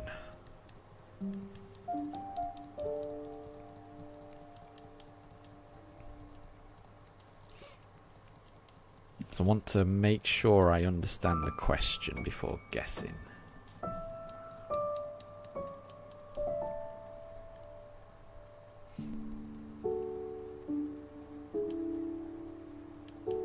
Ah, right, okay, gotcha. So... Oh, this is going to be a thinker. Let me think about this.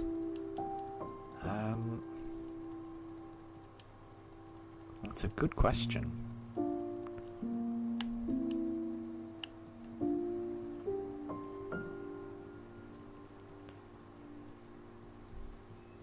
Oh, Deb is saying Rowlet. Interesting.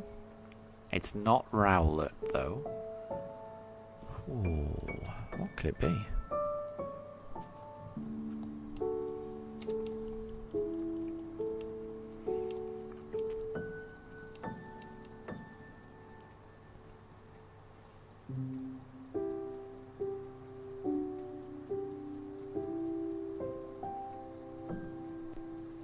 So I'm just trying to imagine something that really, in my mind, if you're going to lose, if your evolution has two types that are completely different to what it was before, in my mind that's a big change. So I'm trying to think of a Pokemon that has a dramatic change. Oh! No, it's not that. I was thinking like Tyranitar, Pupitar, Larvitar. It gains dark, but I think it always stays a rock. Is Larvitar rock? Or is it ground? I think Larvitar's rock. Or is it ground? No, it's rock. Or is it? And I'm not sure. Is it Larvitar? Is it Larvitar? Now I can't remember what Larvitar's type is.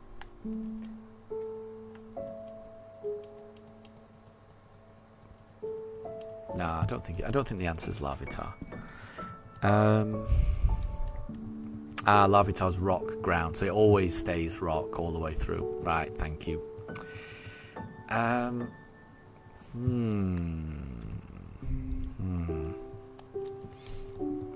So Wolf, your Daxpun wouldn't attack a Rufflet, so you rode up to it, and it was a shiny. Oh, I love it when it's like that. Well done. And you were not even shiny hunting, it was just a full odds Rufflet. That your Daxpun was like, no, I will not attack it. This Rufflet guy is special. Or girl. This Rufflet's got something. You need to check this out. I love it when Pokemon do that. That's cool. Well done, Wolf. Well done. And welcome back, Shadow. Right, I'm trying to think what the answer could be to Ledisman's riddle. A Pokemon that when it evolves... So again, I'm trying to think of Pokemon that have a really dramatic evolution.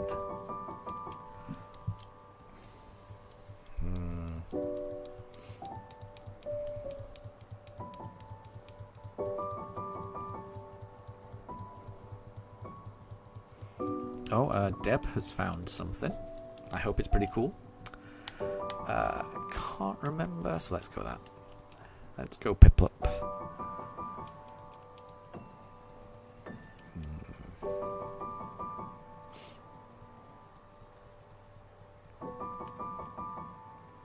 So, Ledisman, I think I might need a clue. Oh, Deb has found a wild shiny Shinx. Well done. And yeah, absolutely. I think you should both save after that once you've caught it. Absolutely. Good advice, Wolf. Good advice. Ledisman, I feel like I might need a clue. So could you tell me either the generation or the type? I think that would help to narrow it down. I'm happy with either. Whatever you think would be the better clue. And then maybe that'll narrow it down.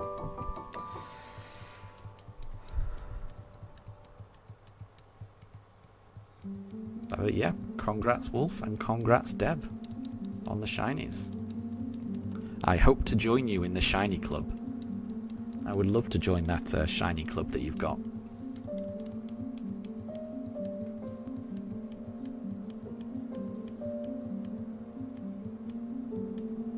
And Shadow, you're still hunting for your shiny Stantler, but you just want the Soul Silver phase to end, even if it's not a Stantler. Well, I hope you get a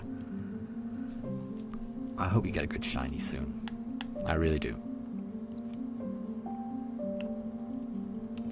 So you'll tell us one of the types between the unevolved and evolved.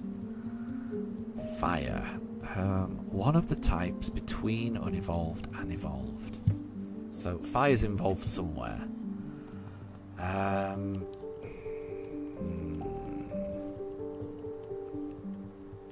Okay. So fire's involved somewhere.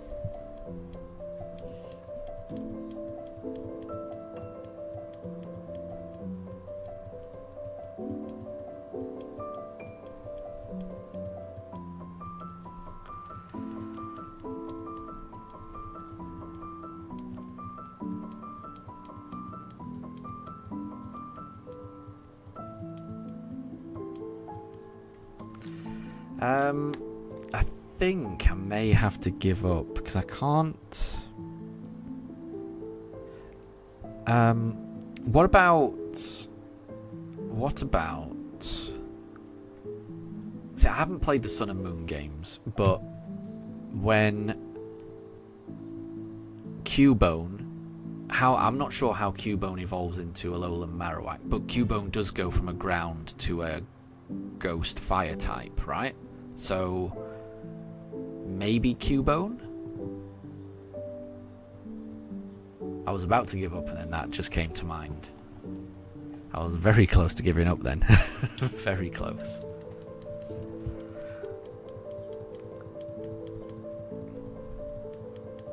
And good luck, Shadow. I hope you're able to get it. I hope you get that Stantler. And it was Cubone. Ah, nice, good. That was a good riddle. That was a tricky one. That was a head scratcher. But yeah, Cubone goes from ground all the way to fire ghost. Yeah. Nice. That was a good one.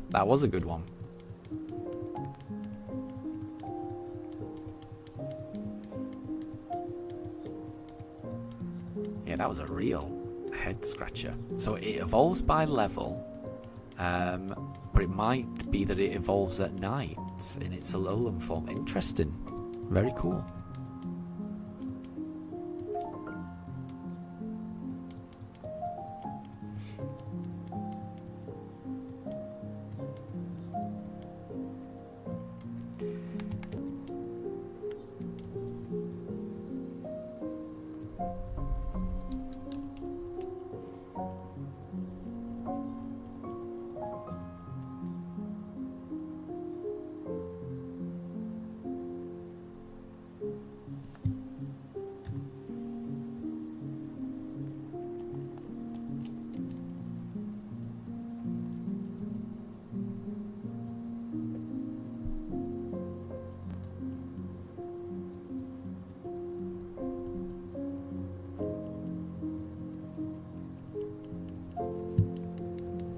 Interesting. Yeah. Yeah, I've never played the Sun and Moon game, so I don't know too much about it.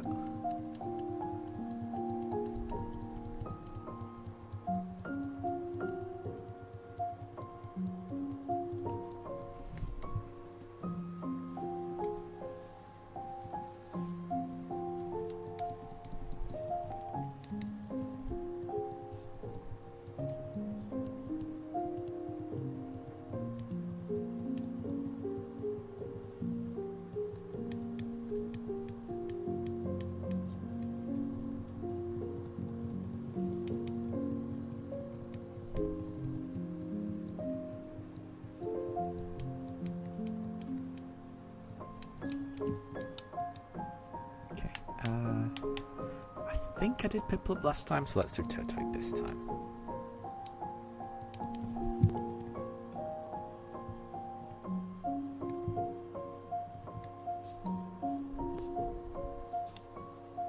Oh, no. Not yet. Maybe the next one.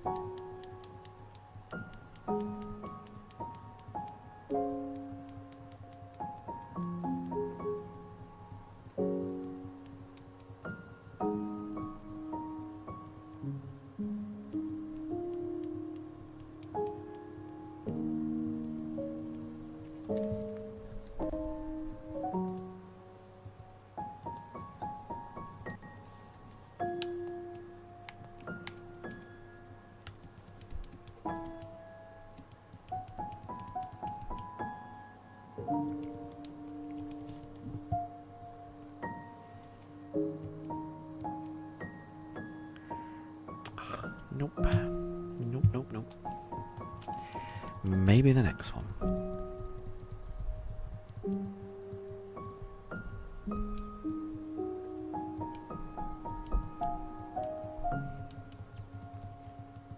It seems like the game doesn't want to let me join your shiny gang, Wolf and Deb. Shadow, I hope you're having better shiny luck than me.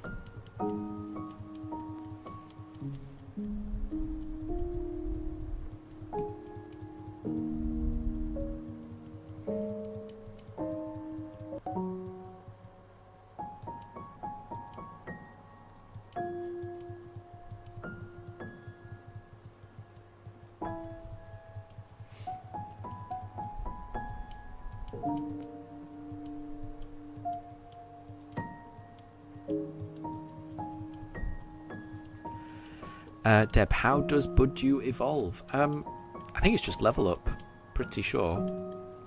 I mean, it's either level up or friendship. It definitely doesn't need any stone or anything. Roselia evolves through a shiny stone, but I think Budju just evolves through level up. That's what I think, anyway.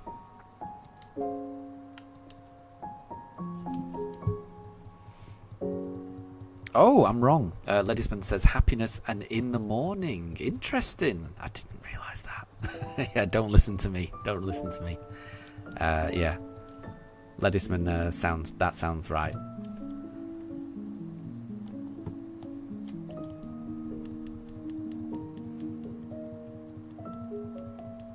You need a Roserade. So I'm sure I think Roselia evolves with a stone, and I think it's a shiny stone. Again, I'm not 100% certain on that, but I think it is. I'm more confident on that than the Budju question.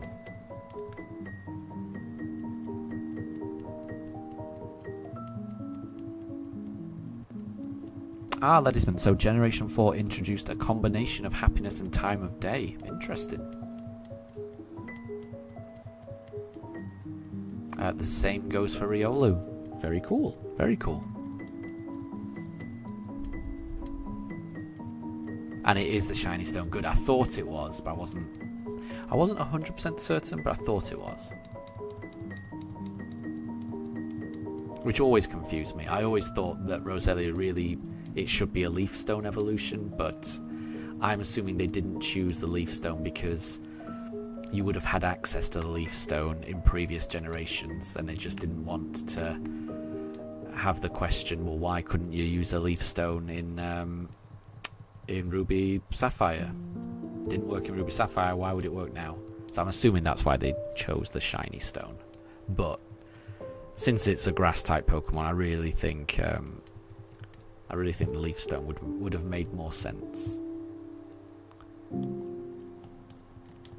Wolf, you decided to put your Rufflet on your team, and fun fact, it can only learn Brave Bird as a Rufflet in the early 70s. Wow, that's crazy. I did not know that.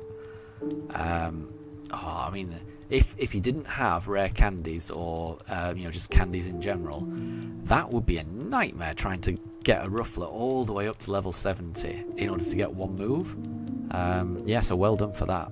Well done.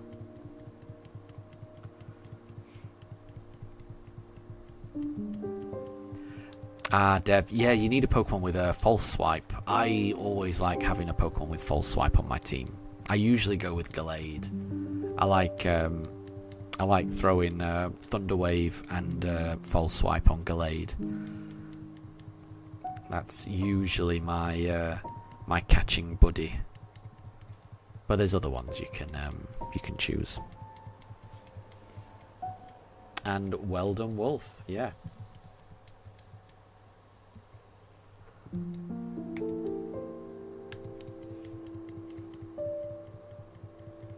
And Ledisman, so there was already a loophole with that logic where Piloswine could learn Ancient Power before Generation 4, but that never made it evolve previously. It wasn't until learning Ancient Power in Generation 4 allowed it to evolve. It is strange, isn't it? It does. There are these inconsistencies.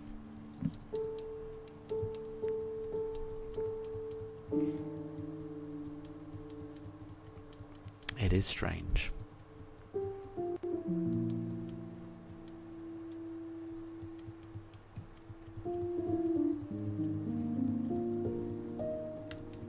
Oh, you don't have the False Swipe TM. That's a shame, Deb. That's a shame. Yeah, in that case, I think maybe you need just a lower level Pokemon then. Or use Quick Balls. Quick Balls are generally quite handy for catching, I find.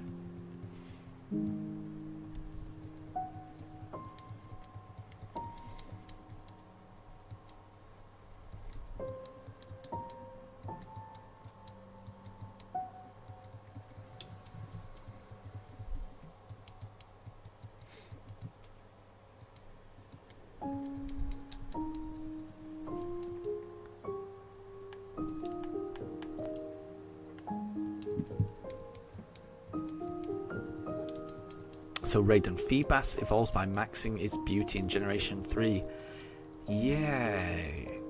Is that through Poffins? But I think is that Generation 4 rather than 3? I'm trying to think. Maybe it is Generation 3, I can't remember. But yeah, is it Poffins that you get the beauty stat up in?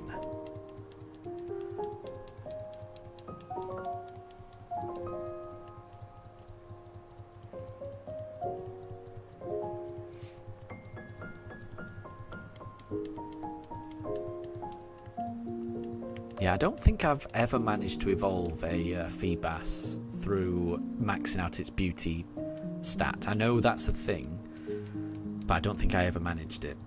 I think I always just resorted to it. In the later games, you can just use a scale that you give it. I forget. Prism scale, that's it, Ledisman, yeah. And then you just trade it with that. I think that's the only way I've ever managed to evolve a Feebas.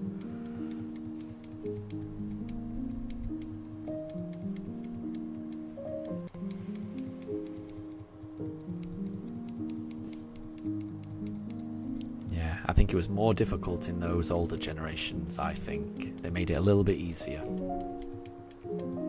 with the Prism scale, thankfully. Yeah, let's go Piplup. Let's go Piplup. And Ledisman, I agree, there's a lot of weird evolutions that you have to look it up. Yeah, exactly. And I think that's a bit of a shame. I wish there was an in-game way to learn some evolutions. Like I wish you could just take, if you've got a Pokemon in your party and you don't know how it evolves, I would love it if you could just go back to the professor, show him the Pokemon, and then he gives you a bit of a clue on how to evolve it. Because otherwise, yeah, you're kind of resorting into looking up online, which is a bit, you know, it takes you out of the, I find it takes you out of the game if you have to do that. So like, you know, evolving the Yamask in Sword and Shield by having to go under that particular arch. I definitely had to look up that. That wasn't something I figured out on my own, and I would have never figured that out.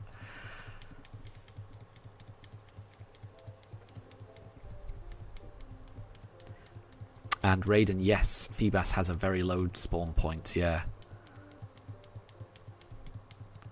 Yeah, it's really tricky, isn't it, to find? Really tricky. Right, so I think I did Piplup last time, so let's do Turtwig.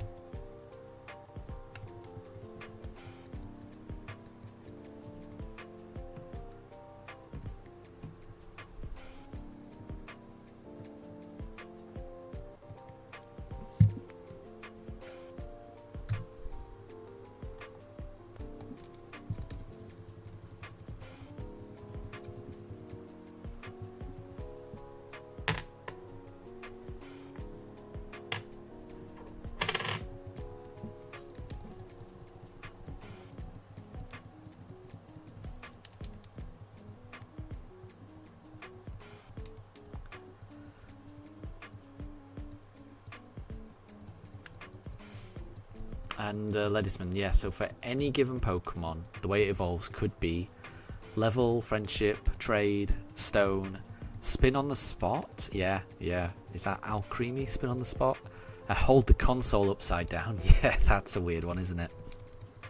Malamar, I think. Certain location, time of day, member of party. Yeah, there's so many variables. Even like having a certain amount of damage or doing a certain amount of damage as well. Yeah. There's loads of different variables and it's impossible to know. So yeah, I wish there was a way that you could find that out in-game reliably. And Deb, you couldn't hear. Yeah, I mean, I wasn't really saying anything. I was just thinking about when the shiny's going to appear. We'll have to see. It's not this time.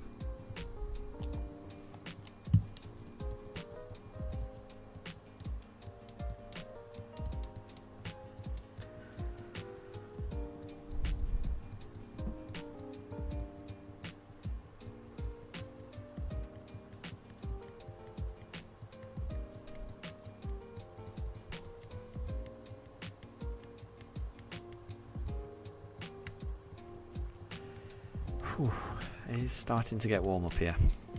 Definitely starting to get warm. I'm surprised my pooches are still here, honestly.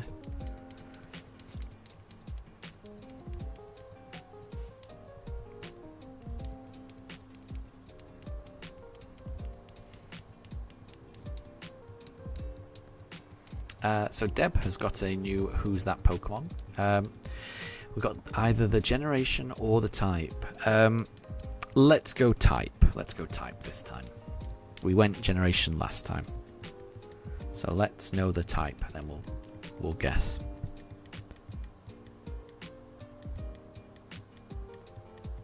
Oh, wasn't paying attention.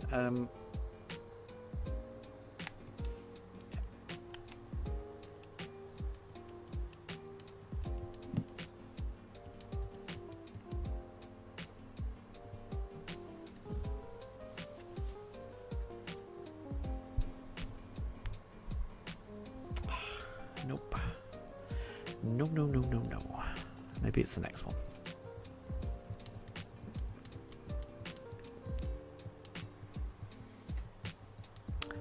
Ooh, Bug Rock. There's a few like that, isn't there? How about Crust? Oh, yeah. Shadow and Ledisman have both gone for Crustle. I was about to say that. I'll go for Shuckle, because I think Shuckle is Bug Rock as well. So I'll go for Shuckle. I think Crustle was my first guess. That was my first thought. But I'm going to go Shuckle instead.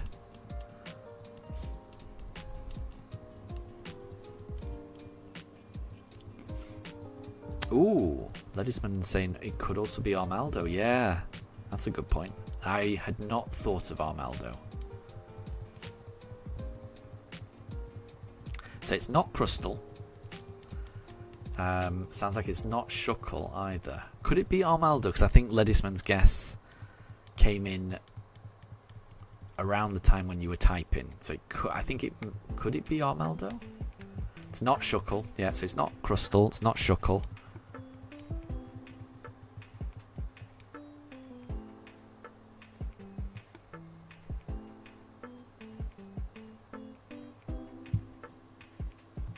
Oh, Ledisman Cleaver. Yeah.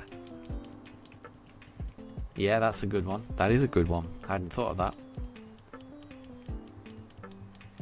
Yeah, Cleaver's a good shout. Because, yeah, Cleaver definitely is Bug Rock.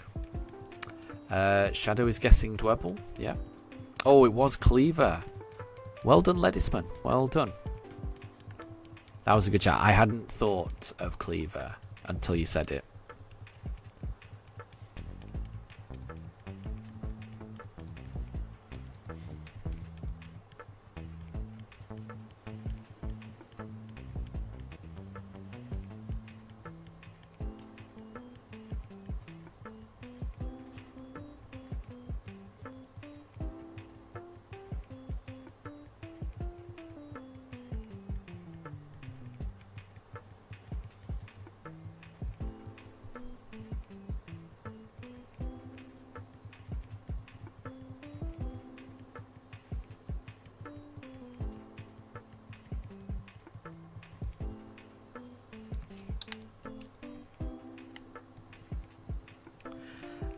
Okay, so another Who's That Pokemon?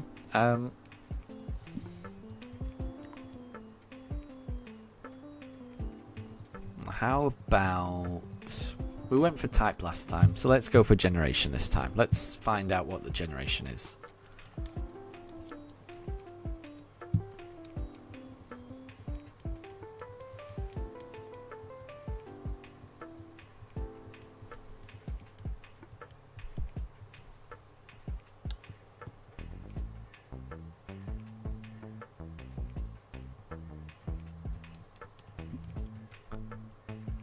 And no problem at all, Ledisman. Thank you very much for stopping by.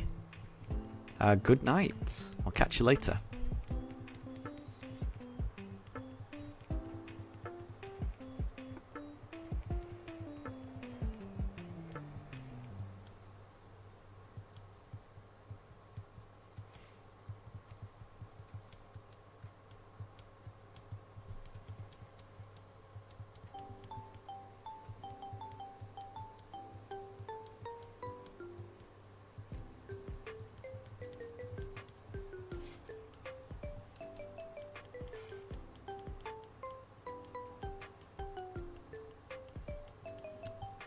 Deb. Oh yeah. Well, generation, please. Because yeah, I mean we had type last time, so let's try generation this time. See if we can work it out from that. I can't remember. Can't remember. So let's go Piplup.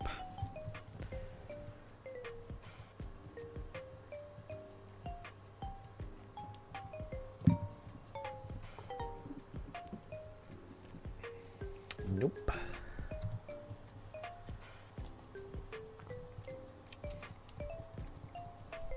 So it's from Generation 6. Ooh, okay. I may not be of much use here on this one. Right, so that's X and Y.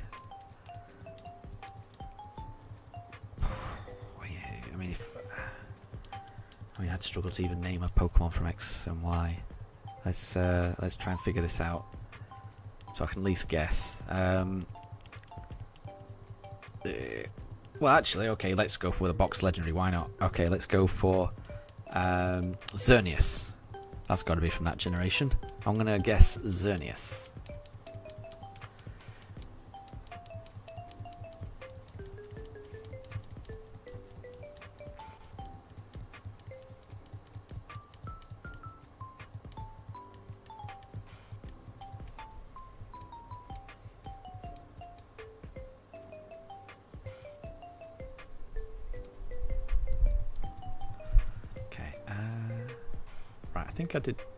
I think I did Piplup last time. So it's not Xerneas. Okay. Could we have the Pokemon category or species? I'm hoping that'll narrow it down.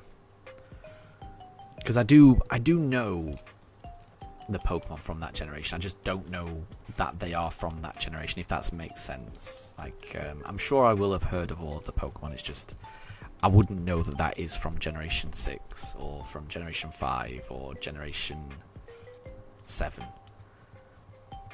Shadow is guessing Greninja. Yeah, maybe. Could be. Could be. Sounds about right. It's not Greninja.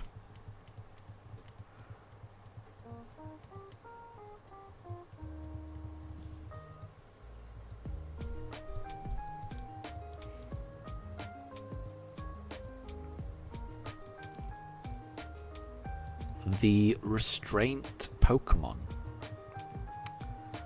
How about... I don't know if this is from this generation or not. How about Cofferegus? That feels like it's got long arms and it could restrain something.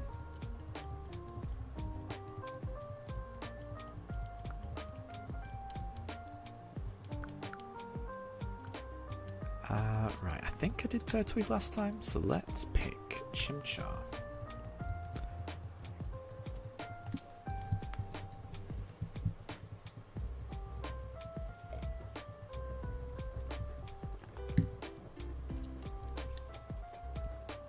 Nope, it wasn't.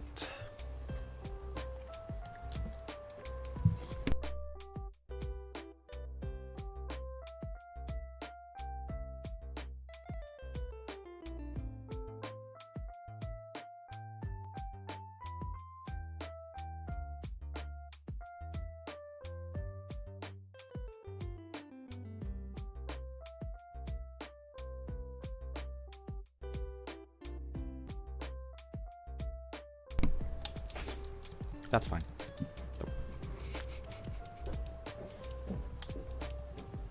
Oh, my camera's gone weird. It's trying to zoom in on Daruk, who is there he is. Look at this little poochie poo. There he is, laying in the sun. So it's not Cofferegus. Okay, we've got one last hint. So it's from Generation 6. It's known as the Restraint Pokemon. Shadow thinks it could be Esper.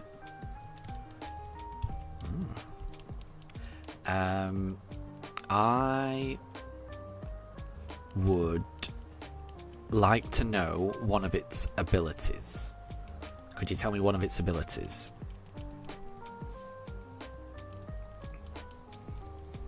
So I'm hoping that'll help. Unless it is Esper.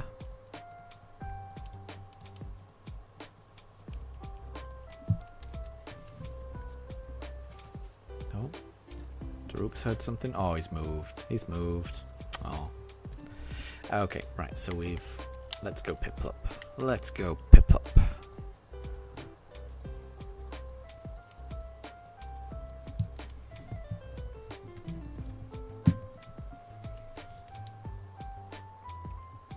Keen Eye. Oh no, that doesn't help me at all.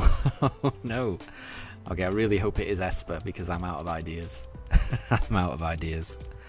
I don't know too much about Esper, so I don't know whether that's a good guess or not. I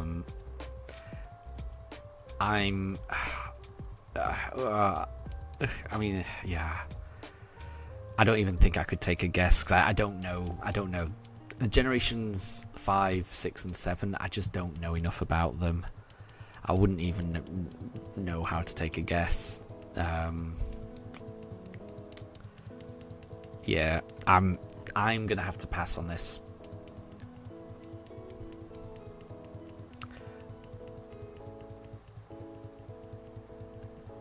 Daruk. It sounds like the Rook from chess. The Rook. Yeah, it is. It sounds similar. The Rook. Yeah, it does. Although I tend to call the piece known as the Rook. I tend to call that the castle when I used to play chess. But I know it's meant to be called a Rook. And the answer was Esper. I would have never got that. Well done, Shadow. When I look at Esper, I would never have thought that that's a restraint Pokemon. I would never have got that. Even if I did know about, even if I knew for certain that Esper was from Generation 6, there's no way I would have associated that with the restraint Pokemon. That's a tricky one. So well done, Shadow, for getting that right, and well done, Deb, for the tricky question.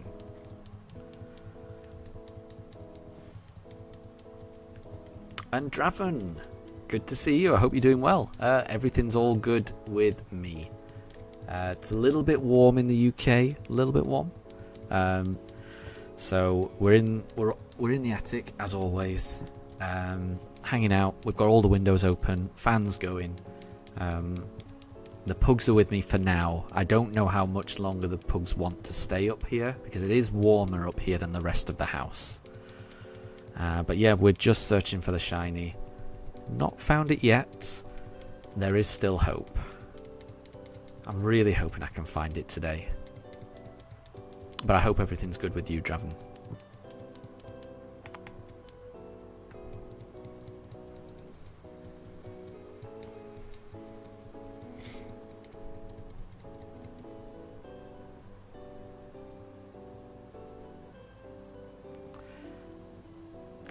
That's not shiny. So we go on to encounter 5080. Okay, so guess who's that Pokemon? Generation not right. I think I'm gonna have to go type because generation is it's a double-edged sword. It can either really help me if it's a generation I know, or if it's a generation I don't, then it's absolutely no use whatsoever to me, at least. I'm sure it helps everyone else, but yeah, if it's a generation 5 to 7, then it's not going to help me in the slightest. So I think type. I think type is the best choice here for me. So yeah, can you tell me the type of this? Who's that Pokemon? And then we'll try and guess it. A dark flying type. Okay, so my first guess would be Honchkrow for that. I'm trying to think if there's any more dark flying types. There must be. What else is a dark flying type? Ooh, Shadow saying Evital. That's a good shout. Wolf is saying Murkrow. Yeah, that's a good shout as well. I'm just going to take a very, very quick break. Won't be long. This will just be like 2 minutes. Bear with me.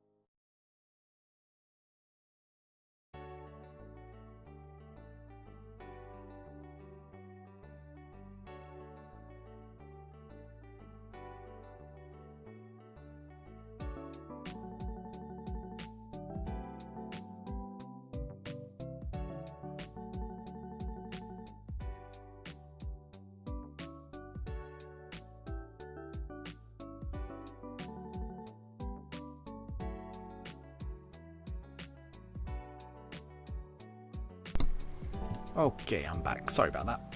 Right. Yeah, that's not a shiny. We'll go on to the next one. Right, so Dark Flying. Ooh, Wolf went with Iron Jugulus. That's a good shout. I hadn't thought of that. So Honchcrow and Murkrow was not right. Iron Jugulus wasn't right. But Yveltal was correct. So well done, Shadow. Well done. Good shout. Shadow, how hard would it be to find a shiny for each letter of the alphabet?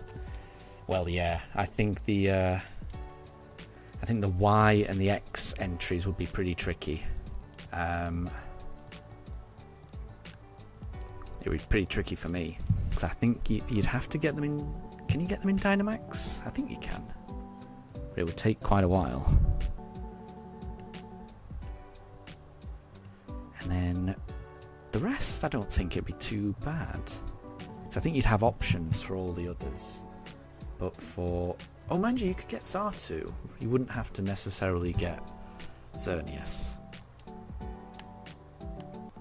Is there another one for Y? Yeah, actually, yeah, there's Yanma, Yanmega. So you wouldn't necessarily need to go legendary for those, actually. Yeah, interesting. I don't think it'd be too bad. It'd be quite an interesting challenge, I think. I think it will be quite interesting. So Deb. Guess that Pokemon generation or type. Oh, so what we're doing. That is not a shiny Piplup. It is not. JJ exclusive. Chat is banned for this. Oh, I don't like that. I prefer I prefer it when everyone else can join in. Because then if I'm stuck, then I feel a little bit all alone. I don't like being the only one. But we can do it just for one. But I don't want that to be a common thing, because otherwise, yeah. Well, one, it's going to expose my less than perfect Pokemon knowledge. But yeah, also it just means that, yeah, other people can't join in, which I prefer if everyone can join in. But I'm happy to do it just the once. So let's go for type. Let's go for type on this one.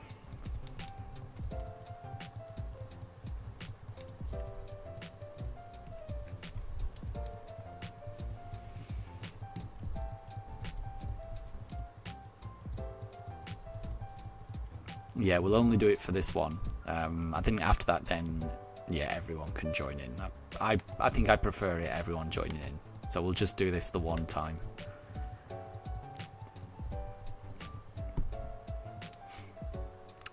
Poison and dark. Well, we've had... What have we had recently? Because I'm sure we've had the poison dark combination before. I'm going to guess Drapion. So what I'll do is I'll guess once and then I'll ask a question next. So my first guess for Poison Dark is Drapion. Because I know we had Poison Dark before and Wolf guessed Skuntank and got it right. So I'm assuming we're not going to repeat Skuntank. So I'm going to go Drapion.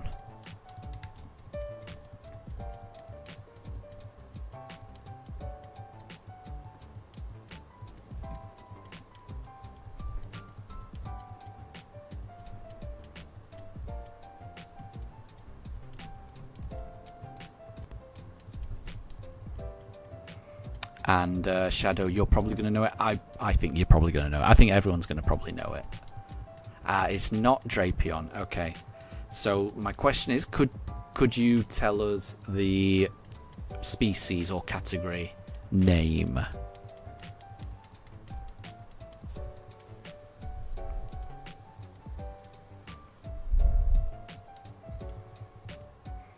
Right, let's go.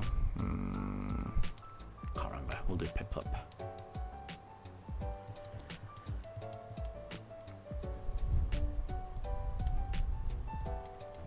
So I'm hoping the species name is something like the skunk Pokemon, and then I can just say Stunky or something like that. That's what I'm hoping. The sludge Pokemon. I wasn't expecting that.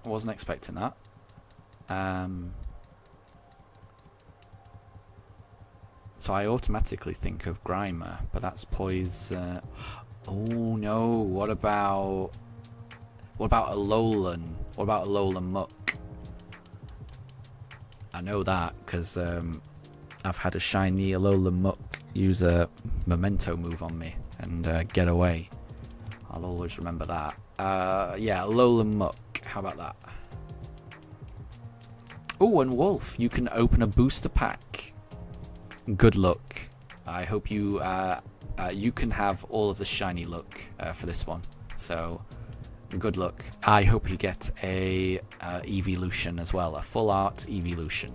Ideally Jolteon. So good luck for that.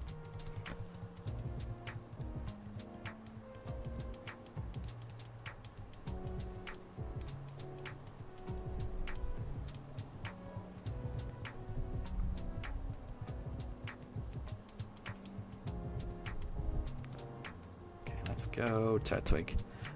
And it was a Alolan Muck. Oh, nice one. Good one, Deb. Good one. Yeah, the sludge Pokemon.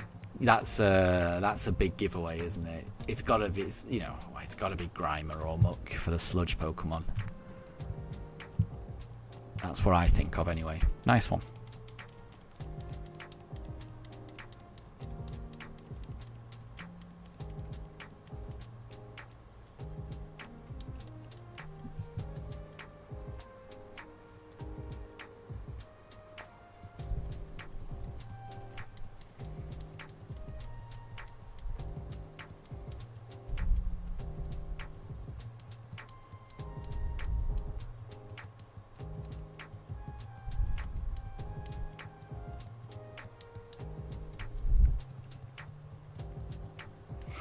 so we've got another Who's That Pokemon, generation or type. Yeah, I think I prefer knowing the type. I do. I think it narrows it down more. And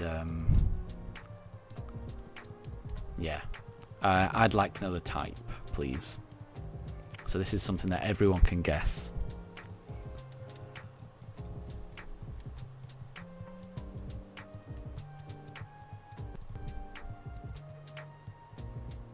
Right, I think I did Turtwig last time. I'll do Chimchar this time. Imagine if this was shiny. Right. Here we go. No. Nope, nope, nope, nope, nope. It's not. So, the type is dark. Pure dark as well. Pure dark. Shadow's guessing Absol. Nice one. Nice one. I'm gonna go Darkrai for my first guess.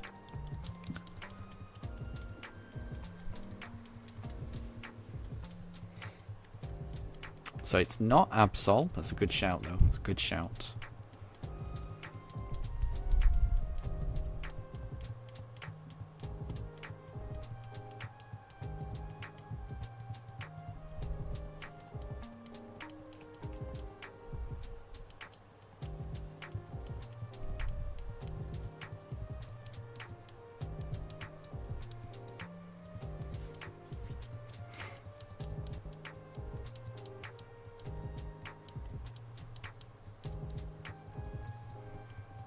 Oh, Darkrai is.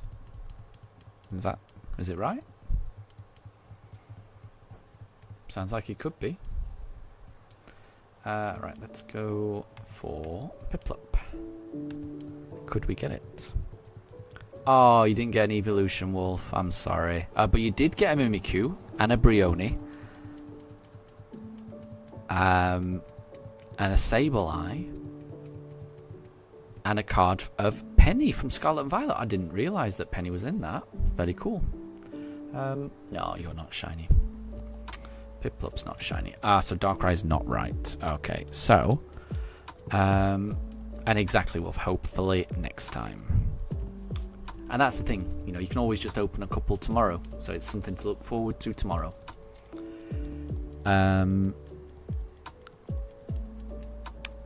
So, yeah, could we get the category or species name of this Pokemon? And I've got a feeling that should get us most of the way there, I'm thinking.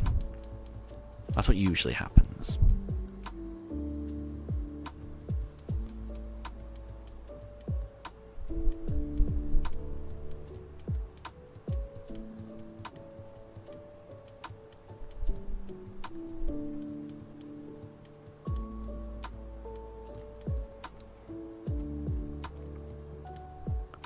So it's known as the Fox Pokemon. Ooh, right. So Shadow's guessed Umbreon.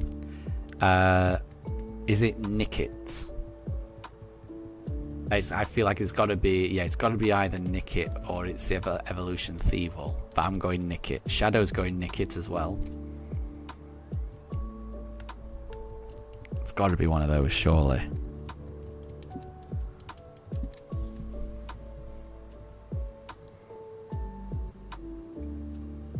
Ooh, Wolf has gone for Zorua. That's a good shout. That's kind of like a fox as well, isn't it? I hadn't thought of that.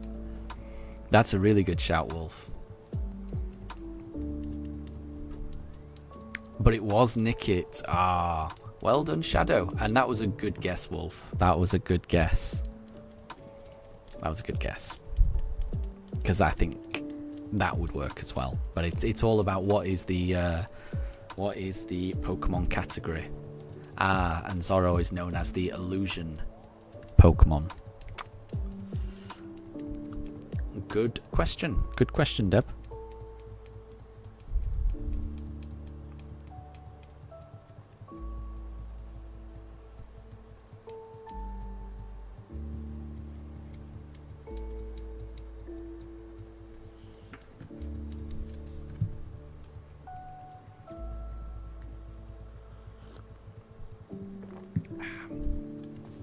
But it's certainly based on a fox, isn't it? It certainly looks like a fox. So I can... If I had thought of that, I would have said Zorua as well. So I think it's a smart guess. It's a good guess. Right, let's go Piplup for encounter 5090. We're getting close to 5100. Ah, we've been searching for so long. So long. And the search continues. Oh, I did not mean to press that encounter. There we go. Because I already pressed it, so I didn't need to increase the counter just then. So, who's that Pokemon? Okay. Right, I'm going to ask for the generation this time. Even though I think type is the better one, I think let's alternate between knowing the generation and knowing the type. So let's learn what the generation is for this one, please. Deb?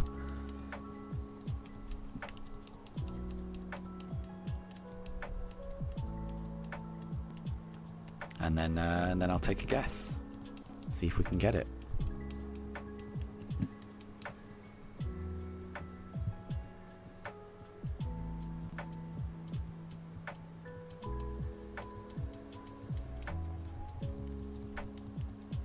Generation 8. Okay. So, my guess is...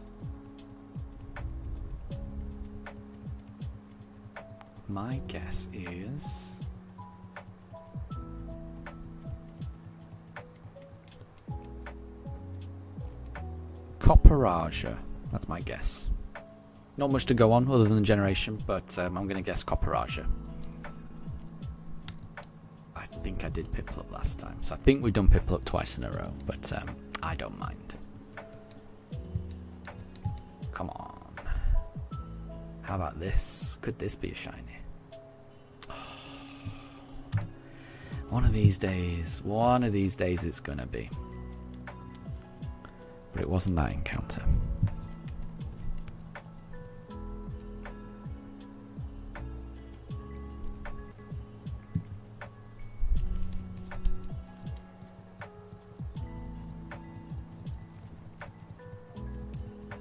Ooh, Shadow's guessing Corviknight. Yep. That's definitely from Galar, isn't it? Yep. But it's not. So it's not Copperaja, it's not Corviknight. Okay, so... right. I usually ask for the category, but I think this time, again, let's just mix it up. Let's ask for the Pokédex entry. Can we know the full Pokédex entry? I'm wondering if that might make it easier, that might make it harder, I'm not quite sure.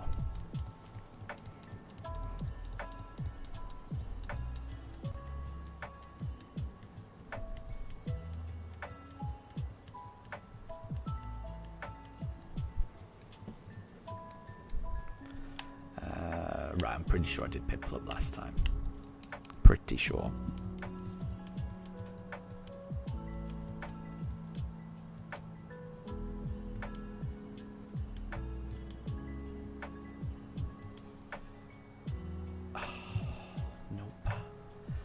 Nope.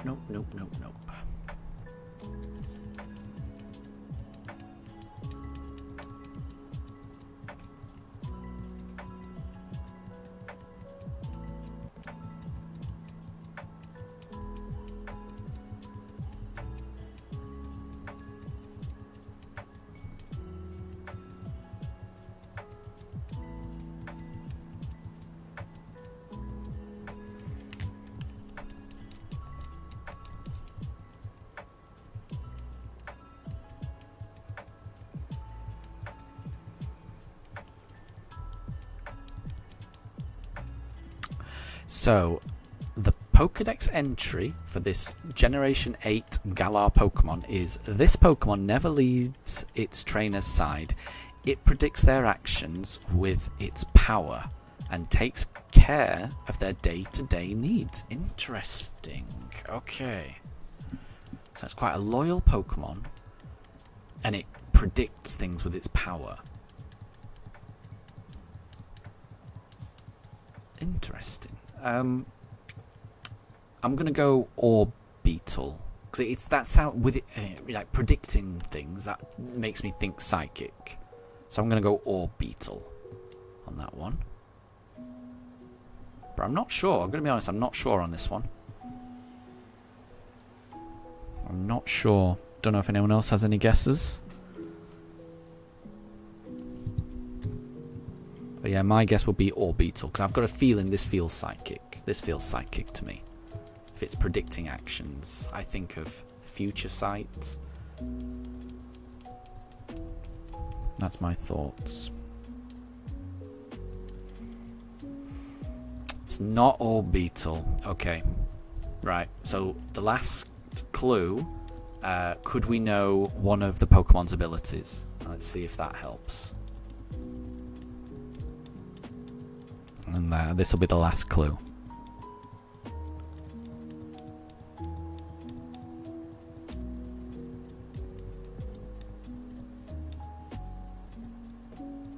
Ooh, aha, that's a good one. Shadow's guessing Indeedee. Yeah, I could imagine it being that. I could imagine it being that. And Indeedee does feel like quite a loyal Pokemon. You know, a Pokemon that's going to stand by a trainer's side. Yeah. I think that's a good answer. The emotion Pokemon. That sounds like Indeedee. I'll go Hatterene, but I've got a feeling it might be Indeedee. But I'm gonna go Hatterene. I think is that Galar? Might be Alola, I'm not sure. I'm gonna go Hatterene.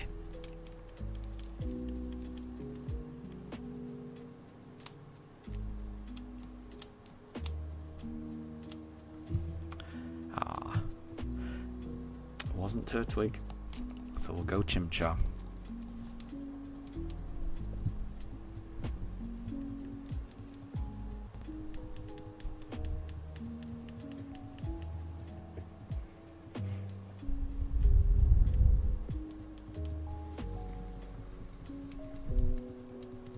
Indeed, he was correct. Well done, Shadow. Well done.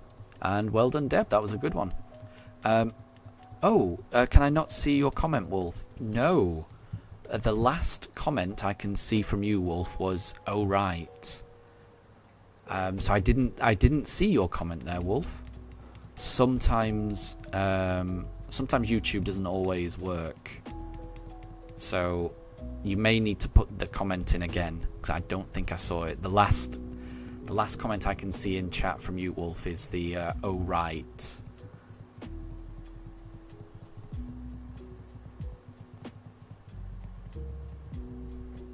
And it sounds like Deb can't see it either.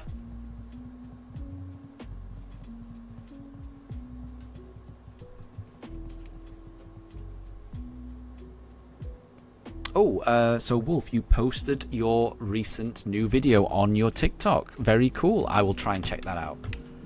I do like seeing your videos on TikTok.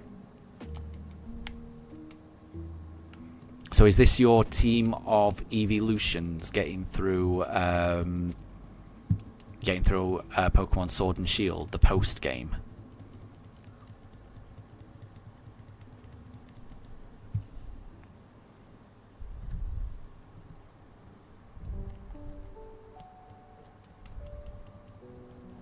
Finally, it went through. I can see a lot of your messages now, Wolf. Yeah, maybe it just didn't go through before. I'm not sure. But I can see it now. I can see quite a few now. No, it's the recent one. Oh, I'm not sure. It's difficult for me to watch videos while I'm streaming. So I'll have to check that out after the stream, probably. But I will definitely check that out. Because I already follow you on TikTok, so I'll check that out. Oh, it's one of Zamazenta. Oh, you're finally catching Zamazenta. Nice. So is that the last one you need to finish your Pokédex? Or is there one more entry you need? Or does that fill out your Pokédex?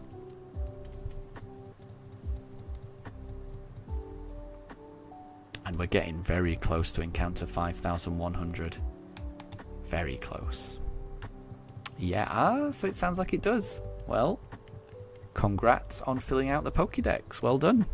That's always a big achievement. I love doing that. Well done.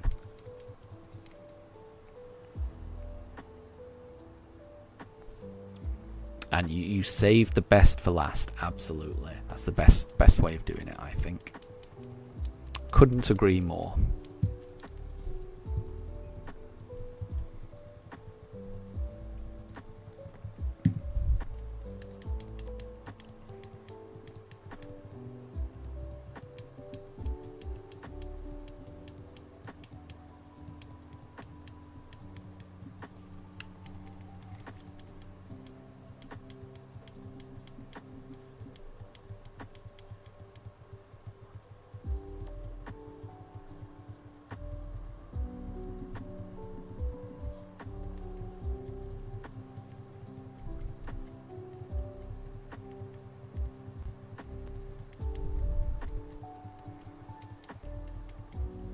So, Wolf, you were so happy you were finally able to get your legendary Zamazenta. Yeah, it's a nice one, isn't it? I do get confused between them, but Zamazenta is the shield one. Is that right? And then Zacian's the one with the sword. Is that the way round they are? But either way, they're both amazing. They're both amazing Pokemon, and I love the cutscene. I love all the cutscenes with them. You know, where they help you out against Eternatus. It's just so cool. They're really good Pokemon.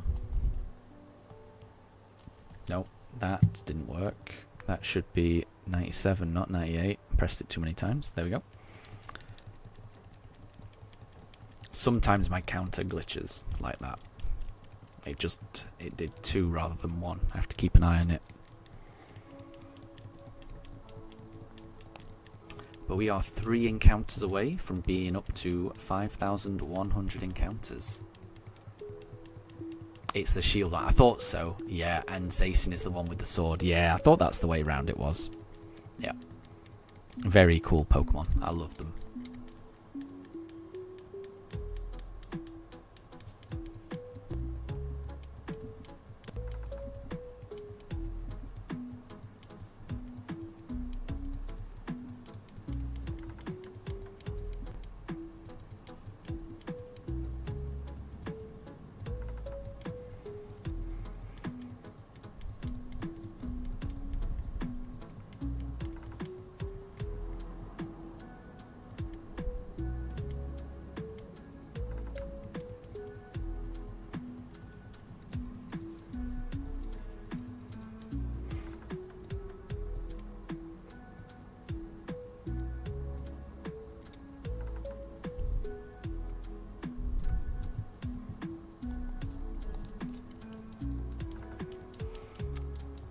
Wasn't Turtwig though. So after Turtwig, we'll do Chimchar, and that means we'll do Piplup for encounter 5,100. Who knows? Maybe it could be that. Deb has got a new Who's That Pokemon. Right, so we did Generation last time, did we? Yeah. So let's do type this time. Could we know the type, please, Deb? And I'll guess. And I'll try and mix up the questions. I won't always ask for the Pokédex or the species. I might try and ask for the ability next and see if we can get it from that. But yeah, we'll go type first if that's okay. And then I'll take a guess.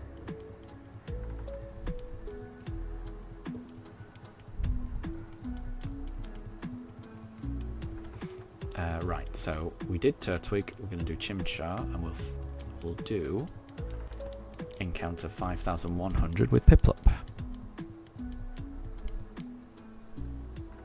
Please, please be a shiny. Ugh, not this time. But maybe it will be encounter 5,100. So it's a psychic type, pure psychic type as well. Okay, so I'm going to guess. I'm trying to think of a psychic type we haven't had recently. But I'm going to go... Drowsy. Let's go Drowsy for the first guess. And then I'll ask a question.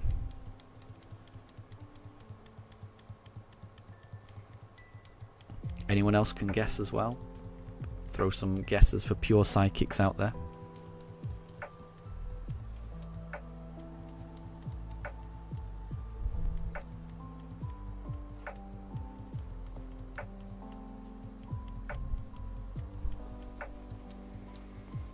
But here we go. We're going to go for a Piplup for encounter 5100. So it wasn't Drowsy. Okay.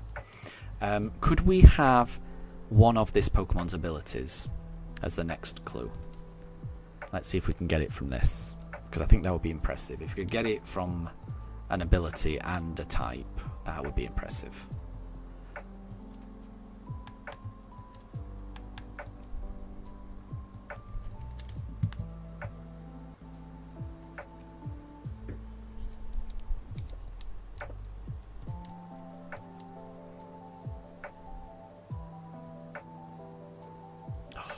It wasn't. Oh.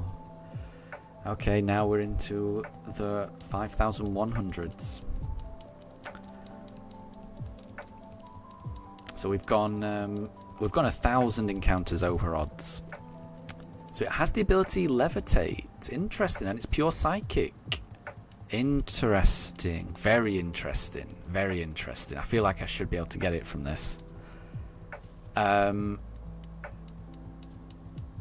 Is it...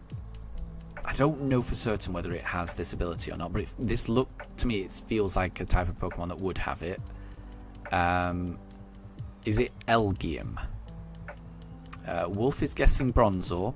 I think the type is pure psychic rather than like a dual type. So I think it's going to be a pure psychic type here.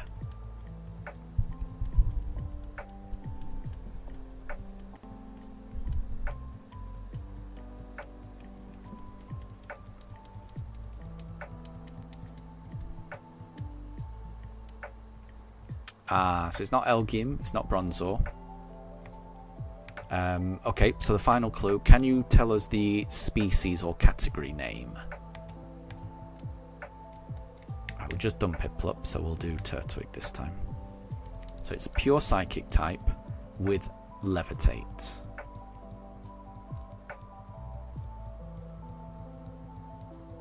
Oh, Wolf's got an idea.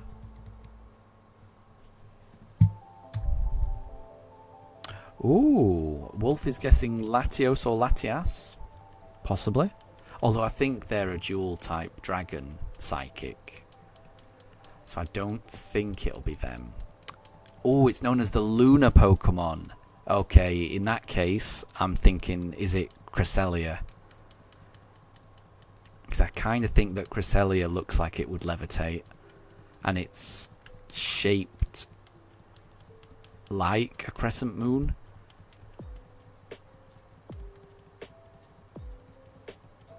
I'm gonna go Cresselia for that. Wolf is guessing Lunatone. That works as well, because I think Lunatone knows Levitate. But I think Lunatone might be a rock psychic. That's my only thoughts.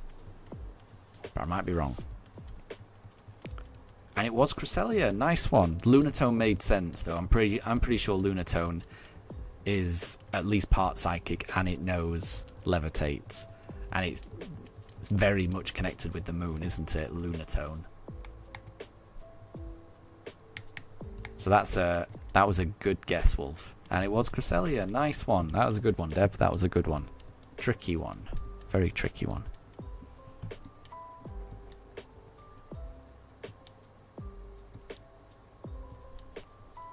Oh, it wasn't Chimchar. Okay. Let's see. Could it be Piplup on the next turn?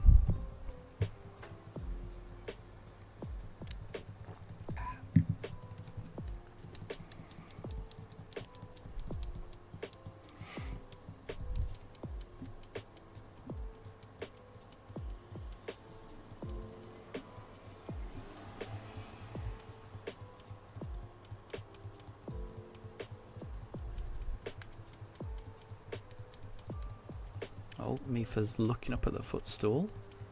Is she going to go in the bed? I'd be surprised if she went in the bed. Because it's quite warm here. And I would imagine the bed is quite warm. She's going up. She's going up. And she didn't knock over Shinx, I don't think. Nope, Shinx is still there. Look at Shinx. And there's Mifa. Yeah, I'm not sure how long she's going to stay in that bed. Like I say, because it's very warm up here.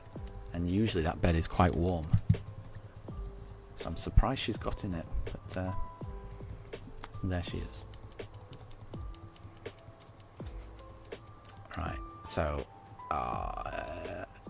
yeah, I think I did Chimchar last time. So it's Piplup's turn this time. Could this be the one? Could it be? There's always a chance. It's not a shiny Starly. Oh, it's frozen. No, it's not. It's not a shiny Piplup. So we roll the dice again. Exactly, Wolf. She was thinking about it. She was thinking, does she want to or not? Maybe. And then decided, yeah. That is what she does. Yeah, she kind of just looks. She looks up and then decides whether is it worth the effort of me jumping up? Yeah, it looks cozy up there. Let's give it a go. Looks like a good spot for a nap.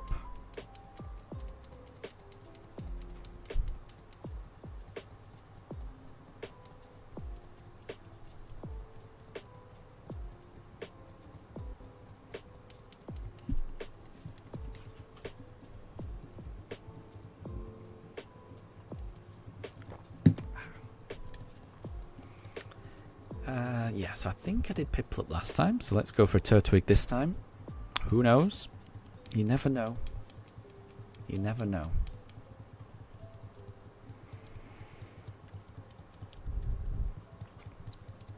And Saley, welcome to stream. Which starter am I hunting? I'm hunting all of them, really. I'm trying to change who I select each time. Because I want the shiny to be random. So I will be happy with any of them. So it wasn't a Turtwig, so what I'm going to try and do is remember that I went for Turtwig last time and then select a Chimchar next time. But it isn't perfectly random because I do forget which one I selected the last time. So sometimes I'll pick the same one. And exactly, yeah, just whoever is shiny, yeah. I like the idea of it just being a random shiny. I'm trying to do a shiny only run in this game, and a lot of the Pokemon I'll be hunting, it will just be a case of whichever shiny appears, they're going to go on my team. So I could end up with a very, very strange team by the end of this run. Who knows? But it just depends. I can't wait to actually start this run. I've been searching for this shiny starter for quite a while. So it's been 2 months and around certainly over 130 hours and over 5,100 resets. So we'll see. So I think I did Turtwig last time, so let's do Chimchar this time. I cannot wait to get this shiny. I really want to get this run underway. Because I really think I'm going to enjoy this run. Oh, but it's not Chimchar, so we'll go again. And we'll go for a Piplup next time. And thank you, Saley. Yeah, it is some dedication. I've heard that people... Because we've gone over odds, so the chances of finding a shiny starter... Most people, on average, would take 4,096 encounters. That's the odds. So that's the average. So we've gone over the average. So we've been a little bit unlucky. But I do know that some people go, 7,000, 8,000, 9,000 encounters, 10,000 encounters. So, some people, really, really go for it. I'm hoping that it doesn't go that high, but we'll see. I will keep searching until I find it. So I've no idea how long it's going to take. I'm hoping I get it soon. We'll just see. It will be worth it. However long it takes, it'll be worth it. I really think I'm gonna have fun on this run, so I'm looking forward to it. Right, we'll go. I think we did Chimchar last time, so let's do Piplup this time.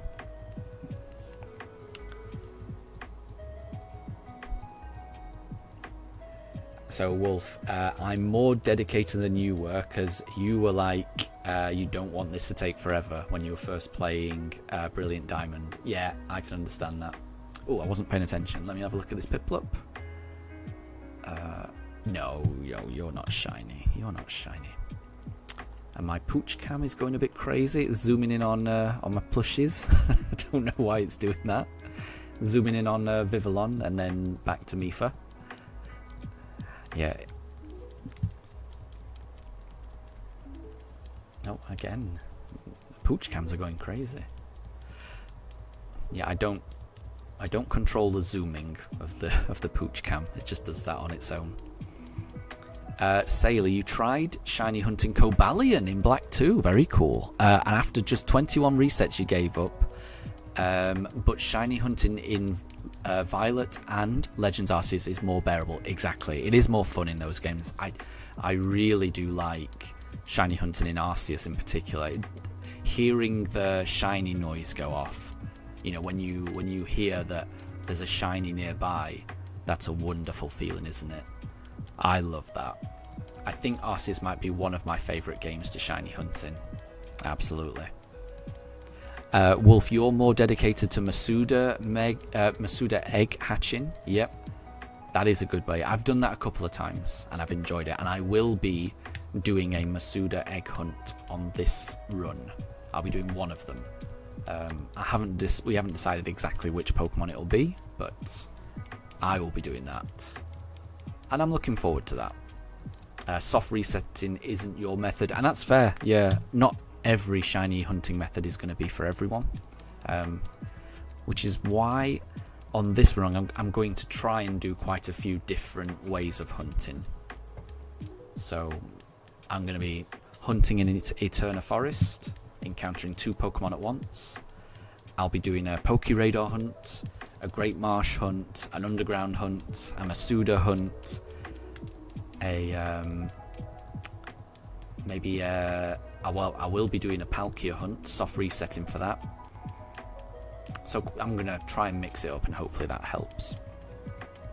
And Saily, is my pooch a pug or a bulldog?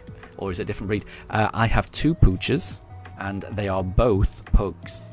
So the pug that you can see in the bed right now, that is Mifa. She's 3 years old. And the pug that you can just see the back of, so you can see on the bottom camera, just underneath the pillow, there's a pug's back with its tail. That is Daruk, and he is almost 6 years old. So I've got 2 pugs. And Deb has got a Who's That Pokemon riddle. So we can either know the generation or the type. Let's go type for this one. So, Deb, who's that Pokemon? Can you tell us the type? And we'll try and guess. Okay, that is not a shiny Piplup. And Saily, thank you very much. She's really cute. She's looking into the camera right now, actually. Yes, she is. She's looking into the camera. She's incredibly cute. They're both adorable, but yeah, Mifa is very cute. She's a very good-looking pug. I think it's difficult to see on the camera, but she's a very good-looking pug. Daruk is a very good-looking pug as well. I'm not trying to say he's not, but he's got very long legs for a pug, I would say. Daruk. I feel like Daruk's got a little bit of another breed of dog in him, because his legs are just so much longer than every other pug that I've seen. He's taller than any other pug I've seen, but proportion wise he's exactly like a pug, it's just his legs are longer.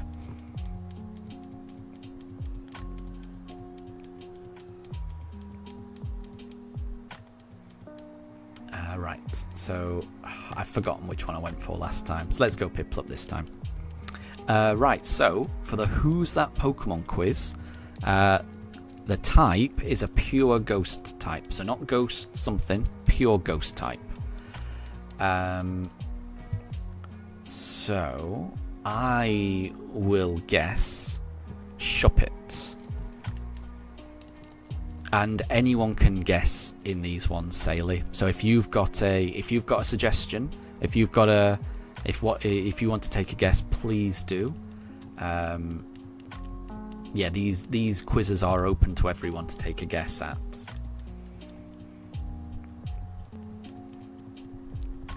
And Wolf, yeah, thank you. Yeah, I do like to make little YouTube shorts of my pugs. So I do these live streams where I'm shiny hunting, and then on my shorts section of my channel, I tend to do just videos of my pugs. So it's not Shuppet. Saley has asked, is it an inanimate object? Interesting, but no, it's a normal Pokemon.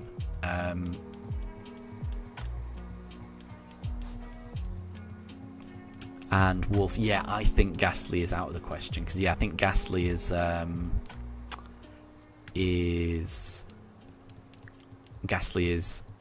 is it Poison Ghost?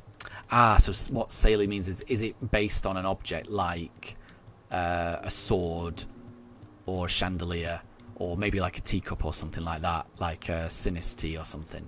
I get what you mean, yeah. So it's not a shiny Turtwig. Oh! Mifa slipped off the stool just then. But she's okay. She is okay.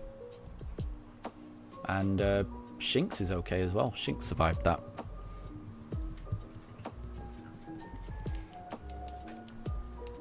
Yeah, Mifa's a little clumsy. But she is okay. Daruk is a lot more graceful than Mifa.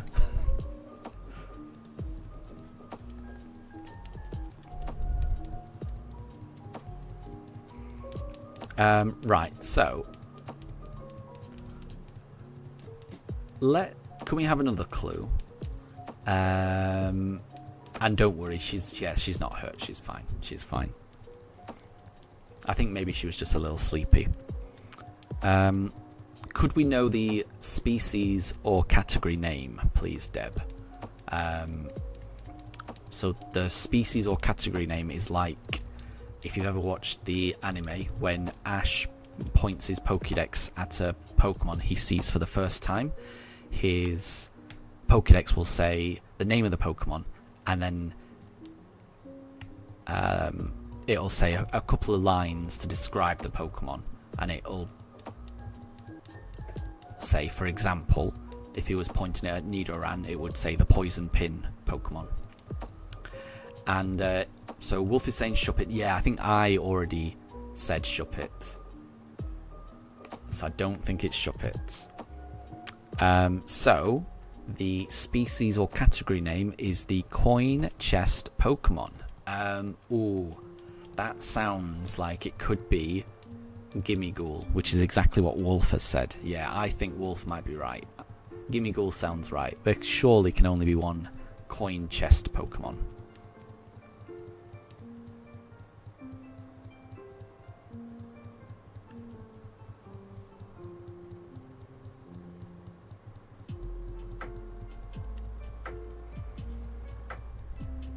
And yeah, I guess asking whether it's based on an inanimate object, it is kind of like based on a treasure chest. But then I think Deb said maybe, because I guess it's one of those, it's quite a subjective thing. It's about whether you think it is or not. Because I guess it's a treasure chest, but there's also a little, a little ghost guy with it as well. It is a tricky one, which I'm assuming is why Deb mentioned maybe, because I guess it could. It's a bit subjective. It depends. It depends on who you ask, I would imagine.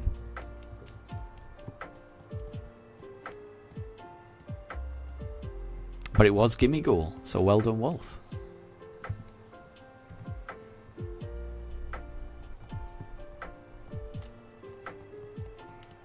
And exactly, yeah, some Pokemon are just based on everything. Yeah.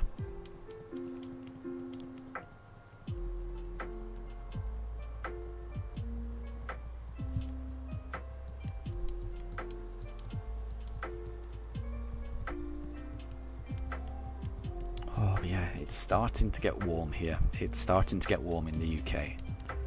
I don't know how much longer my pooches are going to want to stay up here. They tend to go downstairs when it gets this warm.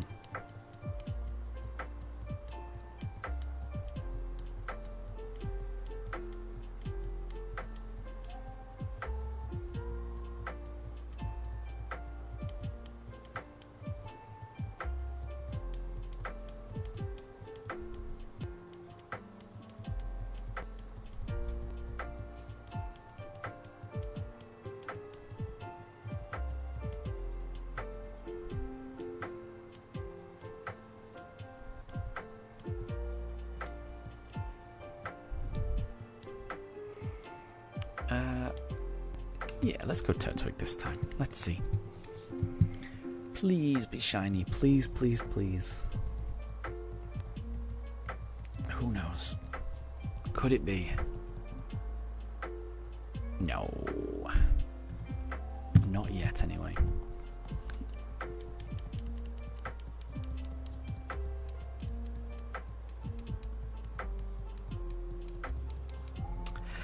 Saley, have I got any shiny Pokemon plushes? You know, I don't think I do.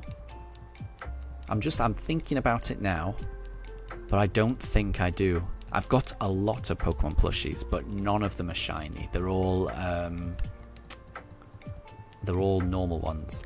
I might be wrong, but I think Wolf, I think you might have a shiny plushie, because I think I remember watching one of your either YouTube or Twitch shorts.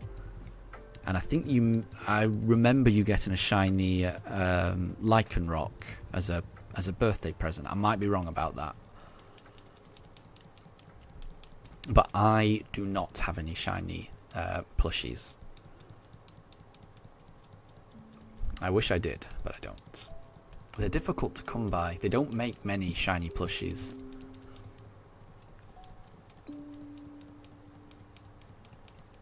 Right, let's go for a Chimchar. Deb has another Who's That Pokemon. And yeah, Saley's asking for the type. I agree, Saley. Yeah, could we know the type? So yeah, the way that Deb asks is that we can either guess, we can either know the generation or the type. We can't know both because that would narrow it down a little bit too much. But I think knowing the type is a good way to narrow it down. So yeah, I agree. Could we know the type, please, Deb? And then we'll guess. And Wolf, your mom got you a shiny Dusk Lycanroc plushie that you posted on your TikTok. Yeah, that's very cool. That is a very cool gift. Yeah.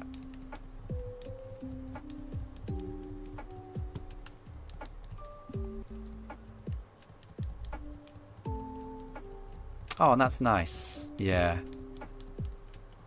Your mum got it you to make you feel better. That's really nice. That is really nice.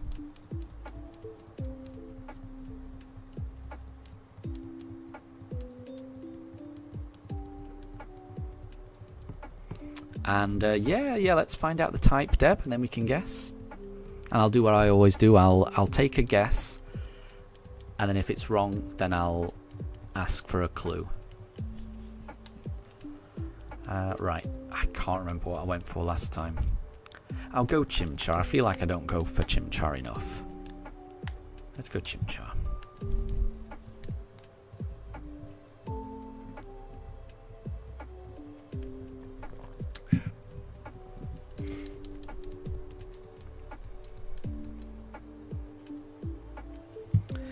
Nope, not shiny. So we'll try next time. So it's, ooh, Dark Psychic. Ooh, that's, is that Malamar? I feel like Malamar's Dark Psychic. I'm going to guess Malamar for that. And if it's wrong, then I'll ask for a clue. But Dark Psychic, that feels like Malamar to me. And that feels like there can't be too many like that. Oh, Saley is saying Hooper. I don't know too much about Hooper, but if Hooper is a Dark Psychic, then that's a really good shout. Yeah, I don't know too much about Hooper. I hope it's that, because that would be interesting for me to know.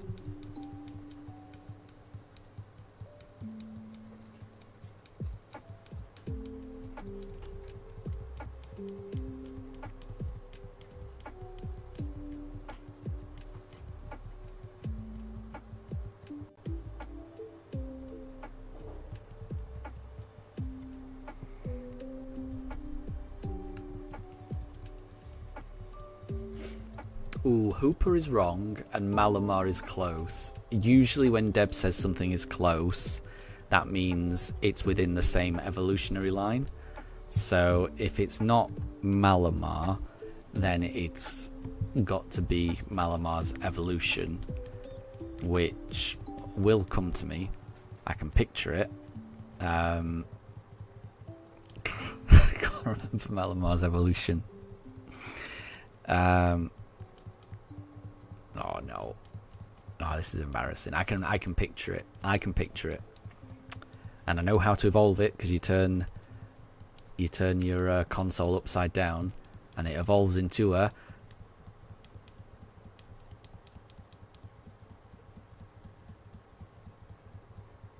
Oh wait, is Malamar the evolution? Inkay! Yeah, that's why. It's Inkay. It's Inkay. It's Inkay. It's Inkay. So Malamar is the evolution. That's why I couldn't think of what does Malamar evolve into. Malamar is the evolution. It's Inkay. That's the answer. Ay. I confused myself there. For some reason I thought Malamar was the name for the... Yeah, Saley, Inkay. Exactly that. Yeah, I was getting confused. In my head, Malamar was the pre-evolution. And Inkay was the answer, so well done, Saley. Well done. I almost didn't get it. I almost didn't get it. Well, that would explain why I was struggling to remember it. Exactly, Malamar is the evolution. Yeah, in my head I thought Malamar was Inkay. Right, so... It wasn't Turtwig, so we'll go again. Deb has got another Who's That Pokemon. Yeah, let's know the type. I like knowing the type. It narrows it down quite a bit. I quite like it. So could we know the type, please, Deb?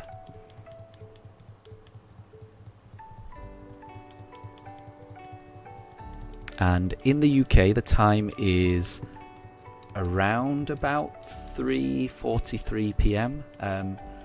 My dogs like to go out at around 4 p.m. I won't be taking them out on a full walk because it is too warm.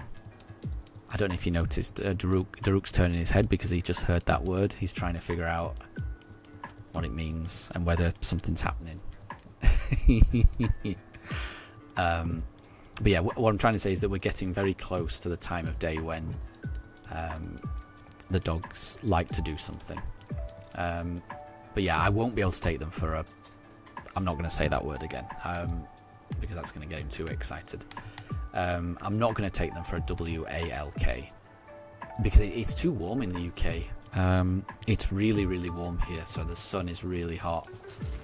But I will have to give them a little run around in the garden and give them their evening meal. So I think what we'll do is we'll do Deb's Who's That Pokemon quiz, and then after that I'll take a little break so that I can get them fed.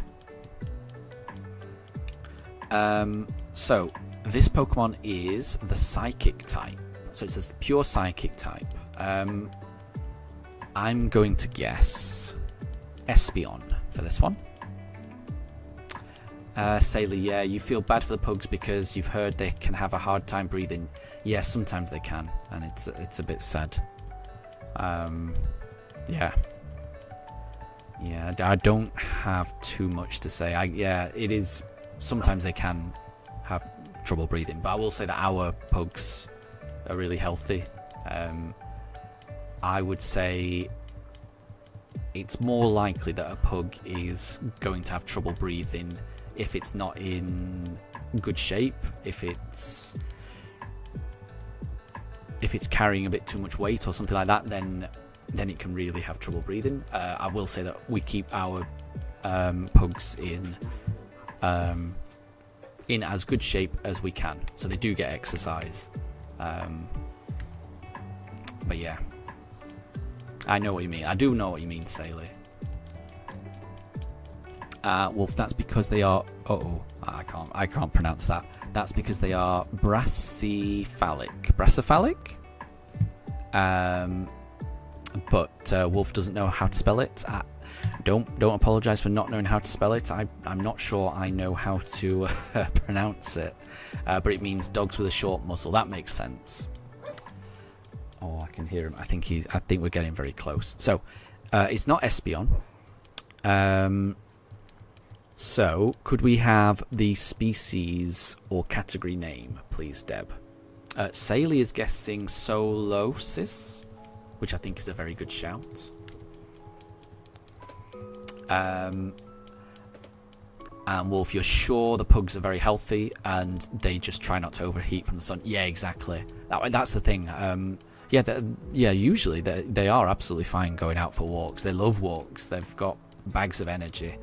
It's just in this heat, when the pavement is really hot, when it's been, it is just a little bit too warm for them to go out. That's the thing. But they do go out for morning walks, just not in the evening when it's this hot. Right, so the answer is the bright Pokemon. That rings a bell. I'm going to be honest. That sounds very. I feel like we've had that before. But I can't think of it. So I'm going to guess. What am I going to guess for a pure psychic Pokemon? Alakazam? I'll go Alakazam.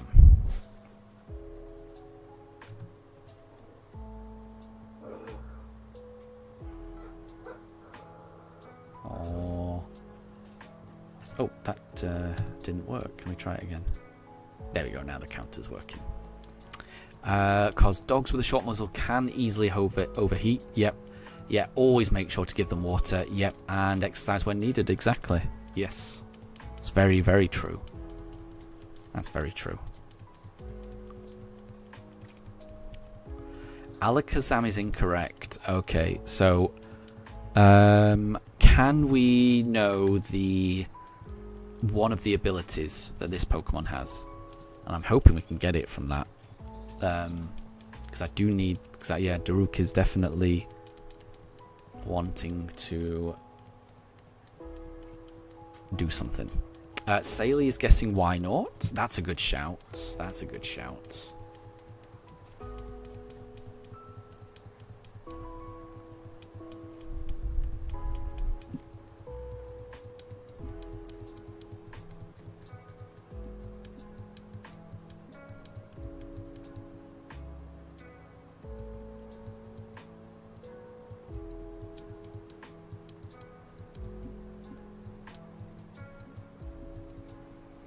Right, so let's go... Yeah, let's go Turtwig. Why not? And Saley has guessed why not. So, that works.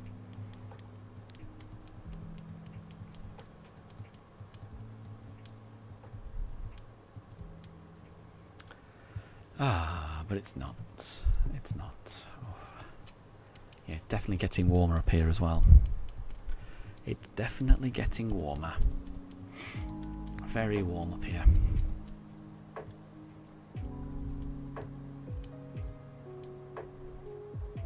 Ooh, telepathy as the ability. Interesting. Okay. Oh, but why not was correct. Well done, Saley. Well done. I wouldn't have got that. I wouldn't have got that. That's really, really well done. Really well done, Saley. So congratulations. I am going to take a little bit of a break. So I'm gonna be gone for probably about 40 minutes because I'm gonna have a bite to eat as well. So if anyone needs to go, thank you very much for joining up to this point. It's been lovely having you. And yeah, if you need to go, then have a lovely rest of your day. For anyone that might be around in 40 minutes, then I will see you then. But yeah, we'll catch you in a bit. I'm going to go give the pooches their evening meal, let them have a run around outside, and then I'll be back. I don't know if the pooches will be back because it's getting quite warm in the attic and they tend to prefer the lower levels of the house where it's a little bit cooler, so we might not see the pooches for the second part, well, the third part of the stream. This is the second break we're having. So yeah, if anyone wants to say goodbye to the pooches, you might need to say goodbye because yeah, Daruk's very excited. So I'll be back in about 40 and we'll catch you later. Okay, so take care everyone. I'll see you in a bit.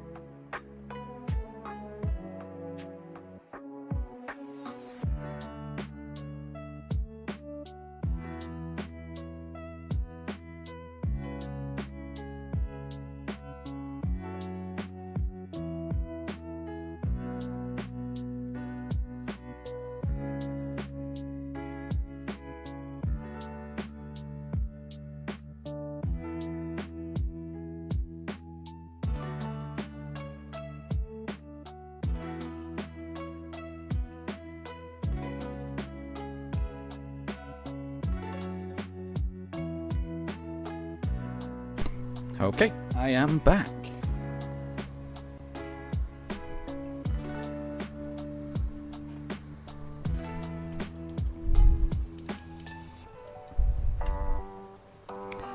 But there are no pooches. It's too warm. It is far too warm.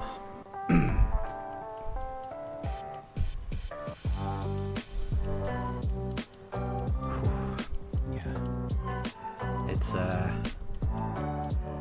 feels like it's getting warmer and warmer up here. I've got all the windows and fans going, but it's very hot and stuffy in the attic here. I don't think the pooches would enjoy it. So they are much more comfortable downstairs where it's cooler.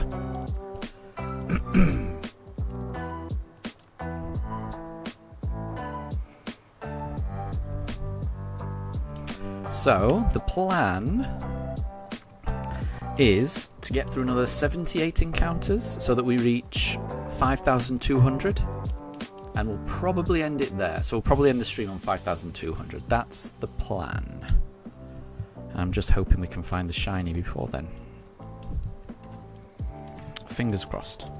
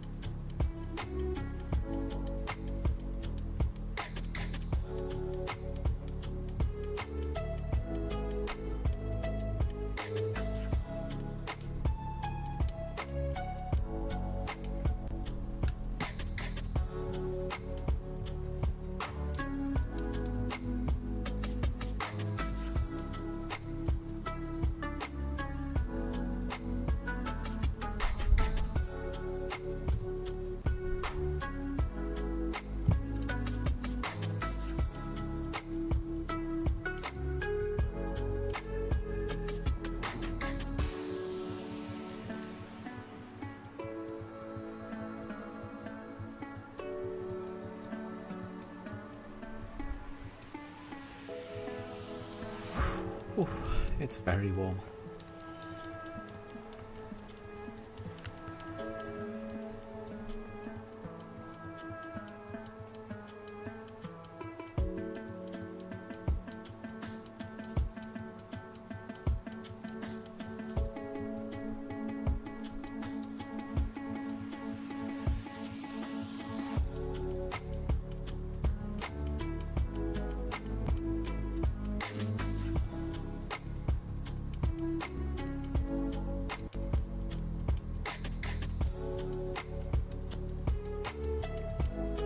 And hi there, James. I hope you're doing well. I'm right in thinking it was your birthday yesterday, was it? I seem to remember. How did it go?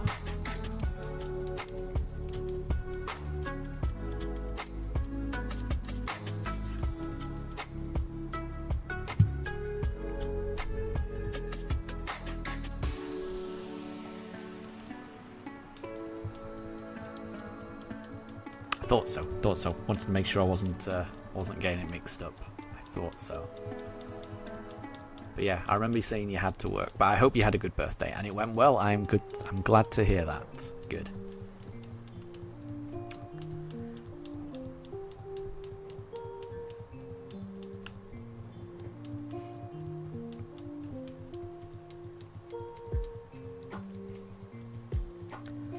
Yeah, I hope everyone is staying safe. Because it's very, very hot in the UK. It's very, very hot. Oh yeah, and James, if you were hoping to see the Pugs, I'm afraid they're downstairs. It's very warm here, and I stream in the attic, which is the hottest room in the house. So I had the Pugs up here in the morning and for the first part of the afternoon, but when I came back up here after giving them their evening meal, it was way too warm. It's so warm up here now. The Pugs wouldn't enjoy it, so they're downstairs where it's much cooler, and they're a lot happier down there. At least when it's this temperature. So sadly, no more pooches for the rest of this stream, which is a shame, because I much prefer streaming with the dogs next to me, but it's just too warm. So I hope everyone is staying safe in the heat.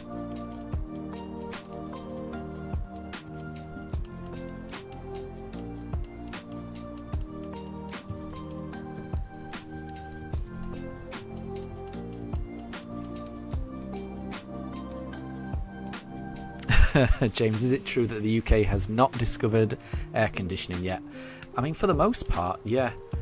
There's very few houses or flats or apartments, however you want to call it, that have air conditioning. Generally shops do. If you go into a shop in the UK, 9-10 times out, well, most of the time it's going to have air conditioning, but for the home, very few homes have air conditioning.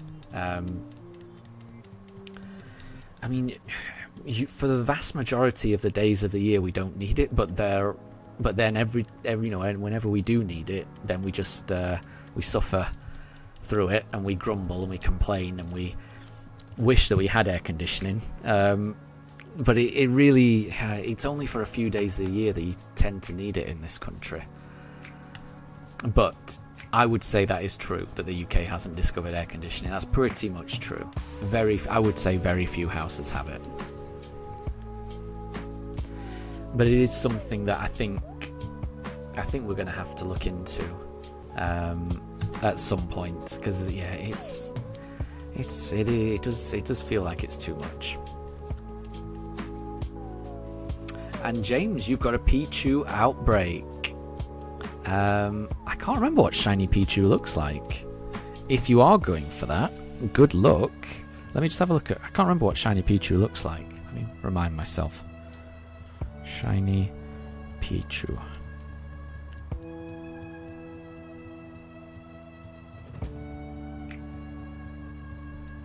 Oh, no.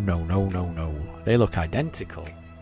And I bet, yeah, and they'll be really small as well. Well, I mean, good luck. Good luck if you want to. I would assume it would have to be through auto battling, surely. And then just wait until your Pokemon doesn't want to battle a Pokemon, and then you know it's shiny. I remember doing that for the White Stripe Basculin in Kitakami. Shiny Basculin and normal Basculin looked identical to me. I could not tell the difference, so I just went around in this. They only spawn in one lake in Kitakami, and I just went around knocking out Basculin for ages until I found a shiny.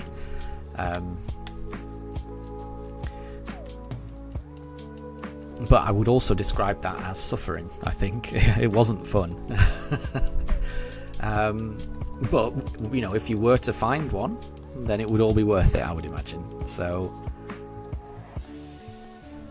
I would say if you don't have a shiny Pichu, I would say go for it. Or you could hunt for Swordsbuck. Swordsbuck's a really nice shiny. Yeah, I would probably go for Swordsbuck. If those were my options, I would choose Swordsbuck. That's a really nice shiny, and it's a lot bigger, and it's a lot easier to tell. Yeah, I would go Swordsbuck if I were you.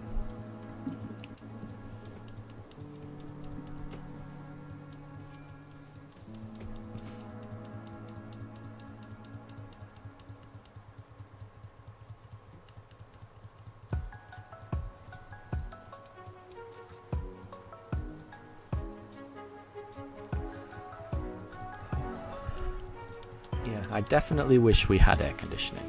I definitely wish that.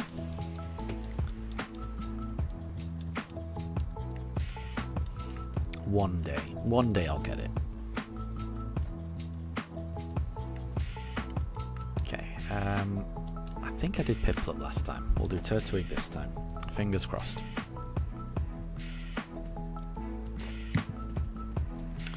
So I'm going to do another 65 encounters just to bring it up to 5,200. Oh, nope. Another 64 encounters. So there's still a chance I can get it. I really hope I can get it.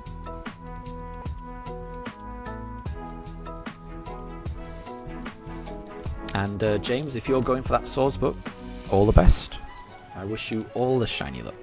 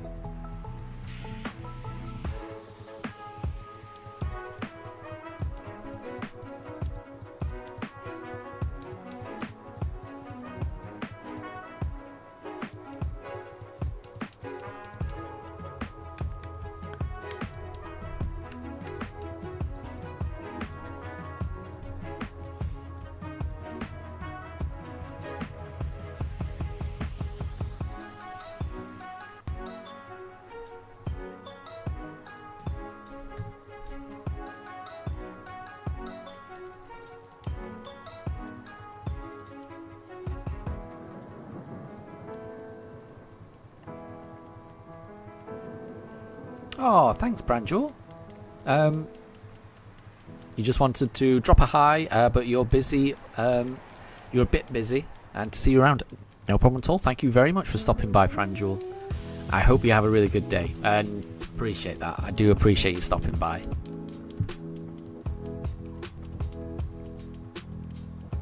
And I will catch you next time.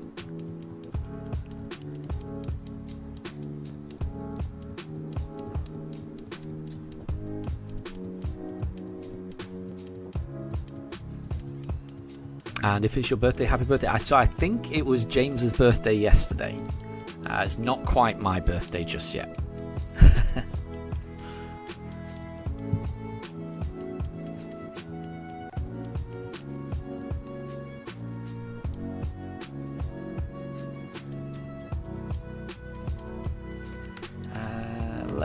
go Turtwig. Let's go Turtwig.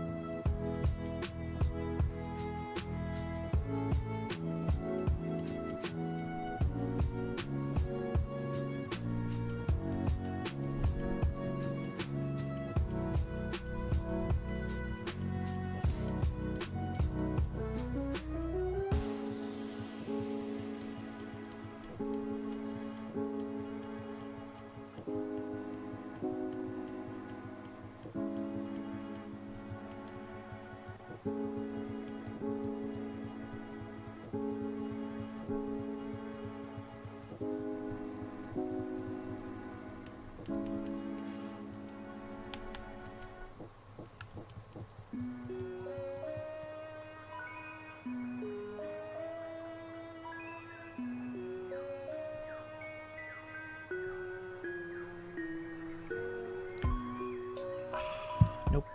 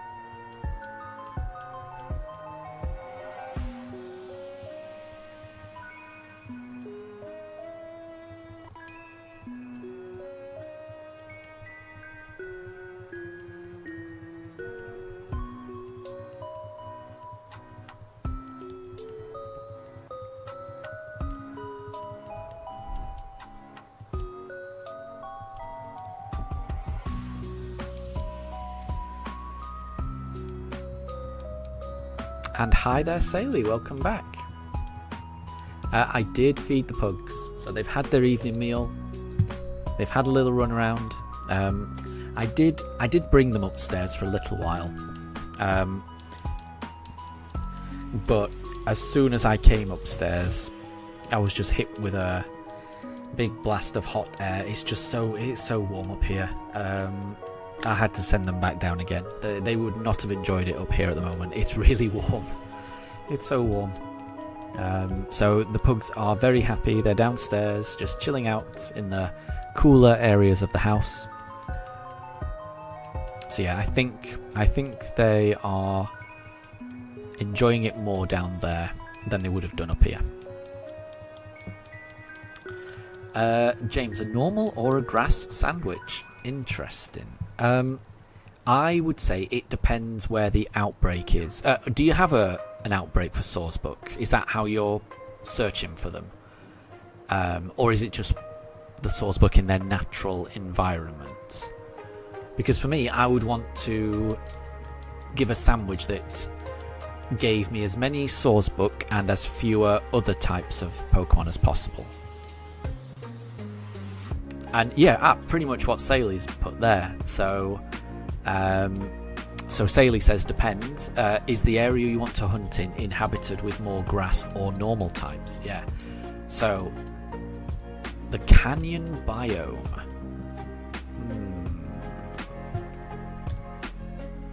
interesting. I'm trying to think what would be better. I would be leaning towards grass, I think. But what I would do is I would maybe just go to the area first and just have a look and see, can you see any other grass Pokemon nearby? Because if you can see grass Pokemon nearby, maybe go normal. But my first thought would be grass, I think. But that is purely just going on my gut thought. I'm not sure if anyone knows exactly what Pokemon would be there.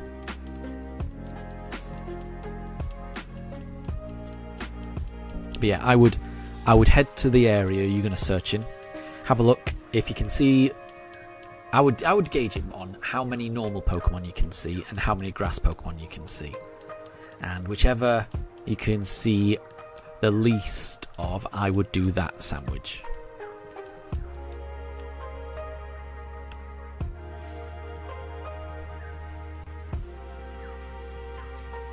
And hopefully you can get that source book.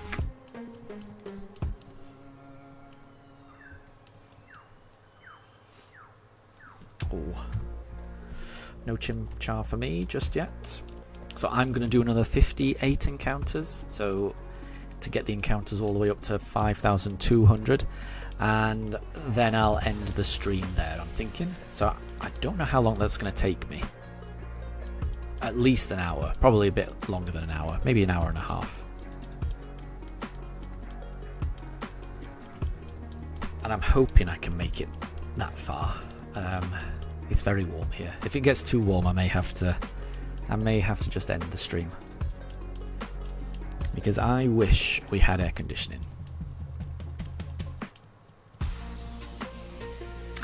Yeah, exactly what Saley's put. Yeah, if there's more natural grass types, go with the normal, and vice versa. So if there's more natural normal types, then go with the grass sandwich. Yeah, I think that's good advice.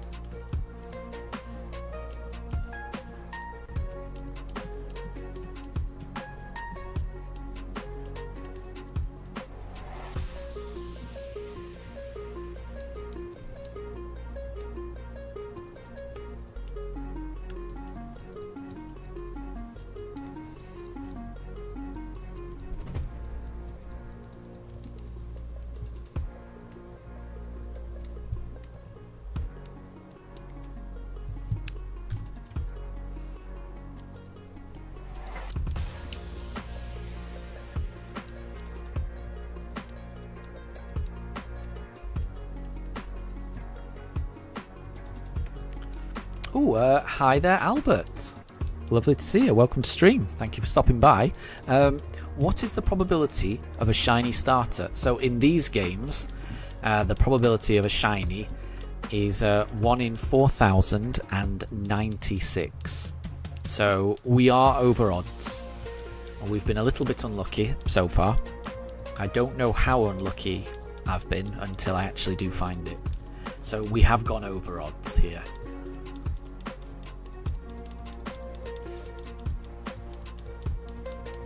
But yeah, I'm just going to keep going until I do find a shiny, and I'm happy with any shiny. So what I'm trying to do is I'm changing what I select each time, so that when the shiny does appear, it will be a random shiny, so I can start my shiny only run.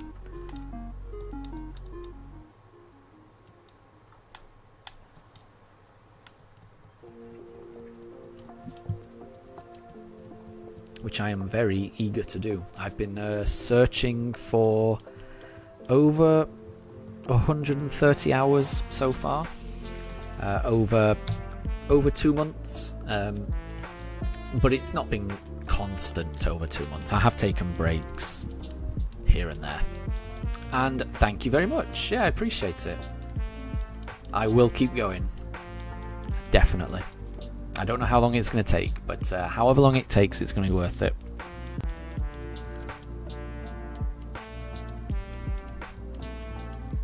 Because my plan is to do a full shiny only run through this game. I think this is going to be the most difficult part of the run, though. I think the odds of finding a shiny will always be pretty much 1 in 4,096. There's not many ways to reduce the odds in these games. There's a couple of ways. So I will be doing one of the ways. I will be doing one Masuda egg hunt, which lowers the chances, which is helpful. And I'm also planning on doing a Poke Radar hunt as well, which I've never done before. But other than that, I think the shiny rate is just going to be a consistent 1 in 4,096. But all of the subsequent hunts, most of them won't involve resetting the game and having to wait for loading times, which is going to speed things up. And also, for even the hunt where I will have to do that, because I want to shiny hunt Palkia, which will involve resetting. But at least that one, I won't have to sit through all of the dialogue between Professor Rowan and Dawn and Barry. I can just get straight into the encounter. So yes, this is definitely the longest part of the run. So I'll be very relieved when this is done. And hopefully the run should speed up after this. But you never know. I mean, it's all probabilities, so you never know what's going to happen. And the next encounter could always be shiny.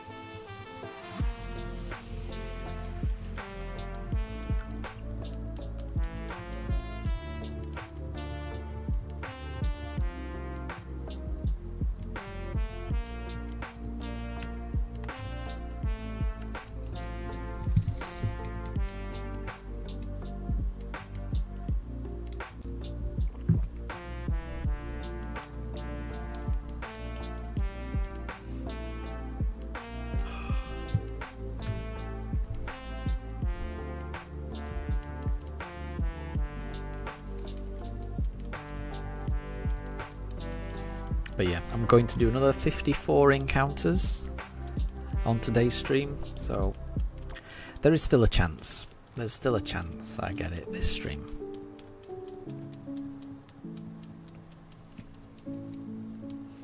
And that's a nice way of looking at it, Albert. Yeah, it's about delayed gratification, it's about patience and resolution, exactly. Yeah, no matter how long this takes, it's going to be worth it when I finally do find it. The longer the search, the more it's going to mean to have this party member on my team. And I think it's also, when I do get this shiny, it's gonna remind me of the journey that it took to get there. So it's going to mean an awful lot when I do get it. Because this has been up to now a 2-month journey where I've had the pleasure of talking to a lot of people along the way. So yeah, it will mean an awful lot when I finally do get it. And Deb, welcome back. Hope you're doing well. And don't worry, you're never late. Don't worry. Anytime anyone stops by is exactly the right time.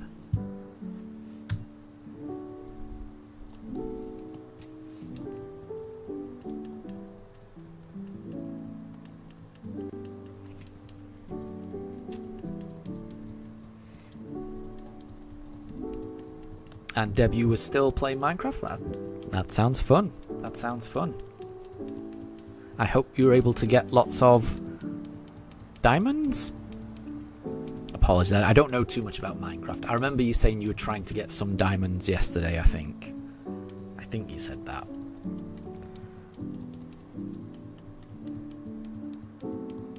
Oh, and Sailor, you're watching while playing Smash Ultimate. Nice. I don't play too much Smash Brothers, but I do have Smash Brothers Ultimate for the Switch, so I have played it a little bit. But I'm still making I got it a few weeks ago, and I've been playing it on and off in my free time, just an hour here and there. So I'm still going through the... I don't know if it's the main campaign where it's like you've got to unlock all these spirits and you travel along a map, trying to unlock bits of the map, presumably to try and get to the top. I'm still working my way through that, but I'm enjoying it. I tend to use Kirby. I quite like Kirby in that game. But I hope you're having fun playing Smash. You play it on and off and you suck up. I'm exactly the same. I'm terrible. I am terrible. But I do find it fun. It's a fun game with lots of... I was surprised by how many little Easter eggs there are for old games and things like that. It really does feel like a kind of like a love letter to the games history, games industry. It's a nice game. Deb, so in Minecraft you're currently facing a food shortage. You need to build a wheat farm in Minecraft. Well, I hope you're able to rectify that. Mello, good to see you. You're currently at 651 for Mewtwo and losing hope. Just keep going, please keep going. You will find that Mewtwo, I know you will. You found Mewtwo twice before. You'll find Mewtwo the third time. I know you will. And Albert, you got to go. Thank you so much. That's really nice of you to say. Thank you. I really appreciate that. Yeah, we try and have a calm, cozy vibe here. But yeah, thank you very much. I really appreciate that. And I hope you have a wonderful day. Thank you very much for stopping by. I hope to see you again soon.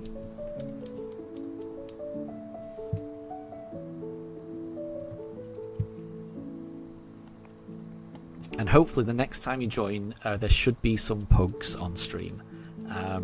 It's a little bit warm in the UK right now, so I stream in the attic where it's a bit warm, and it's a bit too hot for my dogs up here. So apologies that there's been no Pugs for the last hour or so, but it's just too warm up here. They prefer it where it's nice and cool, and I don't blame them. And exactly, Saley. Yeah, Mello, you will definitely find that green Mewtwo. Do not give up. You'll get there, Mello.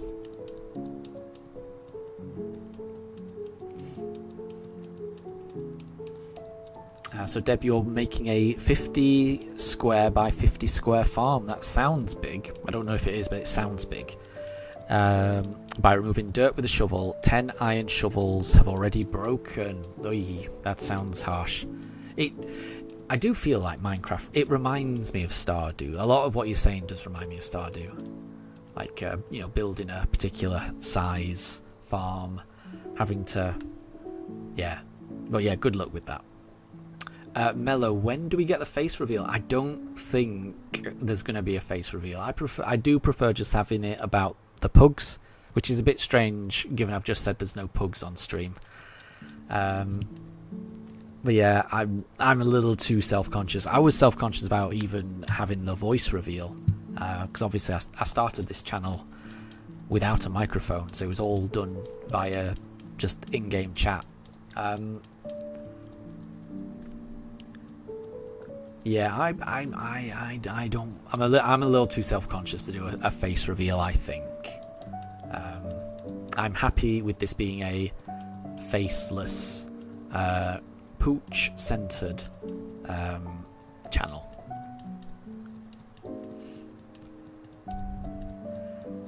Sailor, you don't know much about Minecraft, but you definitely shouldn't lose 10 shovels for 50 by 50 patches. Interesting.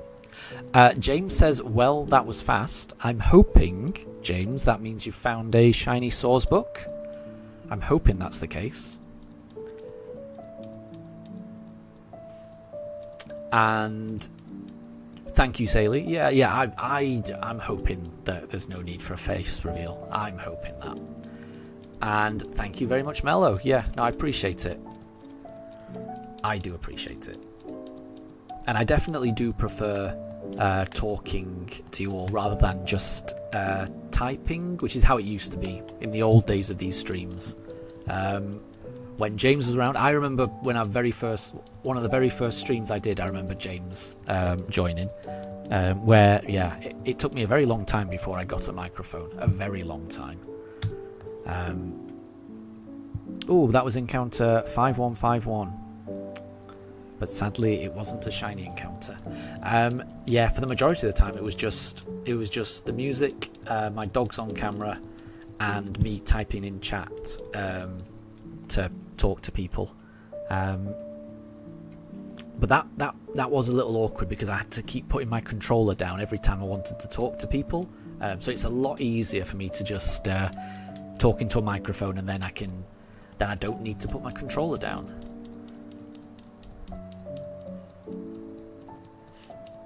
And Deb, that's a nice way of looking at it. Yeah, the main thing is to enjoy the game. And yeah, even though I've been doing the same thing for 2 months, I am enjoying this. That may seem difficult to believe, but it is quite nice.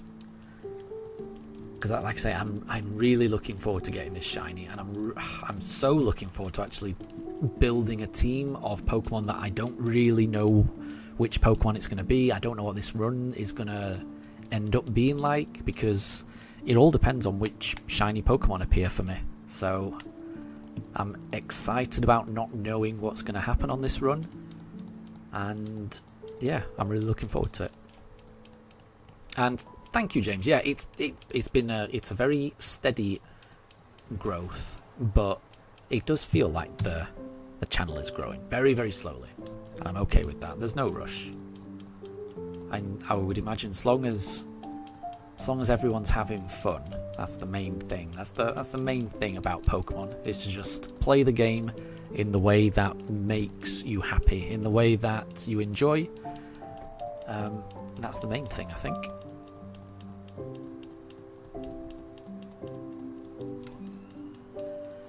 Mello, have I thought about having someone on stream as well, so you can talk to someone while you stream and you can both talk and chat?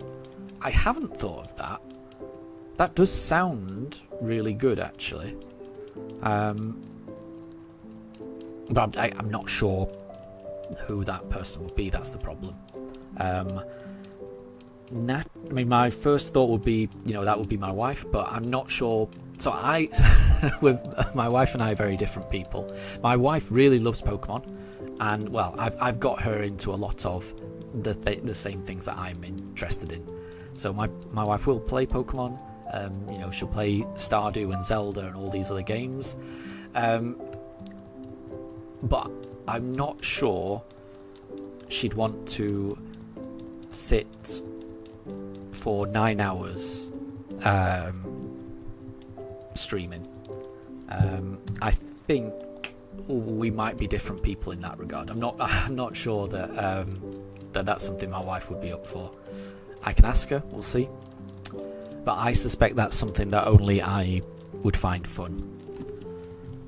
But I don't think it's a terrible idea, so we'll see.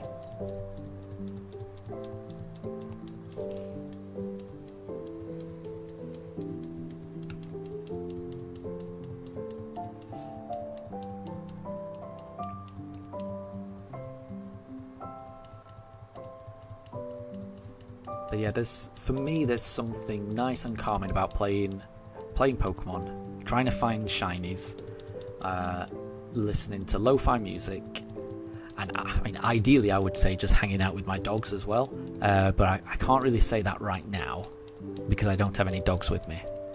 But they were here earlier in the stream when it was less warm in the attic. But it's not always, the weather's not always like this in the UK. This is definitely an abnormal weather event for the UK. It's not usually this warm. So 9 times out of 10, I've got my dogs with me, which is, it makes these streams go by really fast for me. I really enjoy it.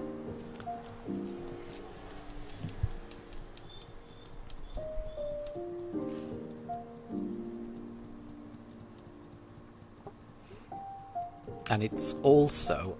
sorry, I missed that, James. So, James, you said yep. So that sounded like it was you did get the Source book, so that was really fast. Is that making you want to go on a shiny Pichu hunt now? Is that filling you with confidence to try and do that? But I think the Pichu hunt might be... It's not something I would want to do.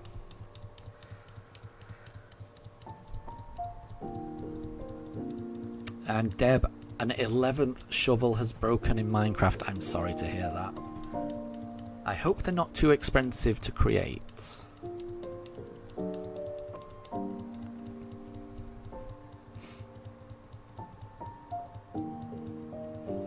And Mellow, yeah, maybe for an hour or two, that if it were to happen, that would probably make more sense, I think.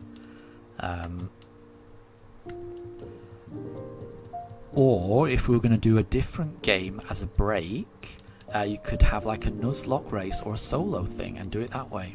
Interesting. Those are good. I've never done a Nuzlocke before, so I'd have to look up what the exact rules are. And that is an option. I will say I've got a lot of things that I want to do. I've got a lot of things I want to do, basically. So it's kind of tricky to fit in new ideas, because in my head I've already got a list of 4 things I want to do after I've done this. So, and I suspect once I've got round to doing all of those 4 things, there'll be other things that I've thought of that I want to do. It's difficult. It is difficult to fit everything in, especially when these runs take as long as they do. I wasn't expecting this part of the run to take as long as it has done, but that's the thing, you never know how long it's going to take. So Saley, gonna continue your Mystery Dungeon DX run. Interesting. I've recently bought that game, and when I say recently, like a couple of hours ago, I won an eBay auction for that game. So I'm looking forward to playing it. I've never played any Mystery Dungeon before, so I'm looking forward to that. I heard good things about it, which is why I bid on it. So I hope you enjoy it, Saley. Thank you very much for stopping by. And yeah, I am looking forward to playing that game in the near future as well.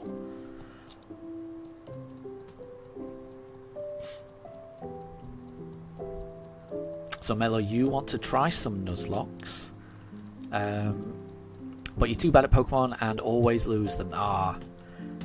Yeah, I mean, I guess it's anything. I guess it just depends. Sometimes the challenge is the fun part. You know, whether it's successful or not. You know, sometimes it's just the challenge that makes it memorable.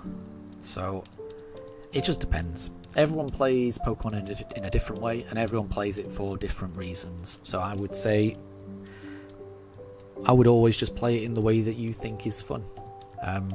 I know for me,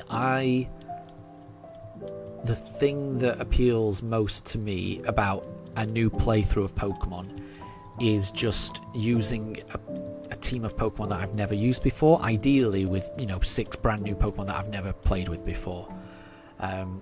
For me, that's usually enough to make the whole run feel fresh and new, and that's all I want. I just want the run to feel different to a run that I've done before. Saley, so you've never played it either, the Mystery Dungeon game. This will be your first playthrough, and you won't spoil it. I appreciate that. Thank you. So yeah, good luck. I hope you enjoy it. Sounds good. Mello, so I've been doing this since May the 5th. So it's 2 and almost a half months I've been doing it. Yeah, I can't remember. So I don't... I think I remember scrolling through my old videos, and YouTube tells you how long ago each video was posted. So YouTube says 2 months on my earliest video for this series. So I assumed it was 2 months. But I didn't actually go in and look at the date. So yeah, it's been quite a bit over 2 months then. Oof. But I will say it's not been constant searching during those just over 2 months. You know, I did take a little bit of a break when family came to visit. So I think there was a break of like 2 weeks where I didn't do any streams because family was here. So yeah, it has been a while, but it's not been, you know, there has been a break in there of a little bit of time.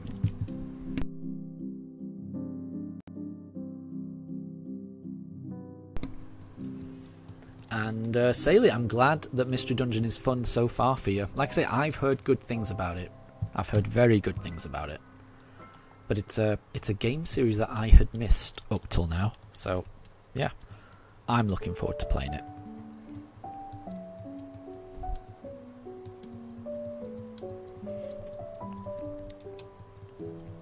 And I got it for a very reasonable price on eBay. I paid £17 for it. Well, £17.56, which seems very, very cheap for a Switch game. Suspiciously cheap. So yeah, I'm very much looking forward to it.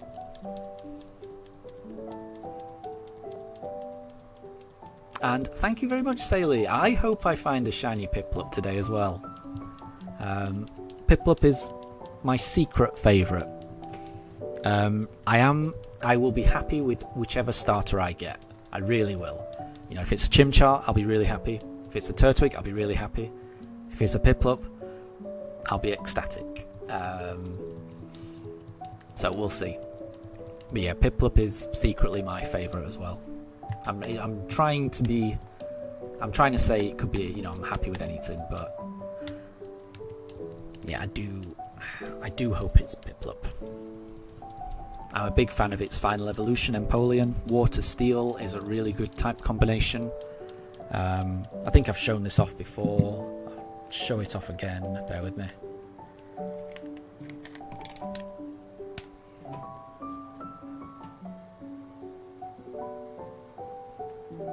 That's my phone's ring holder, and it's a little Piplup. So yeah, I'm a big fan of Piplup. But I am also a really big fan of Chimchar and Turtwig. I think this generation did a really good job of the starters. I mean, and I'm saying that, but then I always love the starters in these games. I think the Pokemon Company does a very good job of designing the starters.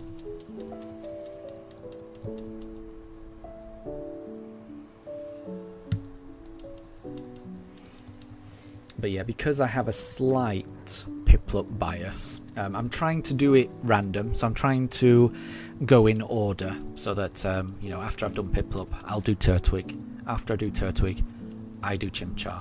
After I do Chimchar, I do Piplup.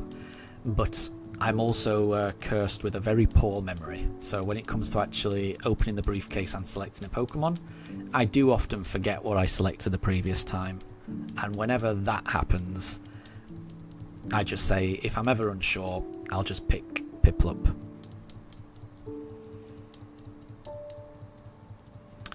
Sailor, your all-time favourite generation is Generation 5. Nice. I think I did Piplup last time. Let's do Turtwig. That's cool. One of the things I'm really looking forward to on the Switch 2 is I'm looking forward to Pokemon re-releasing Generation 5. I'm looking forward to that so much. And the reason I'm looking forward to it so much is because I kind of missed Generation 5. I stopped playing. So I played Pokemon right from the start. Generation 1, 2, 3 and 4. I played them, you know, so I played Diamond and Pearl. I played Soul Silver. That came out in Generation 4. But after that was around the time that I moved down south, moved down to London, got a job that took quite a lot of time, and I just stopped playing games for quite a while. So I didn't pick up Black and White, so I never played Generation 5. Never bought a 3DS at the time, so missed out on Generation 6 and 7. And it wasn't until the Switch came out and the Let's Go games started getting advertised on TV, and you know, that whole Kanto, Pokemon Yellow nostalgia started to hit me, and that's what got me into Pokemon again. So from that point, then I played Generation 8 and Generation 9. But I have missed out on Generations 5, 6 and 7, which I'm quite sad about, but I am looking forward to those games getting re-released. Very much so. Mello, you didn't like Generation 5 at first. When you played it again many years later, you did enjoy it. Same with Generation 9. But Generation 3 and 6 are your all-time favourites. That's awesome.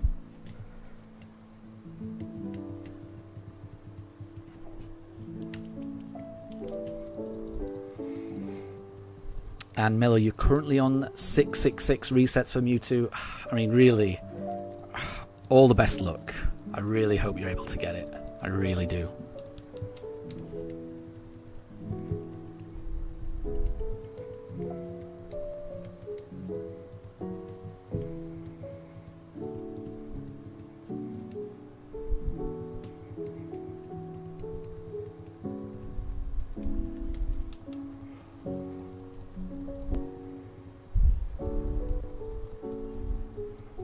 Yeah, hopefully it's not too much longer before that Mewtwo shines for you.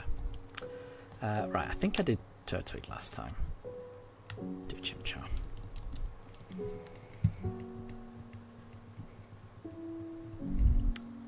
"17 pickaxes, Deb. My gosh.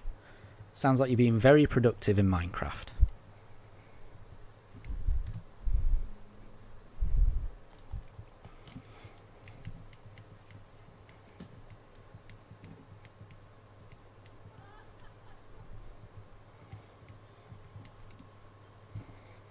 Okay, I'm just going to take a very, very quick 5-minute break. I'll be back in a second. Bear with me.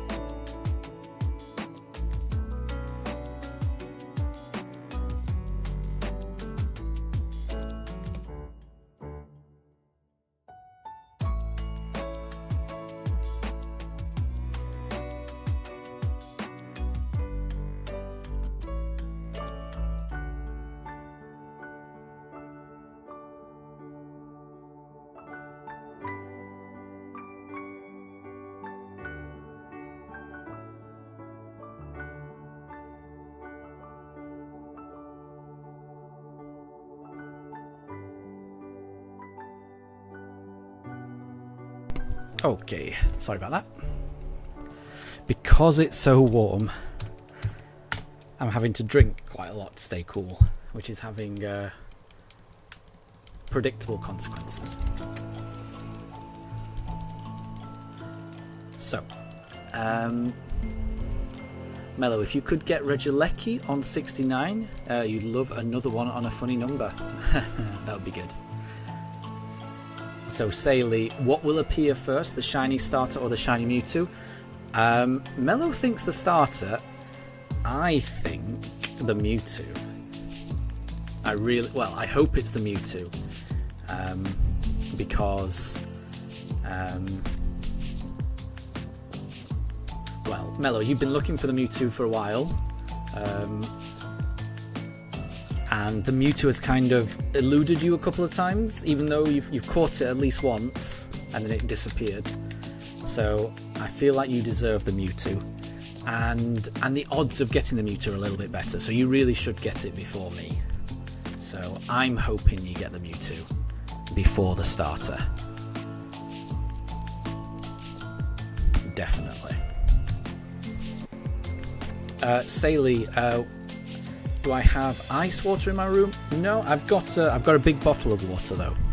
I do prefer to drink water, either water or a cup of tea, which I know not everyone enjoys a hot cup of tea on a hot day, but I do quite like it. But I also like having just water. It's very refreshing.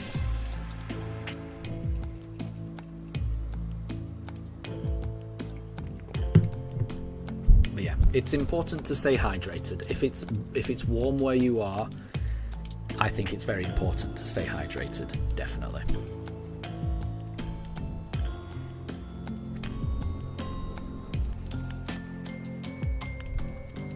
And I missed that, Saley. Thank you for the welcome back. And shiny hunting is waiting. The shiny is out there. I've just got to find the shiny. And the shiny is waiting for me. Saley, I like a cuppa at this heat. I absolutely do. Yeah. How does that feel? I don't know. So yeah, logically, I think it doesn't make sense, does it, to like having a hot cup of tea on a hot day? But there is something about it that's just it just feels calming to me. It feels calming. It feels nice. I mean, I will say, it's not like I only drink tea when it's hot. I drink tea year-round, all the time. In my mind, there's no situation in life that is not improved immeasurably by being handed a hot cup of tea. In my mind, that just improves any situation, and it includes hot summer's days. Yeah, I would imagine everyone has just something that's like a comfort thing that just makes them feel at peace. And for me, that is tea. I like the process of making tea. I like drinking tea. It's very ritualistic for me. I do like it. I can't imagine life without tea. There's a lot of things in life, in terms of food and things like that, that I could give up, but I'm not certain that I could give up tea.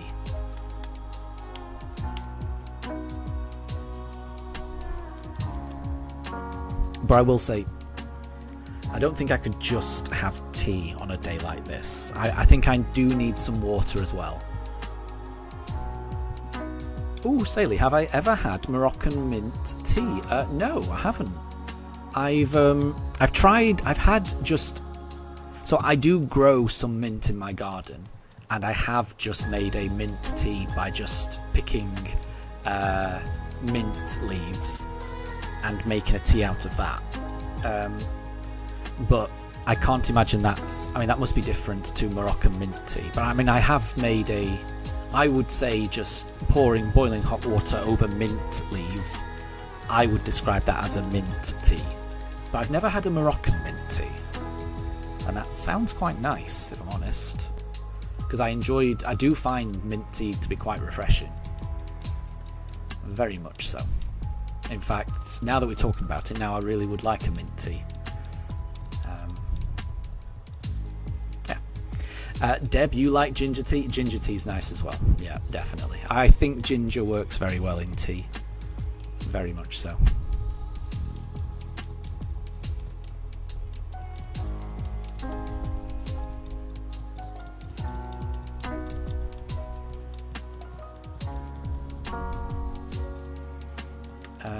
Again, I keep forgetting what I selected last time. So let's go for Piplup. So Sailey, you didn't like it at first, but it is pretty good. So it's something that kind of grows on you a little bit. There's been quite a few things like that in my life. Things that I didn't like when I first tried it, but then either I would keep trying it over and over again, and then I did develop a taste for it, or I just didn't have it for a very long time and then revisited it many years later, and suddenly the thing that I didn't like 5 or 6 years ago, when I try it again, it's actually really nice. There's been a few things that's happened to me. I know when I first tried a pint of Guinness, I did not enjoy that. I did not enjoy that at all. It was really unpleasant when I first tried Guinness. But then I remember one St. Patrick's Day, you had to drink, if you drank 4 pints of Guinness, they gave you a funny hat, and I wanted the hat, so I think I bought the required number of Guinness. After I finished the required number of Guinness, I noticed that the more I was drinking it, actually the more I was enjoying it, and then there was some kind of switch that happened in my brain, and suddenly I liked Guinness. So I do think that tastes can change.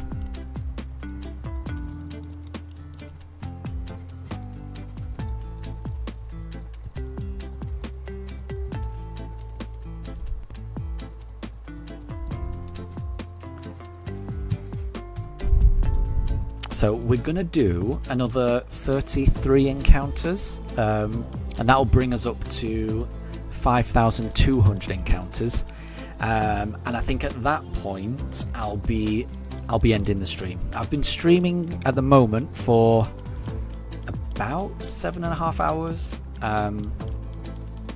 so yeah, we'll be doing another 33 encounters, which I think will probably take us about an hour, and then that'll be it, I think. Ooh, Sailey, have I ever tried Belgian beer? Yes, I have. I'm a big fan of Belgian beer, especially Belgian sour beers. Yeah, some of my favourite beers are Belgian beers. I've spent a lot of time in Brussels. I'm a big fan, very much so.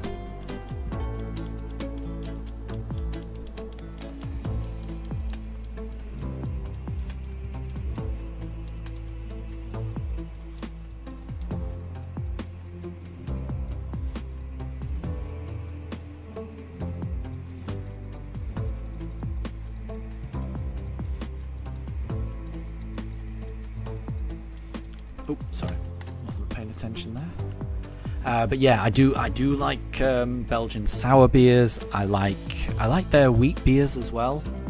There's just so many I like.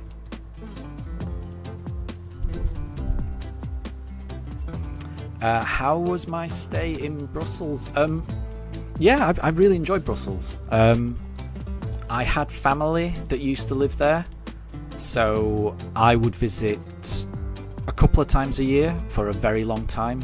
They've since moved away, so it's been a few years since I've last been.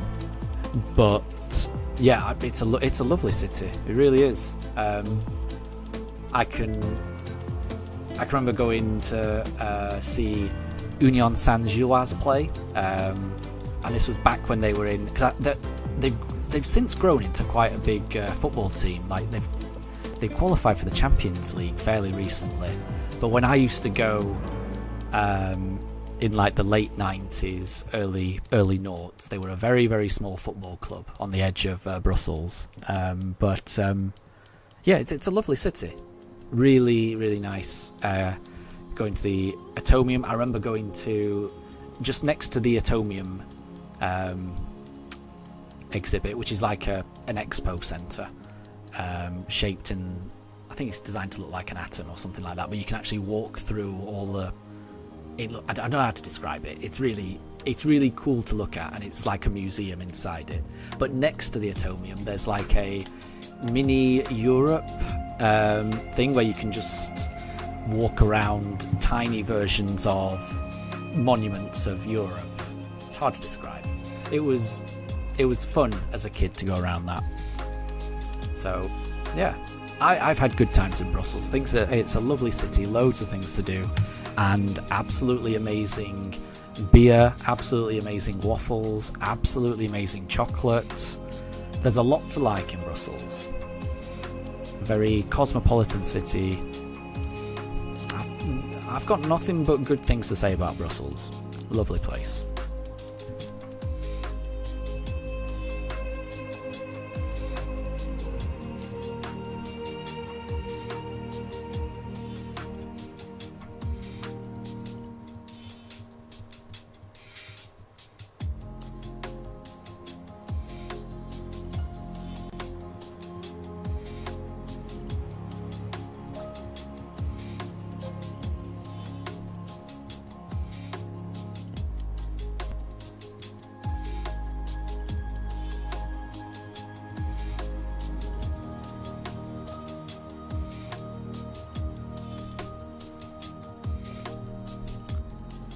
And yeah, definitely made some good memories. Yeah, absolutely.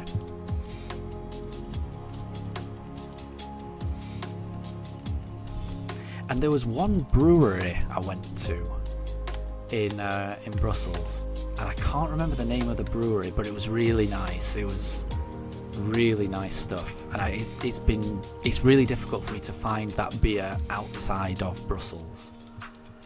I can't remember the name of it. I've been trying to remember it ever since the topic of Brussels came up, and I can't remember it. It will come to me eventually. But yeah, a very nice city.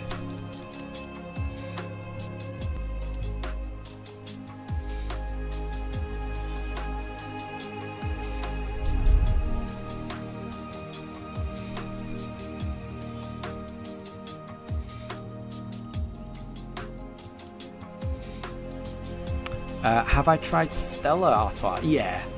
You can get Stella Artois very easily in the UK. That's usually on tap at any pub.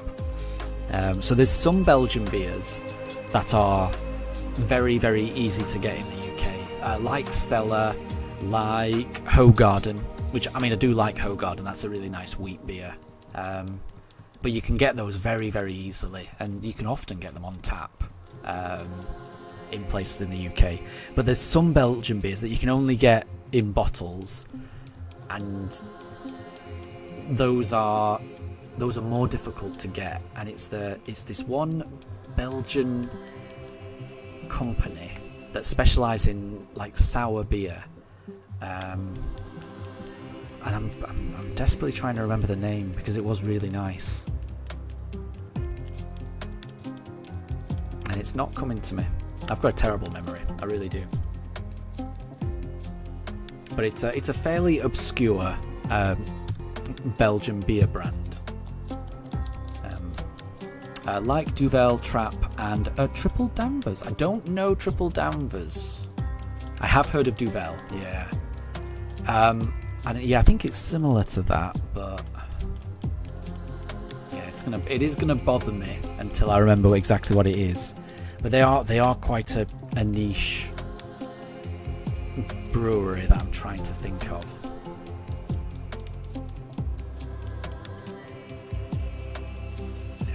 Yeah, it's gonna bother me. I will get it eventually. 'Cause I'm trying to look online to see if that will jog my memory, and nothing is.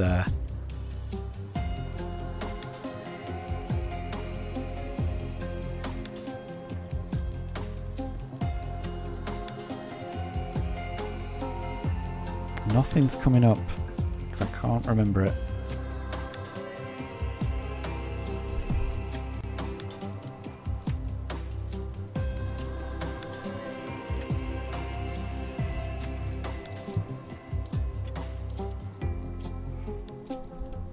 Okay, let's go for a Piplup. As soon as I see it, it will jog my memory.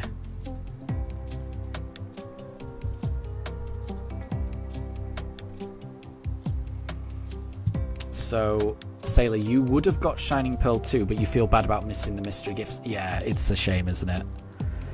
It is a shame. I was lucky in that I got them when they first came out. So I think when they first came out, there was a Manaphy egg that you could get through a mystery gift. So I remember getting that.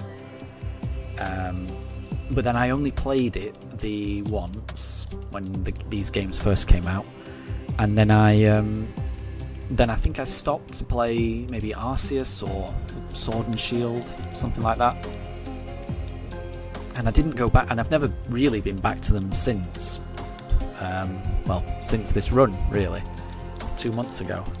But during that time, there's been Shaymin and Darkrai events where people could shiny hunt Shaymin and Darkrai, which sounds amazing, but those were events and they've expired and there's no way to get them back. And I do feel sad about that. It is a bit of a shame.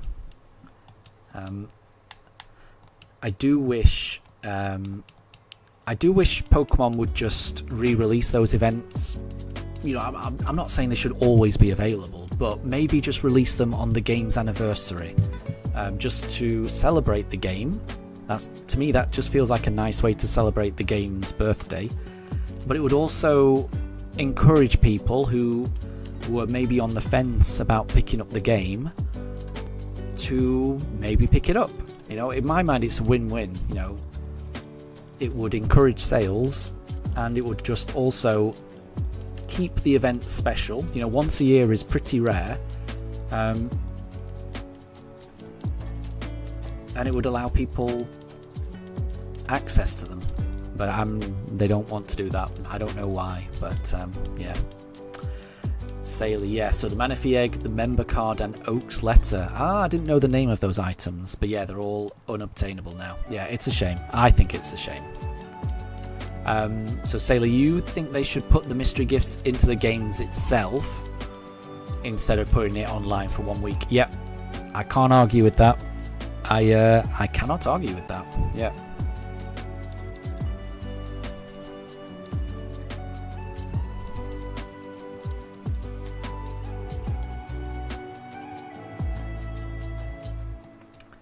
Let's do Piplup. It's hard to argue with that. They really should do that.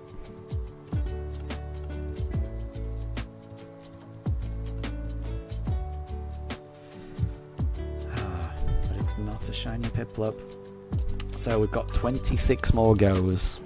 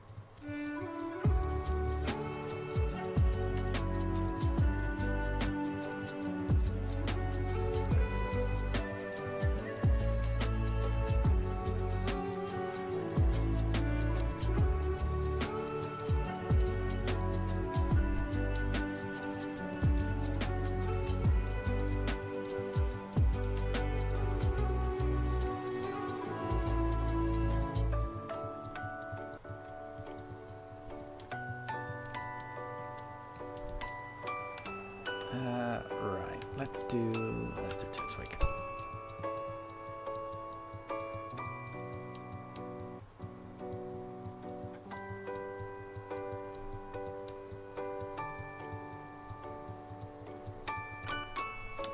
Nope. 25 more goes. I hope we can get it.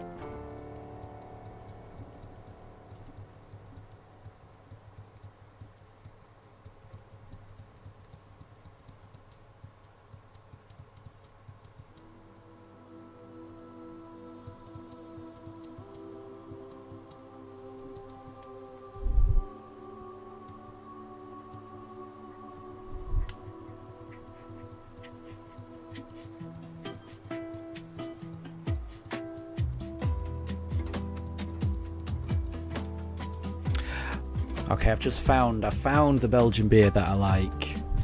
Took ages to find it. It's a Cantillon. That was the one that I remember going to. So Cantillon or Cantillon, they specialise in like sour Gers beers, but they are very, very hard to find outside of Brussels. But they're very good. That was my favourite, definitely. Right, let's go Piplup.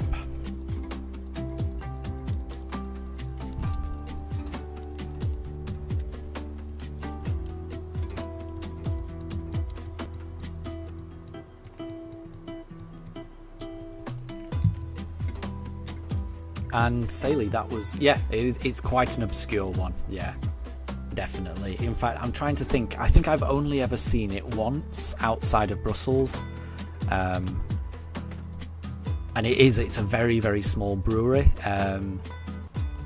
If you go, they only make a limited amount, and they have like little museum tours or brewery tours. But even then, it's difficult to buy the beer from them just because they produce so little. But it's if you like sour beers, they're very nice, very, very nice. So I would say if anyone was ever in Brussels, I would recommend trying to find some Cantillon. Never sure how you pronounce it, whether the L's are silent or not, but yeah.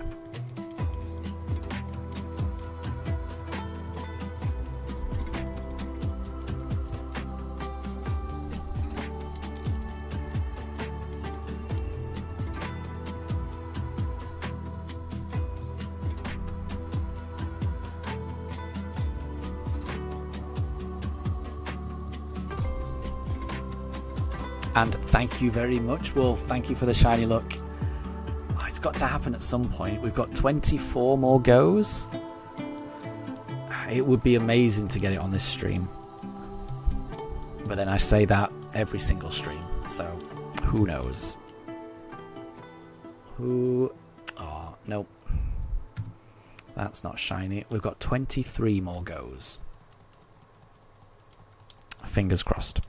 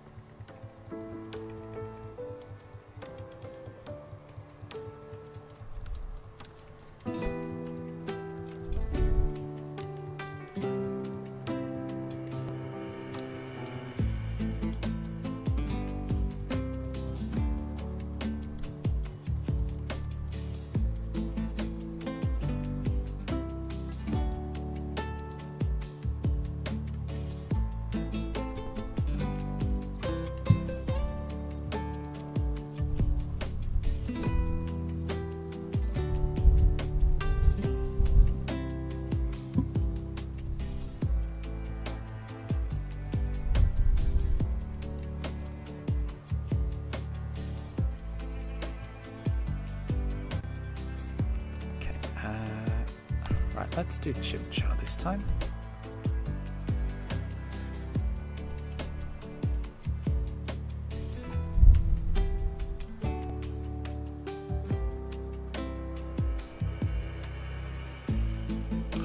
Nope. Nope, maybe next time. maybe next time.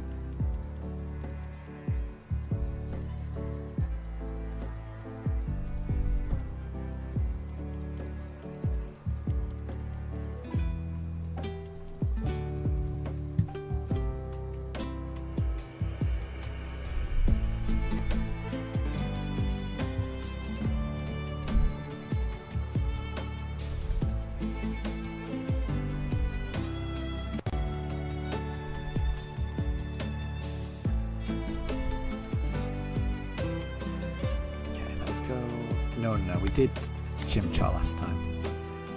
So let's try Piplup this time.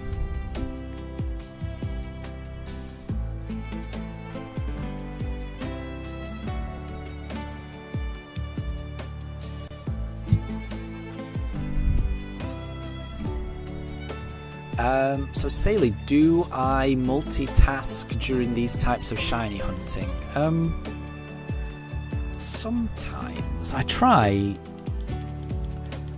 So, I mean, I've got my phone next to me, so I am able to do some other things. But it is, I do find multitasking a little tricky, I must say. There was a few streams, so after I got the Switch 2, I did a few streams where I was running the Switch 2 and the Switch 1 at the same time to get through more encounters faster. And I did find that a little too much. So that amount of, playing 2 games at once, that was a little bit too much multitasking for me. Because I did find I was, skipping things and not paying attention, and it was a bit tricky. So I think I definitely prefer just playing the one game at a time.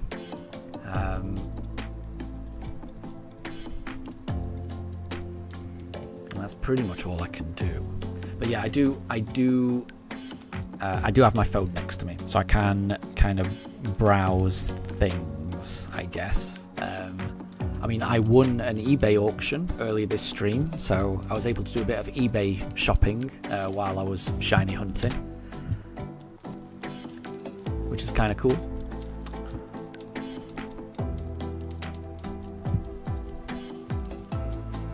But yeah, that's pretty much the extent of the multitasking that I'm capable of.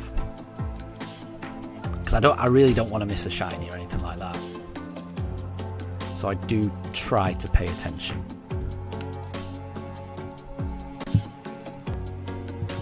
And have I found a shiny Starly while doing this hunt? Yes, I found a couple, but they were really early on in the hunt. So I found a shiny Starly on encounter number 77. So you can go back through the video and find that. I mean, encounter 77, I can't remember when that was. That was either the very first stream I did, or maybe the second.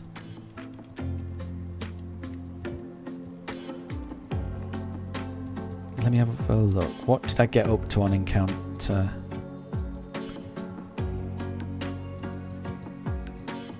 Yeah, so I think that was on the very first stream. So on the very first stream I did of this series, I found a shiny Starly on encounter number 77. And I found a second shiny Starly on encounter 679. So that, again, not, fairly early on, I would say. I don't know what stream that was. But nothing since then. So I found 2 shiny Starlies inside the first 700 encounters, and then 0 ever since. So I don't know. We've either been lucky or we've been unlucky. I don't know. I mean, I think it's always nice to see a shiny, even if it's one you can't catch. I think it's nice to see it. So I know some people get upset about the shiny Starly. I think it's quite funny. I quite like it. And it has visited me twice so far. Yeah, when I found it on my very first stream, I in my head I was thinking, oh, this is going to be a really lucky stream. You know, I'm going to find the shiny starter in no time. I've already found a shiny Starly. This is going to be dead easy.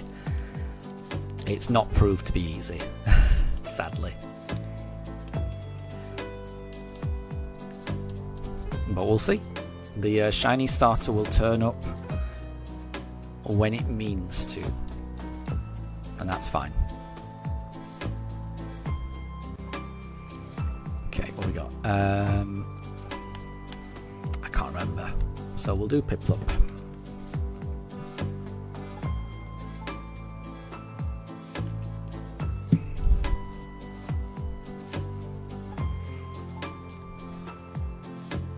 But I will say that sadly, when the shiny Starlies have appeared previously, it was before I got my microphone, so there's no reaction to me finding the shiny Starly, sadly, because that was back when, yeah, that was back before I had a microphone, and I was just talking through chat. I can't remember when I actually got the microphone. But yeah, when I first started this run, I did not have a microphone. Shiny Starly is basically mocking me. The Starly's saying, you expected a shiny starter, but it was actually me, the Starly. Yeah, probably. I can imagine that.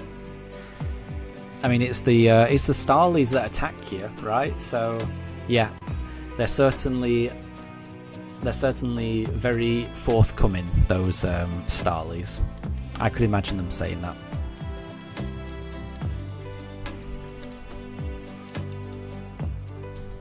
Okay, yeah, we did Piplup, so we'll do Turtwig.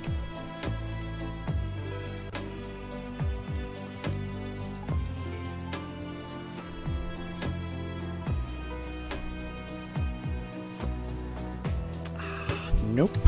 Okay, right, we got 17. Oh, that didn't reset it. We have 17 more encounters for this stream.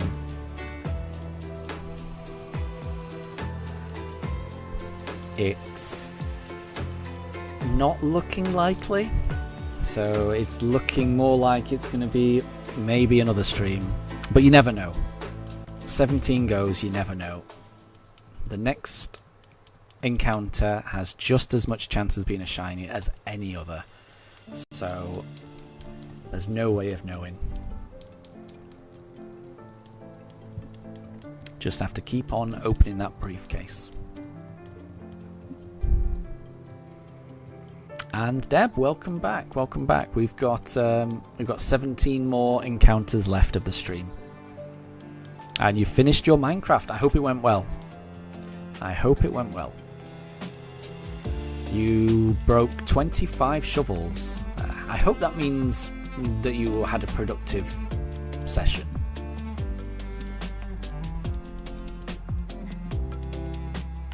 Okay, let's do Chimchar. So Sailor, you're saying that it'll be at encounter 5189. I really hope so. I really hope so. I would love that. Well, it wasn't encounter 5184, so maybe it could be.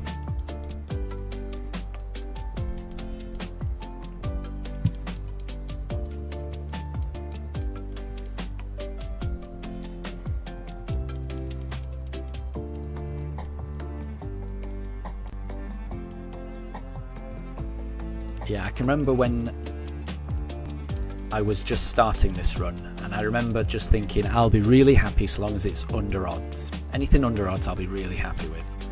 And as I've got closer and closer to full odds, and as we passed full odds, and now we're getting higher and higher, now I don't know what to think. So I've no idea. It will appear when it wants to appear, and that's fine.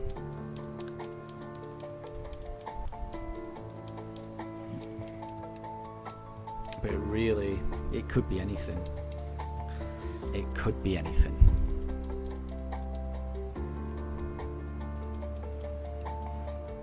Okay, so I think we did Chimchar, so let's do Piplup now. So Deb, you didn't even have the chance to start farming in Minecraft. You still have a chunk to remove, but hopefully you can do it by tomorrow. Hopefully. Yep, hopefully. And Deb, when is the next stream? That is a good question. It will not be tomorrow because I'm going into the office tomorrow. I don't know whether it's going to be on Tuesday. Usually I work from home on a Tuesday, so usually I would say the stream is likely to be on a Tuesday. So, not tomorrow, but the next day. But my boss was asking whether people could come in on the Tuesday, but it wasn't a demand, it was more of it would be nice if people came in on Tuesday because they had some news they wanted to share. And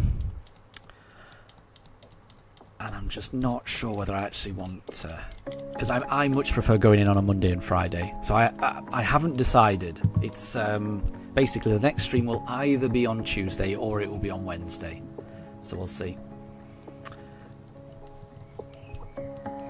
And Bopo, welcome to stream. Thank you very much for stopping by. So you always think your game is broken when you're dry on shinies for too long. Well, I mean, this has been a very dry streak for me. What is it? It's been over 2 months. It's been over 130 hours. And we're still searching. So I hope my game isn't broken, but you never know. I don't think it is. I mean, statistically, this is not too improbable. This is not too unlikely. Most people, when they do this hunt, the average amount of resets they will need to do is what the odds are, which are 1 in 4,096. Now, we are above that, but we're not massively above that, really. So we're only... I don't even know, but we are over odds, but we're not massively over odds that would make it, very strange that it's taken this long. Again, I'm not great at doing the probabilities, but this, the whole probabilities, it's all about a bell curve, isn't it? So most encounters, most successful hunts, they're going to be around the 4,096 mark, and they're either going to go over it by a little bit, under it by a little bit, and the further away you get from that median point, the more unlikely it becomes. So I don't think we're too far away from it, really. So what I mean by that is we've been unlucky, but I don't think we've been too unlucky. If the encounters start to get in the 10,000, 11,000, 12,000 encounters, then I would start to think I've been particularly unlucky. But at the moment, I think this is to be expected. This doesn't feel unusual to me. So we'll see. I will say that it is all unusual to me because this is my first ever shiny hunt for a shiny starter Pokemon. I've never done this before. So it is all new to me, but in my head I was always prepared for it to take something like this and a little bit beyond. So we'll see. Fingers crossed. Deb, you guess the starter is waiting for the Legend ZA release. It wants to play Legend ZA as soon as it becomes a shiny. Interesting. That might be it. I hope not, because that would mean doing an awful lot of resets all the way up till October. But you never know. That's not beyond the realms of possibility. We'll just have to see. We've got another 13 encounters, so let's see. I've lost track. I can't remember what we're doing, so we will choose Piplup, and let's see if that's shiny.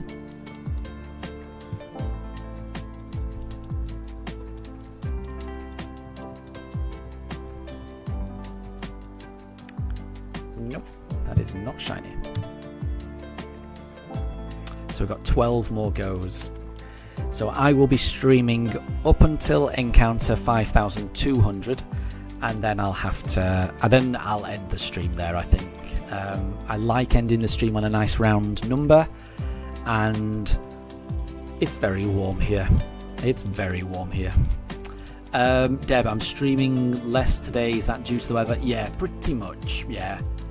If it's too warm for my dogs, it's not quite as fun for me to do this. I am still enjoying it, but I do much prefer doing this when my dogs are next to me. I feel a little less alone. You know, now I'm up here in the attic, and I've got no dogs next to me. It's not quite the same. It's still fun, but it's not quite the same. So I definitely much prefer it when my dogs are here. But it's just too warm for them, and it's a little bit too warm for me as well. Even with the windows open, even with the fans going, I wish I had air conditioning. I really do.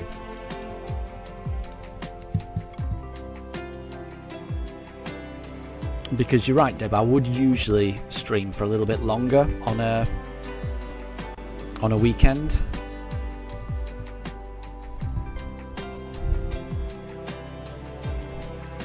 But yeah, it's very warm.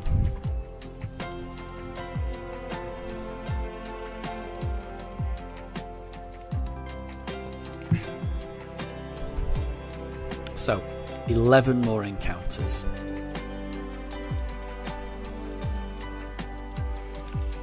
Fingers crossed. It would be amazing. I mean, well, so I'm saying I'm going to stream until encounter 200. I mean, if I were to get the shiny in these next 11 encounters, I would be streaming for a fair bit longer, so that I could actually enjoy the shiny. But we'll see. We'll see.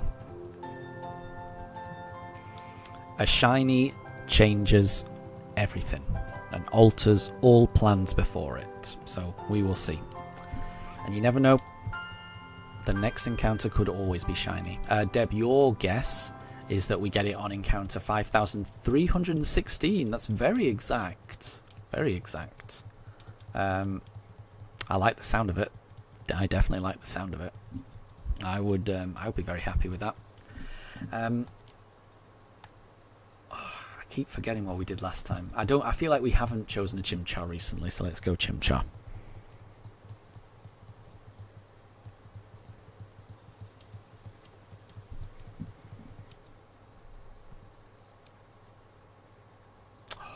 Nope.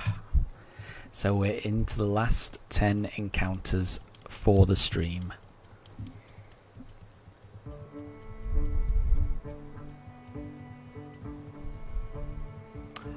Deb, yes.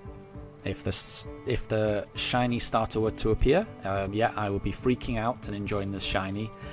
And yes, I would definitely have to be reminded to save, because that would be the worst thing. My gosh.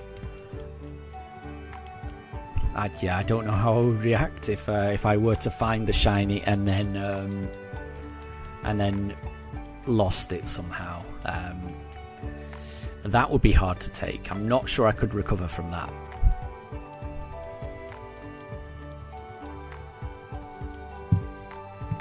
Yeah, after the journey that I've been on to get to this point, yeah, to lose it would be... I don't know how I would react to that.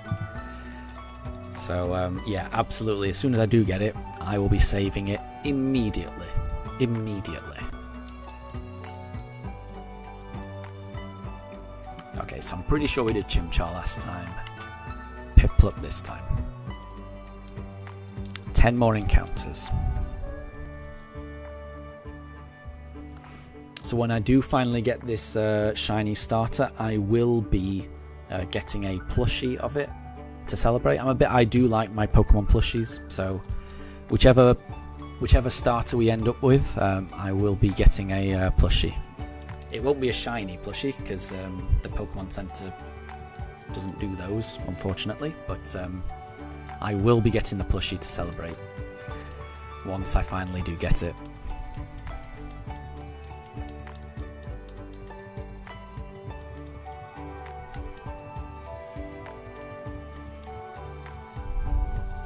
Deb, so you save after each battle in Pokemon Soars, because if anything goes wrong, then the journey is over. Interesting. I've never played that game, but yeah, that sounds like the best way to do it.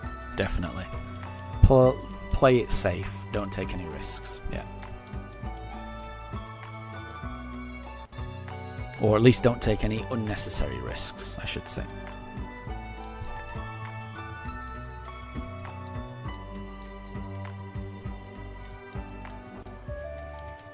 Right, I think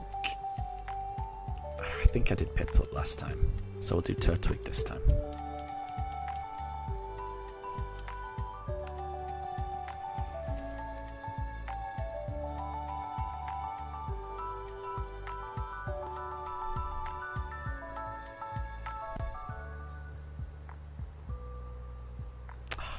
Nope.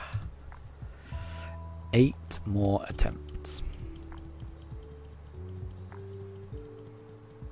And that makes sense, Deb.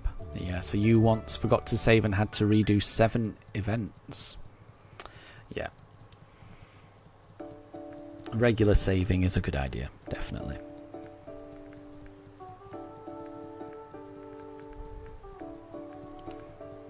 Right, so we did Turtwig, so we'll do Chimchar this time.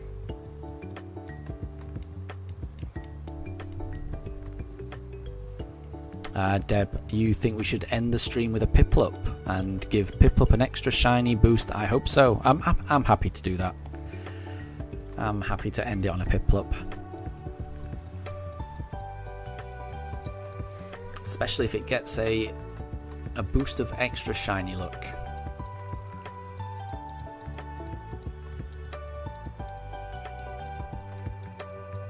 Okay, so let's go Chimchar this turn though. So, fingers crossed.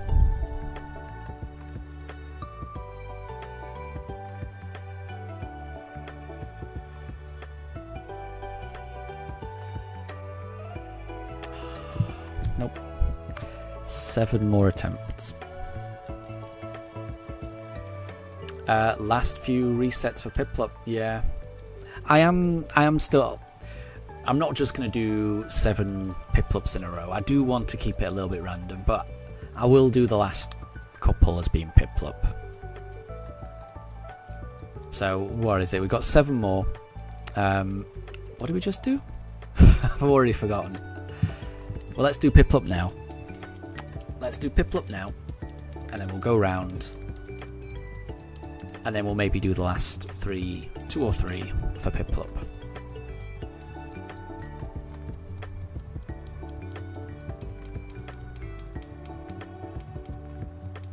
Yeah, the last 3 being Piplup. I'm okay with that. I like that. I'm happy with that.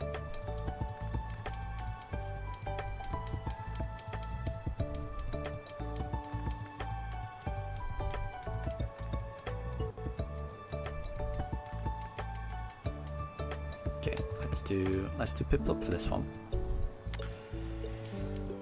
And fingers crossed.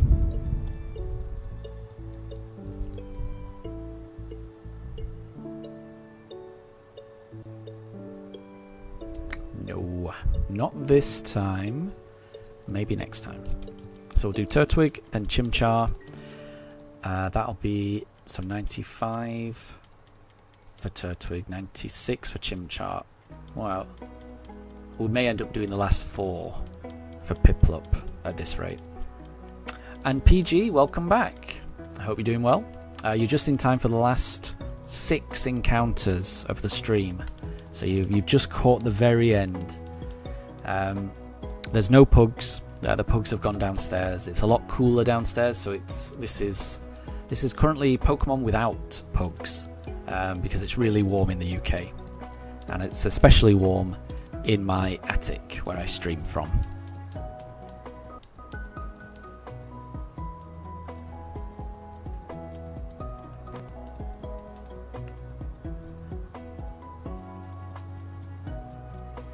And PG, it took you 5 hours to get your internet back. That's crazy. That would drive me insane. I'm glad you got it back.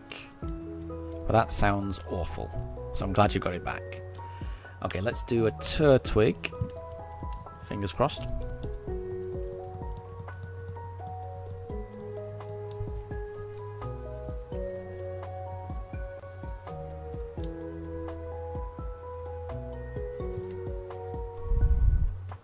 Oh, and PG, you had to call up a repairman to get it fixed. Wow. I mean, that is impressive that they were able to come out that fast. I know 5 hours doesn't sound fast, but if I tried to get an engineer out here, I'd be lucky if they came within a week. So, yeah, well, I'm glad you've got it sorted. I'm very glad you've got it sorted.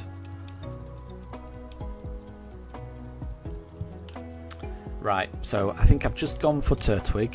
We're going to go for Chimchar. And then that will leave us with 4 encounters. And I think we're just going to go for Piplup 4 times in a row after that. So,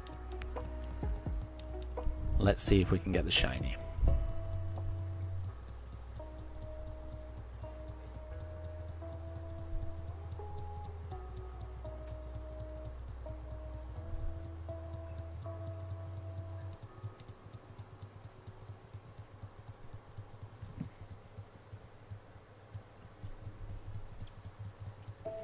Okay, so we'll go Chimchar. So this is the last Chimchar that we're doing for this stream.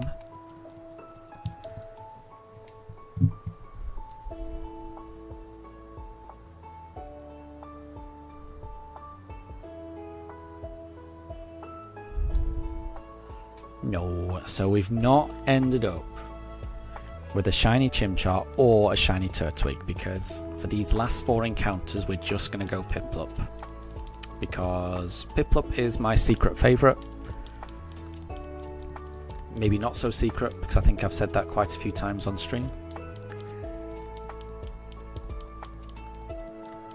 So PG, apparently it's quite common where you are for that to happen, so the engineers do come out. That's quite good, that's quite good.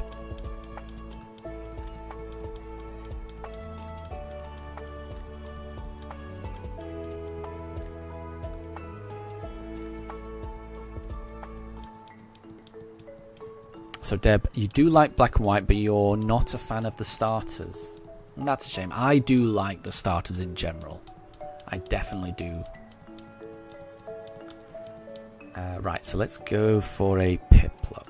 And then Saley, you think Superior, Embor and Samurott are all fun? Yeah, I agree. I definitely like Superior. I think Superior's contrary ability, its hidden ability, is very cool. Especially when you combine it with Leaf Storm, which ordinarily lowers its special attack, I think, but with Contrary, every Leaf Storm you do increases your special attack. So I mean, I definitely think Superior is very cool. Big fan of Snivy and Superior. But I will say, Black and White, I've never actually played those games. You know, I really, really do want to play them. Sadly, those were games that I didn't get a chance to play, so I can't wait for Black and White to get released again, re-released on the Switch, probably too. So here we go. So it wasn't the first encounter of Piplup. We're going to try encountering Piplup 3 more times. And Saley, you run Superior with Contrary and Leaf Storm in Pokemon Violet. Yeah, that's the only time I've been able to use it in Pokemon Violet. Yeah, I really enjoy it. I think it's great. It's a really, really cool Pokemon, I think.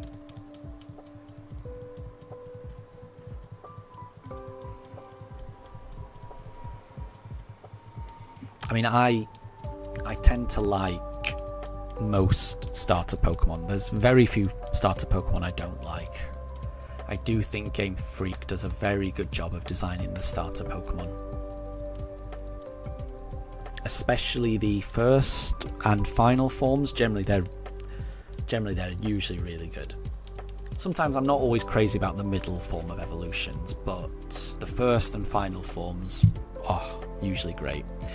Okay, so that wasn't shiny. We got 2 more attempts. 2 more attempts for a shiny Piplup on this stream.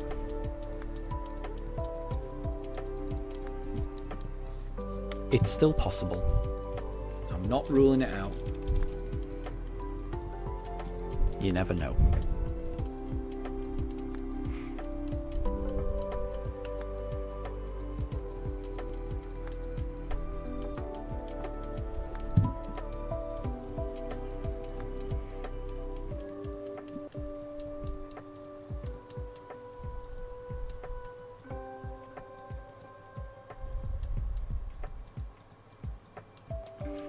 So Deb, you prefer Sandile, and Saley says Crocodile is great too. Yeah, I do like Crocodile as well.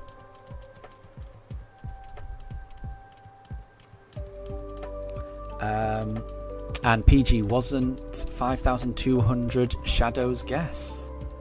I think it may have been. Somebody definitely guessed that we'd get it on encounter 5,200. We're very close now. So we're going to go for this Piplup. After this, there's going to be one more encounter.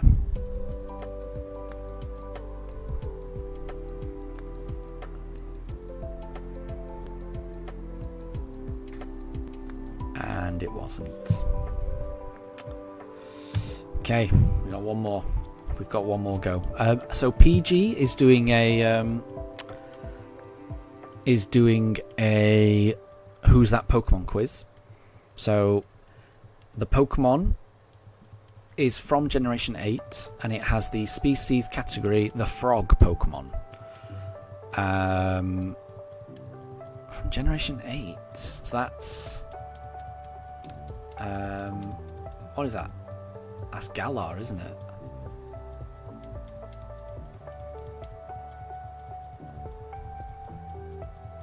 I'm trying to think of a frog Pokemon from Galar.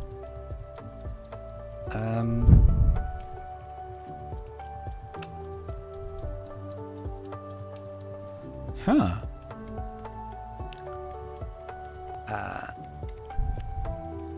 Could you give us a clue of what ability, or can you name one of the abilities that this Pokemon has? That might help. Okay, so this is the final encounter. We're going to go for a Piplup. Before I click yes, I just want to thank everyone for joining, for however long you've joined for today. It's been really lovely talking to you all. I hope everyone has a really lovely rest of their day.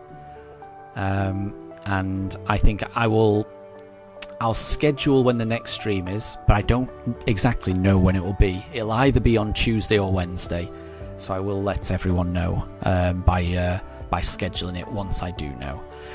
But I would like to get PG's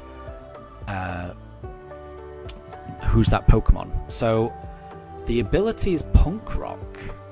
So is that Toxtricity?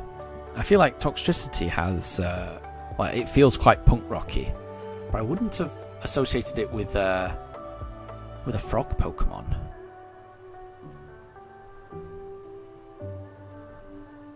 And I've never heard of that ability.